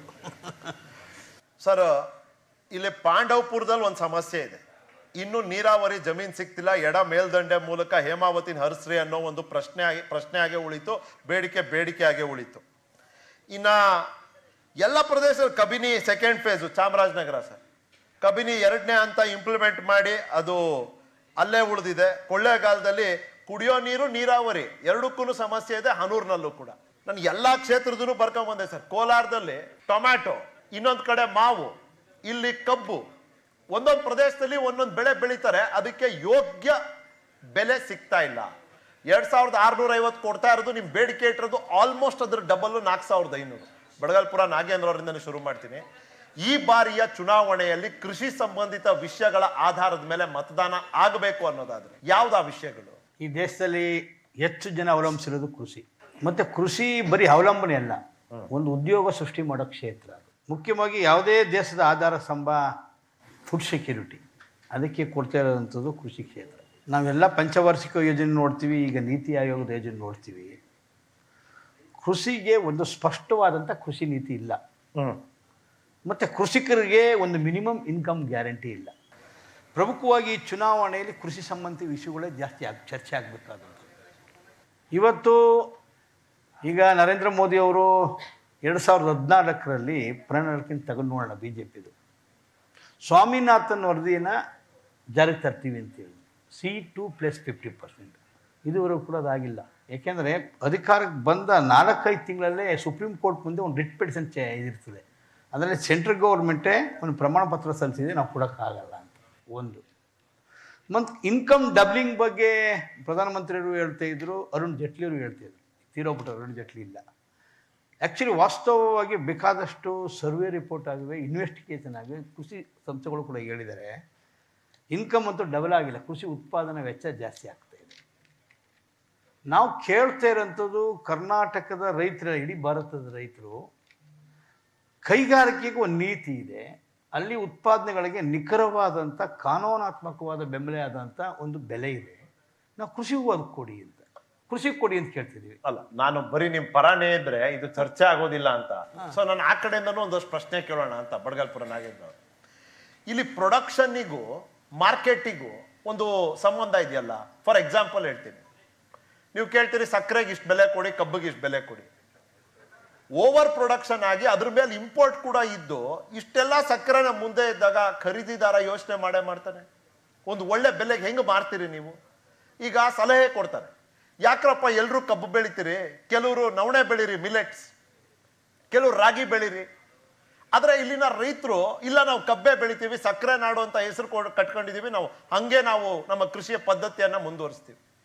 Production linked market price, over production plus import. Badagalpura Nagendra, ನೀವು ದೇಶ ನೋಡಿದ್ದೀರಿ, ಬೇರೆ ಬೇರೆ ವ್ಯವಸ್ಥೆಗಳು ನೋಡಿದ್ದೀರಿ, ಪ್ಲೀಸ್. ಈಗ ಮುಖ್ಯವಾಗಿ ವಿಶ್ವಸಂಸ್ಥೆ ಒಂದು ಚರ್ಚೆ ಆಗಿದೆ. ಇಂಡಿಯಾ ದೇಶದಲ್ಲಿ ಫುಡ್ ಪ್ರೊಡಕ್ಷನ್ ಜಾಸ್ತಿ ಇದೆ. ಇನ್ನು 2 ವರ್ಷ ಬೇಸಾಯ ಆಗದಿದ್ರು ಕೂಡ ಬೇಕಾದ ದೇಶಕ್ಕೆ ಬೇಕಾದಂಥ ಆಹಾರ ಬರ್ತದೆ. ಓವರ್ ಪ್ರೊಡಕ್ಷನ್ ಅಂತಲೇ ತಿಳ್ಕೊಳ್ಳಿ. ಆದರೆ ಇನ್ನೊಂದು ಕಡೆ 37% ಹಸುವಿನ ಸಾಯ್ತಾ ಇದೆ. ಇದು ಸರ್ಕಾರದ ಲಯಬಿಲಿಟಿ ಹೇಳ್ತಿರೋದು. 37% ಇವತ್ತು ಹಸುವಿನಿಂದ ಸಾಯುವಂಥ ಒಂದು ವರದಿನೂ ಕೂಡ ಇದೆ. ನಾವೆಲ್ಲ ರೀಚ್ ಆಗಬೇಕಲ್ಲ. ಪ್ರೊಡಕ್ಷನ್ ಓವರ್ ಪ್ರೊಡಕ್ಷನ್ ಇದೆ, ಗೋಡನ್ ಕೊಡ್ತೀವಿ ಅನ್ನೋದಲ್ಲ. ಒಂದು WTO ಬಂದ ಮೇಲೆ 1991ರಿಂದ ನಾವು ಚರ್ಚೆ ಮಾಡ್ತಿದ್ದೀವಿ. 1994 ಜಾರಿ ಆಯಿತು. WTOನಲ್ಲಿ ನಾವು ಸೇರಿದ್ದೇ ನಮ್ಗೆ ಅಪಾಯ ಆಗಿರೋದು. ಇವತ್ತು ರೈತರ ಆತ್ಮಹತ್ಯೆಗೆ ಮತ್ತು ರೈತರಿಗೆ ಬೆಲೆ ಸಿಗ್ತಿದ್ದಕ್ಕೆ ಕಾರಣ ಆಗಿರೋದು WTOದು. ಇವತ್ತು ನೋಡಿ, ಇಲ್ಲಿ ಸಕ್ಕರೆ ಇದೆ, ಬೇರೆ ದೇಶದಿಂದ ಸಕ್ಕರೆ ತರ್ಕೊತೀವಿ. ಇಲ್ಲಿ ಅಡಿಕೆ ಬೆಳೀತಾ ಇದ್ದೀವಿ, ಭೂತಾನಿಂದ ಅಡಿಕೆ ತರ್ಕೊತಿದ್ದೀವಿ. ಇಲ್ಲಿ ರೇಷ್ಮೆ ಬೆಳೀತಾ ಇದ್ದೀವಿ, ಬೇರೆ ದೇಶದಿಂದ ರೇಷ್ಮೆ ಬರುತ್ತೆ. ಯಾಕೆ ಅದು? ನಾವು ಹೇಳ್ತಿದ್ದು ಅದಕ್ಕೆ ಕಡಿವಾಣ ಹಾಕಿ. ನಮ್ಮ ದೇಶದಲ್ಲೇ ಬೇಕಾದಷ್ಟು ರೈತರಿದ್ದಾರೆ, ಬೇರೆ ದೇಶ ತಗೋಬಾರ್ದು ಅಂತಲ್ಲ. ಇಂಪೋರ್ಟ್ ಆ್ಯಂಡ್ ಎಕ್ಸ್ಪೋರ್ಟ್ ಪಾಲಿಸಿ ಇದ್ದೇ ಇದೆ. ಮತ್ತು ಬೇಡಿಕೆ ತಕ್ಕಂತೆ ಬೆಳೆ ಮಾಡಬೇಕು. ಬೇಕಾದಷ್ಟು ಕೃಷಿ ಇಲಾಖೆ ಇದೆ, ಕೃಷಿ ವಿಜ್ಞಾನಿಗಳಿದ್ದಾರೆ, ತೋಟಗಾರಿಕೆ ಇದೆ. ನೀವು ಜಿಲ್ಲೆಗೆ ಒಂದು ಬೆಳೆ ಬೆಳೀರಿ ಅಂತೀರಿ, ಒಂದು ಕೊಡಬೇಕಲ್ಲ. ಈಗ ಲೋಕಲ್ ಪ್ರೊಕ್ಯೂರ್ಮೆಂಟ್ ಇಂಪಾರ್ಟೆಂಟ್. ನಮ್ಮ ಜಿಲ್ಲೆಯಲ್ಲಿ ಬೆಳೆದದನ್ನ ಇಲ್ಲೇ ಒಂದು ಕೃಷಿ ಮಂಡಳಿ ಇರಬೇಕು. ಅದಕ್ಕೆ ಶಾಸನಾತ್ಮಕವಾದ ಅಧಿಕಾರ ಕೊಡಬೇಕು. ಏನು ಬೆಳಿಬೇಕು ಅಂತ ಅವ್ರು ಹೇಳ್ಬೇಕು, ಮತ್ತು ನಮ್ಮ ಬೆಳೆದದಕ್ಕೆ ಮಾರುಕಟ್ಟೆ ಕೊಡಬೇಕು. ಡಿಸ್ಟ್ರಿಕ್ಟ್ ಒಂದು ಕಮಿಟಿ ಮಾಡಿ ಅಂತ ಹೇಳ್ತೀವಿ. ಈಜಿ ಇದು. ಈ ಗ್ರಹಿಕೆ ಮತ್ತೆ ಖರೀದಿ ಇದೆಯಲ್ಲ ಸರ್, ನೀವು ಹೇಳಿ. ಈಗ ಮುಂದೆ ಒಂದು ಆಶ್ವಾಸನೆ ಬಂತು, 10 kg ಅಕ್ಕಿ ಕೊಡ್ತೀವಿ ಅಂತ. ಅದನ್ನ ಲೋಕಲಿ ಪ್ರೊಕ್ಯೂರ್ ಮಾಡಿದ್ರೆ, ಸ್ಥಳೀಯವಾಗಿ ಅದರ ಖರೀದಿ ಆದ್ರೆ ಅದು ಒಂದು ರೀತಿನಲ್ಲಿ ವಿನ್ ವಿನ್ ಸಿಚುವೇಶನ್ ಆಗೋದಿಲ್ವಾ? ಸರ್ಕಾರ ತನ್ನ ಕಾರ್ಯಕ್ರಮನ ಪೂರ್ಣಗೊಳಿಸ್ದಂಗಾಯ್ತು, ರೈತನಿಗೆ ಆದಾಯ ಬರೋಂಗ್ ಮಾಡಾಯ್ತು, ಬಡವನ ಹೊಟ್ಟೆಗೆ ಅನ್ನ ಹಾಕಿದ್ದಾಯ್ತು. ಅದನ್ನೇ ನಾನು ಹೇಳಕ್ ಹೊರಟೆ. ರೈತರ ಆದಾಯ ದ್ವಿಗುಣ, ಮತ್ತೆ ಸಕ್ಕರೆ ಬೆಳೀತಾರೆ, ಅಕ್ಕಿ ಬೆಳೀತಾರೆ, ಇದೆಲ್ಲ ಜಾಸ್ತಿ ಆಗ್ಬಿಡ್ತದೆ. ಸಿರಿಧಾನ್ಯ ಬೆಳಿಬೇಕು, ಸಿರಿಧಾನ್ಯ ಬೆಳೆದ್ರೆ ಉಳಿದ ರೇಟ್ಗಳು ವ್ಯತ್ಯಾಸ ಇದೆಲ್ಲ ಆಗುತ್ತೆ ಅಂತ ಒಂದು ಡಿಸ್ಕಷನ್, ಪ್ಯಾನಲ್ ಡಿಸ್ಕಷನ್ ಸಾಮಾನ್ಯವಾಗಿ ಎಲ್ಲ ಕಡೆ ನಡೀತಾ ಇದೆ ಸರ್. ಬಹಳ ನೀವು ಗ್ರಾಮೀಣ ಪ್ರದೇಶದ ಹೋಗಿ ಆಳಕ್ಕಿಳಿದು ನೋಡಿದಾಗ ಅಲ್ಲಿ ಬಹುತೇಕ ಹಳೆ ಮೈಸೂರು ಭಾಗದಲ್ಲಿ ನೀವು ಸಿರಿಧಾನ್ಯಗಳಿಗೆ ಇವತ್ತು ಅದಕ್ಕೆ ಬೇಕಾದಂಥ ಹೆಚ್ಚಿಗೆ ಬೆಳೆಯುವಂಥ ವಾತಾವರಣ, ಅದಕ್ಕೆ ಈಗ ನೀರು ಕಡಿಮೆ ಇದೆ, ಮಳೆ ಕಡಿಮೆ ಆಗ್ತಾ ಇದೆ, ಅದಕ್ಕೆ ಬೆಚ್ಚು ವಾತಾವರಣ ಇಲ್ಲಿದೆ. ಆದರೆ ಸಿರಿಧಾನ್ಯ ಬೆಳೆದವರ ಪರಿಸ್ಥಿತಿ ಇವತ್ತು ಏನಾಗಿದೆ? ಗ್ರಾಮೀಣ ಪ್ರದೇಶದಲ್ಲಿ ಸಿರಿಧಾನ್ಯವನ್ನು ಎಲ್ಲೋ ಫ್ಯಾಷನ್ಗೆ ರೈತರ ಹತ್ರ ಕಡಿಮೆ ಖರೀದಿ ಮಾಡಿ ಅದನ್ನು ಮಿಲ್ ಮಾಡಿ ಅದನ್ನು 120 ರೂಪಾಯಿಗೆ 140 ರೂಪಾಯಿಗೆ ಮಾರ್ತಾರೆ. ನಾನು ಒಬ್ಬ ಸ್ವತಃ ರೈತನಾಗಿ ಸಾಮೆ ಬೆಳೆದ್ರೆ, ನವಣೆ ಬೆಳೆದ್ರೆ, ಊದಲು ಬೆಳೆದ್ರೆ, ಕೊರಲೆ ಬೆಳೆದ್ರೆ ನಾನು 20 ರೂಪಾಯಿಗೆ ಮಾರಕ್ಕಾಯ್ತಾ ಇಲ್ಲ. ಯಾವುದು ಚುನಾವಣೆ ವಿಚಾರ ಆಗಬೇಕು ಅಂತ ನೀವು ಹೇಳಿದ್ರಿ. ಚಾಮರಾಜನಗರ ಜಿಲ್ಲೆಯಲ್ಲಿ ಆ ಜಿಲ್ಲೆಗೆ ಅರಿಶಿಣವನ್ನು ಅಲ್ಲಿಯ ಪ್ರಮುಖ ಬೆಳೆಯಾಗಿ ಮಾಡಿದ್ದಾರೆ. ಚಾಮರಾಜ ಜಿಲ್ಲೆಗೆ ಒಂದು ಜಿಲ್ಲೆ ಒಂದು ಬೆಳೆ. ಮೈಸೂರಿಗೆ ಬಾಳೆ ಮಾಡಿದ್ದಾರೆ, ಚಾಮರಾಜನಗರಕ್ಕೆ ಅರಿಶಿಣ ಮಾಡಿದ್ದಾರೆ. ಇವತ್ತು ಅರಿಶಿಣ ಬೆಳೆಗಾರರು ಕಳೆದ 15 ದಿನದಿಂದ ಬೀದಿಗೆ ಬಿದ್ದು ಹೋರಾಟ ಮಾಡ್ತಾ ಇದ್ದಾರೆ. ಡೆಲ್ಲಿಗೆ ಹೋಗಿದ್ರು. ಇವತ್ತು 1 ಕ್ವಿಂಟಾಲ್ ಅರಿಶಿಣ ಬೆಳೆಯೋಕ್ಕೆ ನಮಗೆ 12,000 ರೂಪಾಯಿ ಖರ್ಚಾಗುತ್ತೆ, 5,500 ರೂಪಾಯಿಗೆ ಖರೀದಿ ಮಾಡ್ತಾ ಇದ್ದಾರೆ. ಇದು ಯಾರು ಮಾಡ್ಬೇಕಾಗಿರೋದು ನೀತಿಗಳನ್ನು? ಇವತ್ತು ಸರ್ಕಾರ ಸಂಘಟಿತ ವಲಯಗಳ ಬಗ್ಗೆ, ಸರ್ಕಾರಿ ನೌಕರರಾಗಿರ್ಬೋದು ಅಥವಾ ಇನ್ಯಾವುದೋ ಪೌರ ಕಾರ್ಮಿಕರಾಗಿರ್ಬೋದು, ಸಂಘಟಿತ ವಲಯಗಳಿಗೆ ಮಾತ್ರ ಎದುರ್ತದೆ ವಿನಃ ನಮ್ಮ ಅಸಂಘಟಿತ ರೈತ ವಲಯದ ಬಗ್ಗೆ ಯಾವುದೇ ಸರ್ಕಾರಗಳು, ಅಧಿಕಾರಿಗಳು ಯಾವುದೇ ಪಾಲಿಸಿ ಮಾಡ್ತಾ ಇಲ್ಲ. ದುರಂತ ಏನಾಗಿದೆ ಗೊತ್ತಾ? ನಮ್ಮದು ರೈತರೆಲ್ಲ ನಾವು ಚೋಮನ ದುಡಿತರಾಗಿದ್ದೀವಿ. ನಮಗೆ ಶೋಷಣೆ ಆಗ್ತಾ ಇದೆ. ಆದರೆ ಶೋಷಣೆ ಯಾರು ಮಾಡ್ತಾ ಇದ್ದಾರೆ? ನಾವು ನಿಜವಾಗೂ ಶೋಷಣೆಗೆ ಒಳಪಟ್ಟಿದ್ದೀವಿ ಅನ್ನೋದೇ ನಮ್ಮ ರೈತರಿಗೆ ಗೊತ್ತಾಗ್ತಾ ಇಲ್ಲ. ಆದರೆ ನೀವೇನು ಮಾಡ್ತಾ ಇದ್ದೀರಿ? ಅದಕ್ಕೊಂದು ಪಾಲಿಸಿ ಇದೆಯಾ? ಈಗ ಚಾಮರಾಜನಗರದಲ್ಲಿ ನವಣೆ ಬೆಳೆಯೋಕ್ಕೆ, ಊದಲು ಬೆಳೆಯೋಕ್ಕೆ ರೈತರು ರೆಡಿ ಇದ್ದಾರೆ. ಅದಕ್ಕೆ ಅವ್ರ ಬೆಳೆಗೆ ಆದಾಯ ಎಷ್ಟು ಬರಬೇಕು? ಅದಕ್ಕೊಂದು ವೈಜ್ಞಾನಿಕ ನೀತಿ ಇಲ್ಲ. ಅದಕ್ಕೊಂದು ಸ್ಟಡಿ ಮಾಡಿಲ್ಲ. ಇವತ್ತು ಯಾವ ಭಾಗದ ಶಾಸಕನಾಗವನು ರೈತ ಸಂಪರ್ಕ ಕೇಂದ್ರದಲ್ಲಿ ಏನಾಗ್ತದೆ ಅಂತ ನೋಡಿದಾನ? ರಸಗೊಬ್ಬರ ಬೆಲೆ ಎಲ್ಲ ದ್ವಿಗುಣ ಆಗಿವೆ. ರೈತರ ಬಗ್ಗೆ ಸರ್ಕಾರಗಳಾಗಲಿ ಆ ಭಾಗದ ಜನಪ್ರತಿನಿಧಿಗಳಾಗಲಿ ಯಾರೂ ಚಿಂತೆ ಮಾಡ್ತಾ ಇಲ್ಲ. ಜೊತೆಗೆ ಆಡಳಿತ ಮಾಡ್ತಕ್ಕಂಥ ಸರ್ಕಾರಗಳು ತನ್ನದೇ ಆದಂಥ ವೈಜ್ಞಾನಿಕ ನೀತಿಗಳು ನಿಯಮಗಳನ್ನ ರೂಪಿಸ್ತಕ್ಕಂಥ ಸಂದರ್ಭದಲ್ಲಿ ಯಾರನ್ನ ಪರಿಗಣನೆಗೆ ತಗೋಬೇಕು ಅವ್ರನ್ನ ತಗೋತಾ ಇಲ್ಲ. ಅದರಲ್ಲಿ ಕಳೆದ KSRTC ನೌಕರರು ಒಂದಿನ ಬಸ್ಸನ್ನ ಬಂದ್ ಮಾಡ್ತೀವಿ ಅಂತ ಹೇಳಿದ್ರೆ ಮಂತ್ರಿಗಳು, ಸರ್ಕಾರದಲ್ಲಿರ್ತಕ್ಕಂಥ ಮುಖ್ಯಮಂತ್ರಿಗಳು, ಕಾರ್ಯದರ್ಶಿಗಳು ಹೋಗಿ ಚರ್ಚೆ ಮಾಡ್ತಾರೆ. ಸರ್ಕಾರದಲ್ಲಿ ಭಾಗವಾಗಿರ್ತಕ್ಕಂಥ ಎಲ್ಲ ಇಲಾಖೆಯ ನೌಕರರು ಒಂದು ದಿನ ನಾವು ಮುಷ್ಕರ ಮಾಡ್ತೀವಿ ಅಂತ ಹೇಳಿದ್ರೆ ಸರ್ಕಾರಿ ನೌಕರ ಅವ್ರನ್ನ ಮನೆ ಬಾಗಿಲಿಗೆ ಕರೆಸ್ಕೊಂಡು ವಿಧಾನಸೌಧದೊಳಗೆ ಕುಂಡಿಸ್ಕೊಂಡು ಚರ್ಚೆ ಮಾಡಿ ಅವ್ರಿಗೆ 17% ಕೊಡ್ತೀವಿ, 20% ಕೊಡ್ತೀವಿ, 6% ನಿಮಗೆ ಜಾಸ್ತಿ ಮಾಡ್ತೀವಿ ಅಂತೇಳಿ ಚೌಕಾಸಿ ಮಾಡ್ತದಲ್ಲ ಅವಿವೇಕಿ ಸರ್ಕಾರಗಳು. ರೈತರು ಒಂದು ಸಾರಿ ತನ್ನ ನೇಗಲು, ಎತ್ತು, ನೊಗ ಎಲ್ಲನೂ ಮನೇಲಿ ಮಡಗಿದ್ರೆ ಏನು ಪರಿಸ್ಥಿತಿ ಆಗ್ತದೆ ಅಂತೇಳಿ ಯೋಚನೆ ಮಾಡಿದಾವೆ ಸರ್ಕಾರಗಳು? ಯಾಕೆ ಯೋಚನೆ ಮಾಡ್ತಾ ಇಲ್ಲ? ನಮ್ಮಲ್ಲಿರ್ತಕ್ಕಂಥ ತಾಳ್ಮೆಯನ್ನು ಪರೀಕ್ಷೆ ಮಾಡ್ತಕ್ಕಂಥ ವ್ಯವಸ್ಥೆ. ನೀವು ಹೇಳಿದ್ರಿ ಸಂಘಟಿತ ಹೋರಾಟ ಎಲ್ಲಿದೆ, ಸಂಘಟಿತವಾಗಿ ಯಾಕೆ ಮಾಡ್ತಾ ಇಲ್ಲ, ಆಗಬಾರ್ದು ಅಂತಕ್ಕಂಥ ಪರಿಸ್ಥಿತಿ ಅಲ್ಲ. ನಾವು ಸಂಘಟಿತವಾಗಿ ಹೋರಾಟ ಮಾಡಿದಾಗ ಸಹ ದೆಸೆಯಿಂದನೇ ದೆಹಲಿಯ ಪಾರ್ಲಿಮೆಂಟ್ ಒಳಗಡೆ ಮಾಡಿದಂಥ ಕಾನೂನು 3 ರೈತ ವಿರೋಧಿ ಕಾಯ್ದೆಗಳನ್ನು ಅದೇ ಪಾರ್ಲಿಮೆಂಟ್ಗೆ ಸೆಷನ್ ಕರೆದೇನೆ ರಾತ್ರೋರಾತ್ರಿ ಮೋದಿ ವಾಪಸ್ ತಗೊಳ್ತಕ್ಕಂಥ ಪರಿಸ್ಥಿತಿ ನಿರ್ಮಾಣ ಆದ್ದು ಯಾರಿಂದ? ಇದೇ ರೈತ ಚಳವಳಿಯಿಂದ ಆಗ್ತು. ಅಗ್ರಿಕಲ್ಚರ್ ಅನ್ನೋದು ಸ್ಟೇಟ್ ಸಬ್ಜೆಕ್ಟ್. ಹೌದು, ಇದು ಸೆಂಟ್ರಲ್ ಲಿಸ್ಟ್ ಅಲ್ಲಿ ಇಲ್ಲ. ನೀವು ರಾಜಾರೋಷವಾಗಿ ಸಾರ್ವತ್ರಿಕವಾಗಿ ರಾಷ್ಟ್ರೀಯ ಮಟ್ಟದಲ್ಲಿ ಇದನ್ನು ಅನುಷ್ಠಾನಕ್ಕೆ ತರ್ತೀವಿ ಅಂತ ನೀವು ಹೇಗೆ ಅನ್ಕೊಂಡ್ರಿ? ಯಾಕಂದ್ರೆ ಹರಿಯಾಣದಲ್ಲಿರೋ ಪರಿಸ್ಥಿತಿ ಕರ್ನಾಟಕದಲ್ಲಿಲ್ಲ, ಪಂಜಾಬ್ನಲ್ಲಿ ಯಾರ್ಯಾರು ಯಾವ್ಯಾವ ಪಾತ್ರ ನಿಭಾಯಿಸ್ತಾರೆ ಅದೇ ರೀತಿಯ ಚಿತ್ರಣ ಕರ್ನಾಟಕದಲ್ಲಿಲ್ಲ. ಹಾಗಾಗಿ ಬಡಗಲ್ಪುರ ನಾಗೇಂದ್ರ ಅವರೇ, ನಮ್ಮ ನಿರೀಕ್ಷೆಗಳನ್ನ ನಾವು ಯಾರಿಂದ ಇಟ್ಕೊಂಡಿದ್ದೀವಿ? ಕೇಂದ್ರದಿಂದಾನೋ ರಾಜ್ಯದಿಂದಾನೋ? ಈಗ ಒಕ್ಕೂಟ ವ್ಯವಸ್ಥೆ, ಈಗ ಸಂವಿಧಾನದಲ್ಲಿ ನಾವು ಒಕ್ಕೂಟ ವ್ಯವಸ್ಥೆ ಇದೆ, ಅದಕ್ಕೆ ರಾಜ್ಯಕ್ಕೆ ಇದೆ, ಕೇಂದ್ರಕ್ಕೆ ಇದೆ, ಸಮವರ್ತಿ ಪಟ್ಟಿ ಇದೆ. ಇವತ್ತಿನ ಬೆಳವಣಿಗೆ ಏನಾಗಿದೆ ಅಂತಂದರೆ, ಈ ಒಕ್ಕೂಟ ಸರ್ಕಾರ ರಾಜ್ಯಗಳ ಅಧಿಕಾರದ ಮೇಲೆ ಹಸ್ತಕ್ಷೇಪ ಮಾಡ್ತಾ ಇದೆ. ಉದಾಹರಣೆ ನಿಮ್ಗೆ ಹೇಳ್ತೀನಿ, ಕೃಷಿ ಕ್ಷೇತ್ರ ಈಗ ಕೃಷಿ ಕ್ಷೇತ್ರದಲ್ಲಿ ಪಾಲಿಸಿ ಮ್ಯಾಟ್ರನ್ನ ಮಾಡುವಂಥವ್ರು ಅವರು ಇಂಪ್ಲಿಮೆಂಟೇಷನ್ ರಾಜ್ಯಕ್ಕೆ ಕೊಡ್ತಾ ಇದ್ದಾರೆ. ಇವತ್ತು APMC ಇವತ್ತು 88 APMCಗಳು ಮುಚ್ಚೋ ಥರ ಬರ್ತಾ ಇದ್ದಾವೆ. ಹೊರಗಡೆ ರೇಟ್ ಸಿಗುತ್ತೆ ಅಂದರು, 2 ವರ್ಷ ಆಯಿತು. ಸೆಪ್ಟೆಂಬರ್ 2020 ಜಾರಿಗೆ ತಂದು 2023 ನಾವು ಇದ್ದೀವಿ. ಇದುವರೆಗೂ ಕೂಡ ಮೊನ್ನೆ ನಾನು ತಿಪ್ಟೂರ್ಗೆ ಹೋಗಿದ್ದು, ಪ್ರೈವೇಟ್ ಮಾರ್ಕೆಟಲ್ಲೂ ಅಷ್ಟೇ, APMCನೂ ಅಷ್ಟೇ, ಕೊಬ್ಬರಿ ಬೆಲೆ ಸಿಗ್ತಾ ಇಲ್ಲ. ಉದಾಹರಣೆಗೆ ನಾವು ಒಂದು 23 ಬೆಳೆಗೆ MSP ಕೊಡ್ತಾರೆ ಸೆಂಟ್ರಲ್ ಗೌರ್ಮೆಂಟು. ಕರ್ನಾಟಕದಲ್ಲಿ ಇರುವಂಥ 12 ಬೆಳೆಗೆ MSP ಅಪ್ಲೈ ಆಗ್ತಾಯಿದೆ. ಆ 12 ಬೆಳೆಗೂ ಕೂಡ ರಾಜ್ಯ ಸರ್ಕಾರವೇ ಮಧ್ಯಪ್ರವೇಶ ಮಾಡ್ಬೋದು ಬೆಲೆ ಬಿದ್ದಾಗ. ಎಷ್ಟು ಬೇಕು? 10,000 ಕೋಟಿ ಅಷ್ಟೇ. ಈಗ ನಮ್ಮ ಲೆಕ್ಕಾಚಾರ 13,000 ಕೋಟಿ ಒಂದು ರಿವೈವಲ್ ಫಂಡ್ ಇಟ್ಟರೆ ರಾಜ್ಯ ಸರ್ಕಾರವೇ ಮಾಡ್ಬೋದು. ಈಗ ನೀವು ಕಬ್ಬುದು ಹೇಳಿದ್ರಿ, ಈಗ ಆ್ಯಕ್ಚುಲಿ 4,000 ರೂಪಾಯಿ ನಾವು ಡಿಮಾಂಡ್ ಮಾಡ್ತಿದ್ದೀವಿ ಅಂತೇಳಿ. ಈಗ ಎಥನಾಲ್ ಮಾಡಿದ್ರು ಕೇಂದ್ರ ಸರ್ಕಾರ ಹೇಳುತ್ತೆ. ಕಬ್ಬುದು ಸಕ್ಕರೆ ಕನ್ಸಂಪ್ಷನ್ಗಿಂತ ನಾವು ಸಕ್ಕರೆ ಬೇರೆ ಬೇರೆ ಕಾರಣಕ್ಕೆ ಜ್ಯೂಸ್ಗೆ ಹೋಗುತ್ತೆ, ಮಿಠಾಯಿ ಅಂಗಡಿಗಳಿಗೆ ಹೋಗುತ್ತೆ, ಬೇರೆ ಬೇರೆ ಕಾರಣಗಳಿಗೆ ನಮ್ಮ ಕನ್ಸಂಪ್ಷನ್ ಬೇರೆ ಹೋಗ್ತಿರೋಂಥದ್ದು. ಈಗ ಮೆಡಿಸನ್ಗೂ ಕೂಡ ಕಬ್ಬನ್ನು ಉಪ ಉತ್ಪನ್ನ ಮೆಡಿಸನ್ಗೂ ಕೂಡ ಅದರಿಂದ ಹೋಗ್ತಾ ಇದೆ. ಇವತ್ತು ಎಥನಾಲ್ಗೆ ಪ್ರಮೋಟ್ ಮಾಡಿದ್ರೆ ನನ್ನ ಪ್ರಕಾರ ಕಬ್ಬಿಗೆ 5,700 ರೂಪಾಯಿ ಕೊಡ್ಬೋದು. ಇಡೀ ಕರ್ನಾಟಕದಲ್ಲಿ ಎಷ್ಟು ಇಂಡಸ್ಟ್ರಿ ಇದ್ದಾವೆ, ಇಂಡಸ್ಟ್ರಿಯಲ್ಲಿ 3/4 ಭಾಗ ಇಂಡಸ್ಟ್ರಿಯಲ್ಲಿ ಎಥನಾಲ್ ಯೂನಿಟ್ ಮಾಡಿದ್ರೆ ಈಗ ನಮಗೆ ದುಬಾರಿಯಾಗಿರುವಂಥ ಈ ಡೀಸೆಲ್ಲು ಪೆಟ್ರೋಲ್ದು ಬೆಲೆ ಕಡಿಮೆ ಮಾಡ್ಕೋಬೋದಂಥದ್ದು.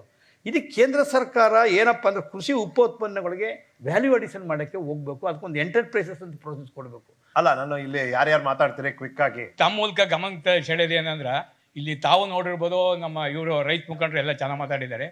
ಗನ್ ಹೌಸ್ ಅಂತ ತರಕಾರಿ ಮಾಡ್ತಾರೆ, ಅದು ಸ್ವತಃ ಅನುಭವಿಸಿರವ. 1 ಗಂಟೆ ರಾತ್ರಿಯಲ್ಲಿ ಮಳೆ ಬಂತು, 10 ಮೂಟೆ ಬದನೆಕಾಯಿ ಕೊಚ್ಕೊಂಡು ಮೂಡಿಗೋಯ್ತು.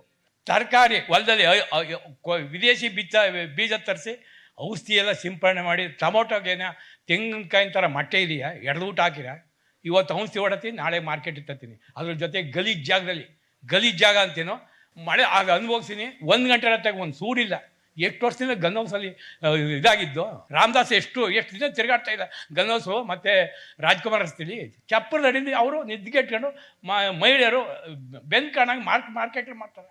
ಆ ಮಾರ್ಕೆಟ್ಗೆ ತಗೊಂಡು ಹೋಗಕ್ಕೆ ಒಂದು ಸ್ಥಳ ಗುರುತಿಲ್ಲ. ಈಗ ಸ್ವಾಮಿನಾಥನ್ ರಿಪೋರ್ಟಲ್ಲಿ ಈಗಿರುವಂಥ APMC 1/3 ಅಷ್ಟೇ ನಮಗಿರೋದು ಮಾರ್ಕೆಟು.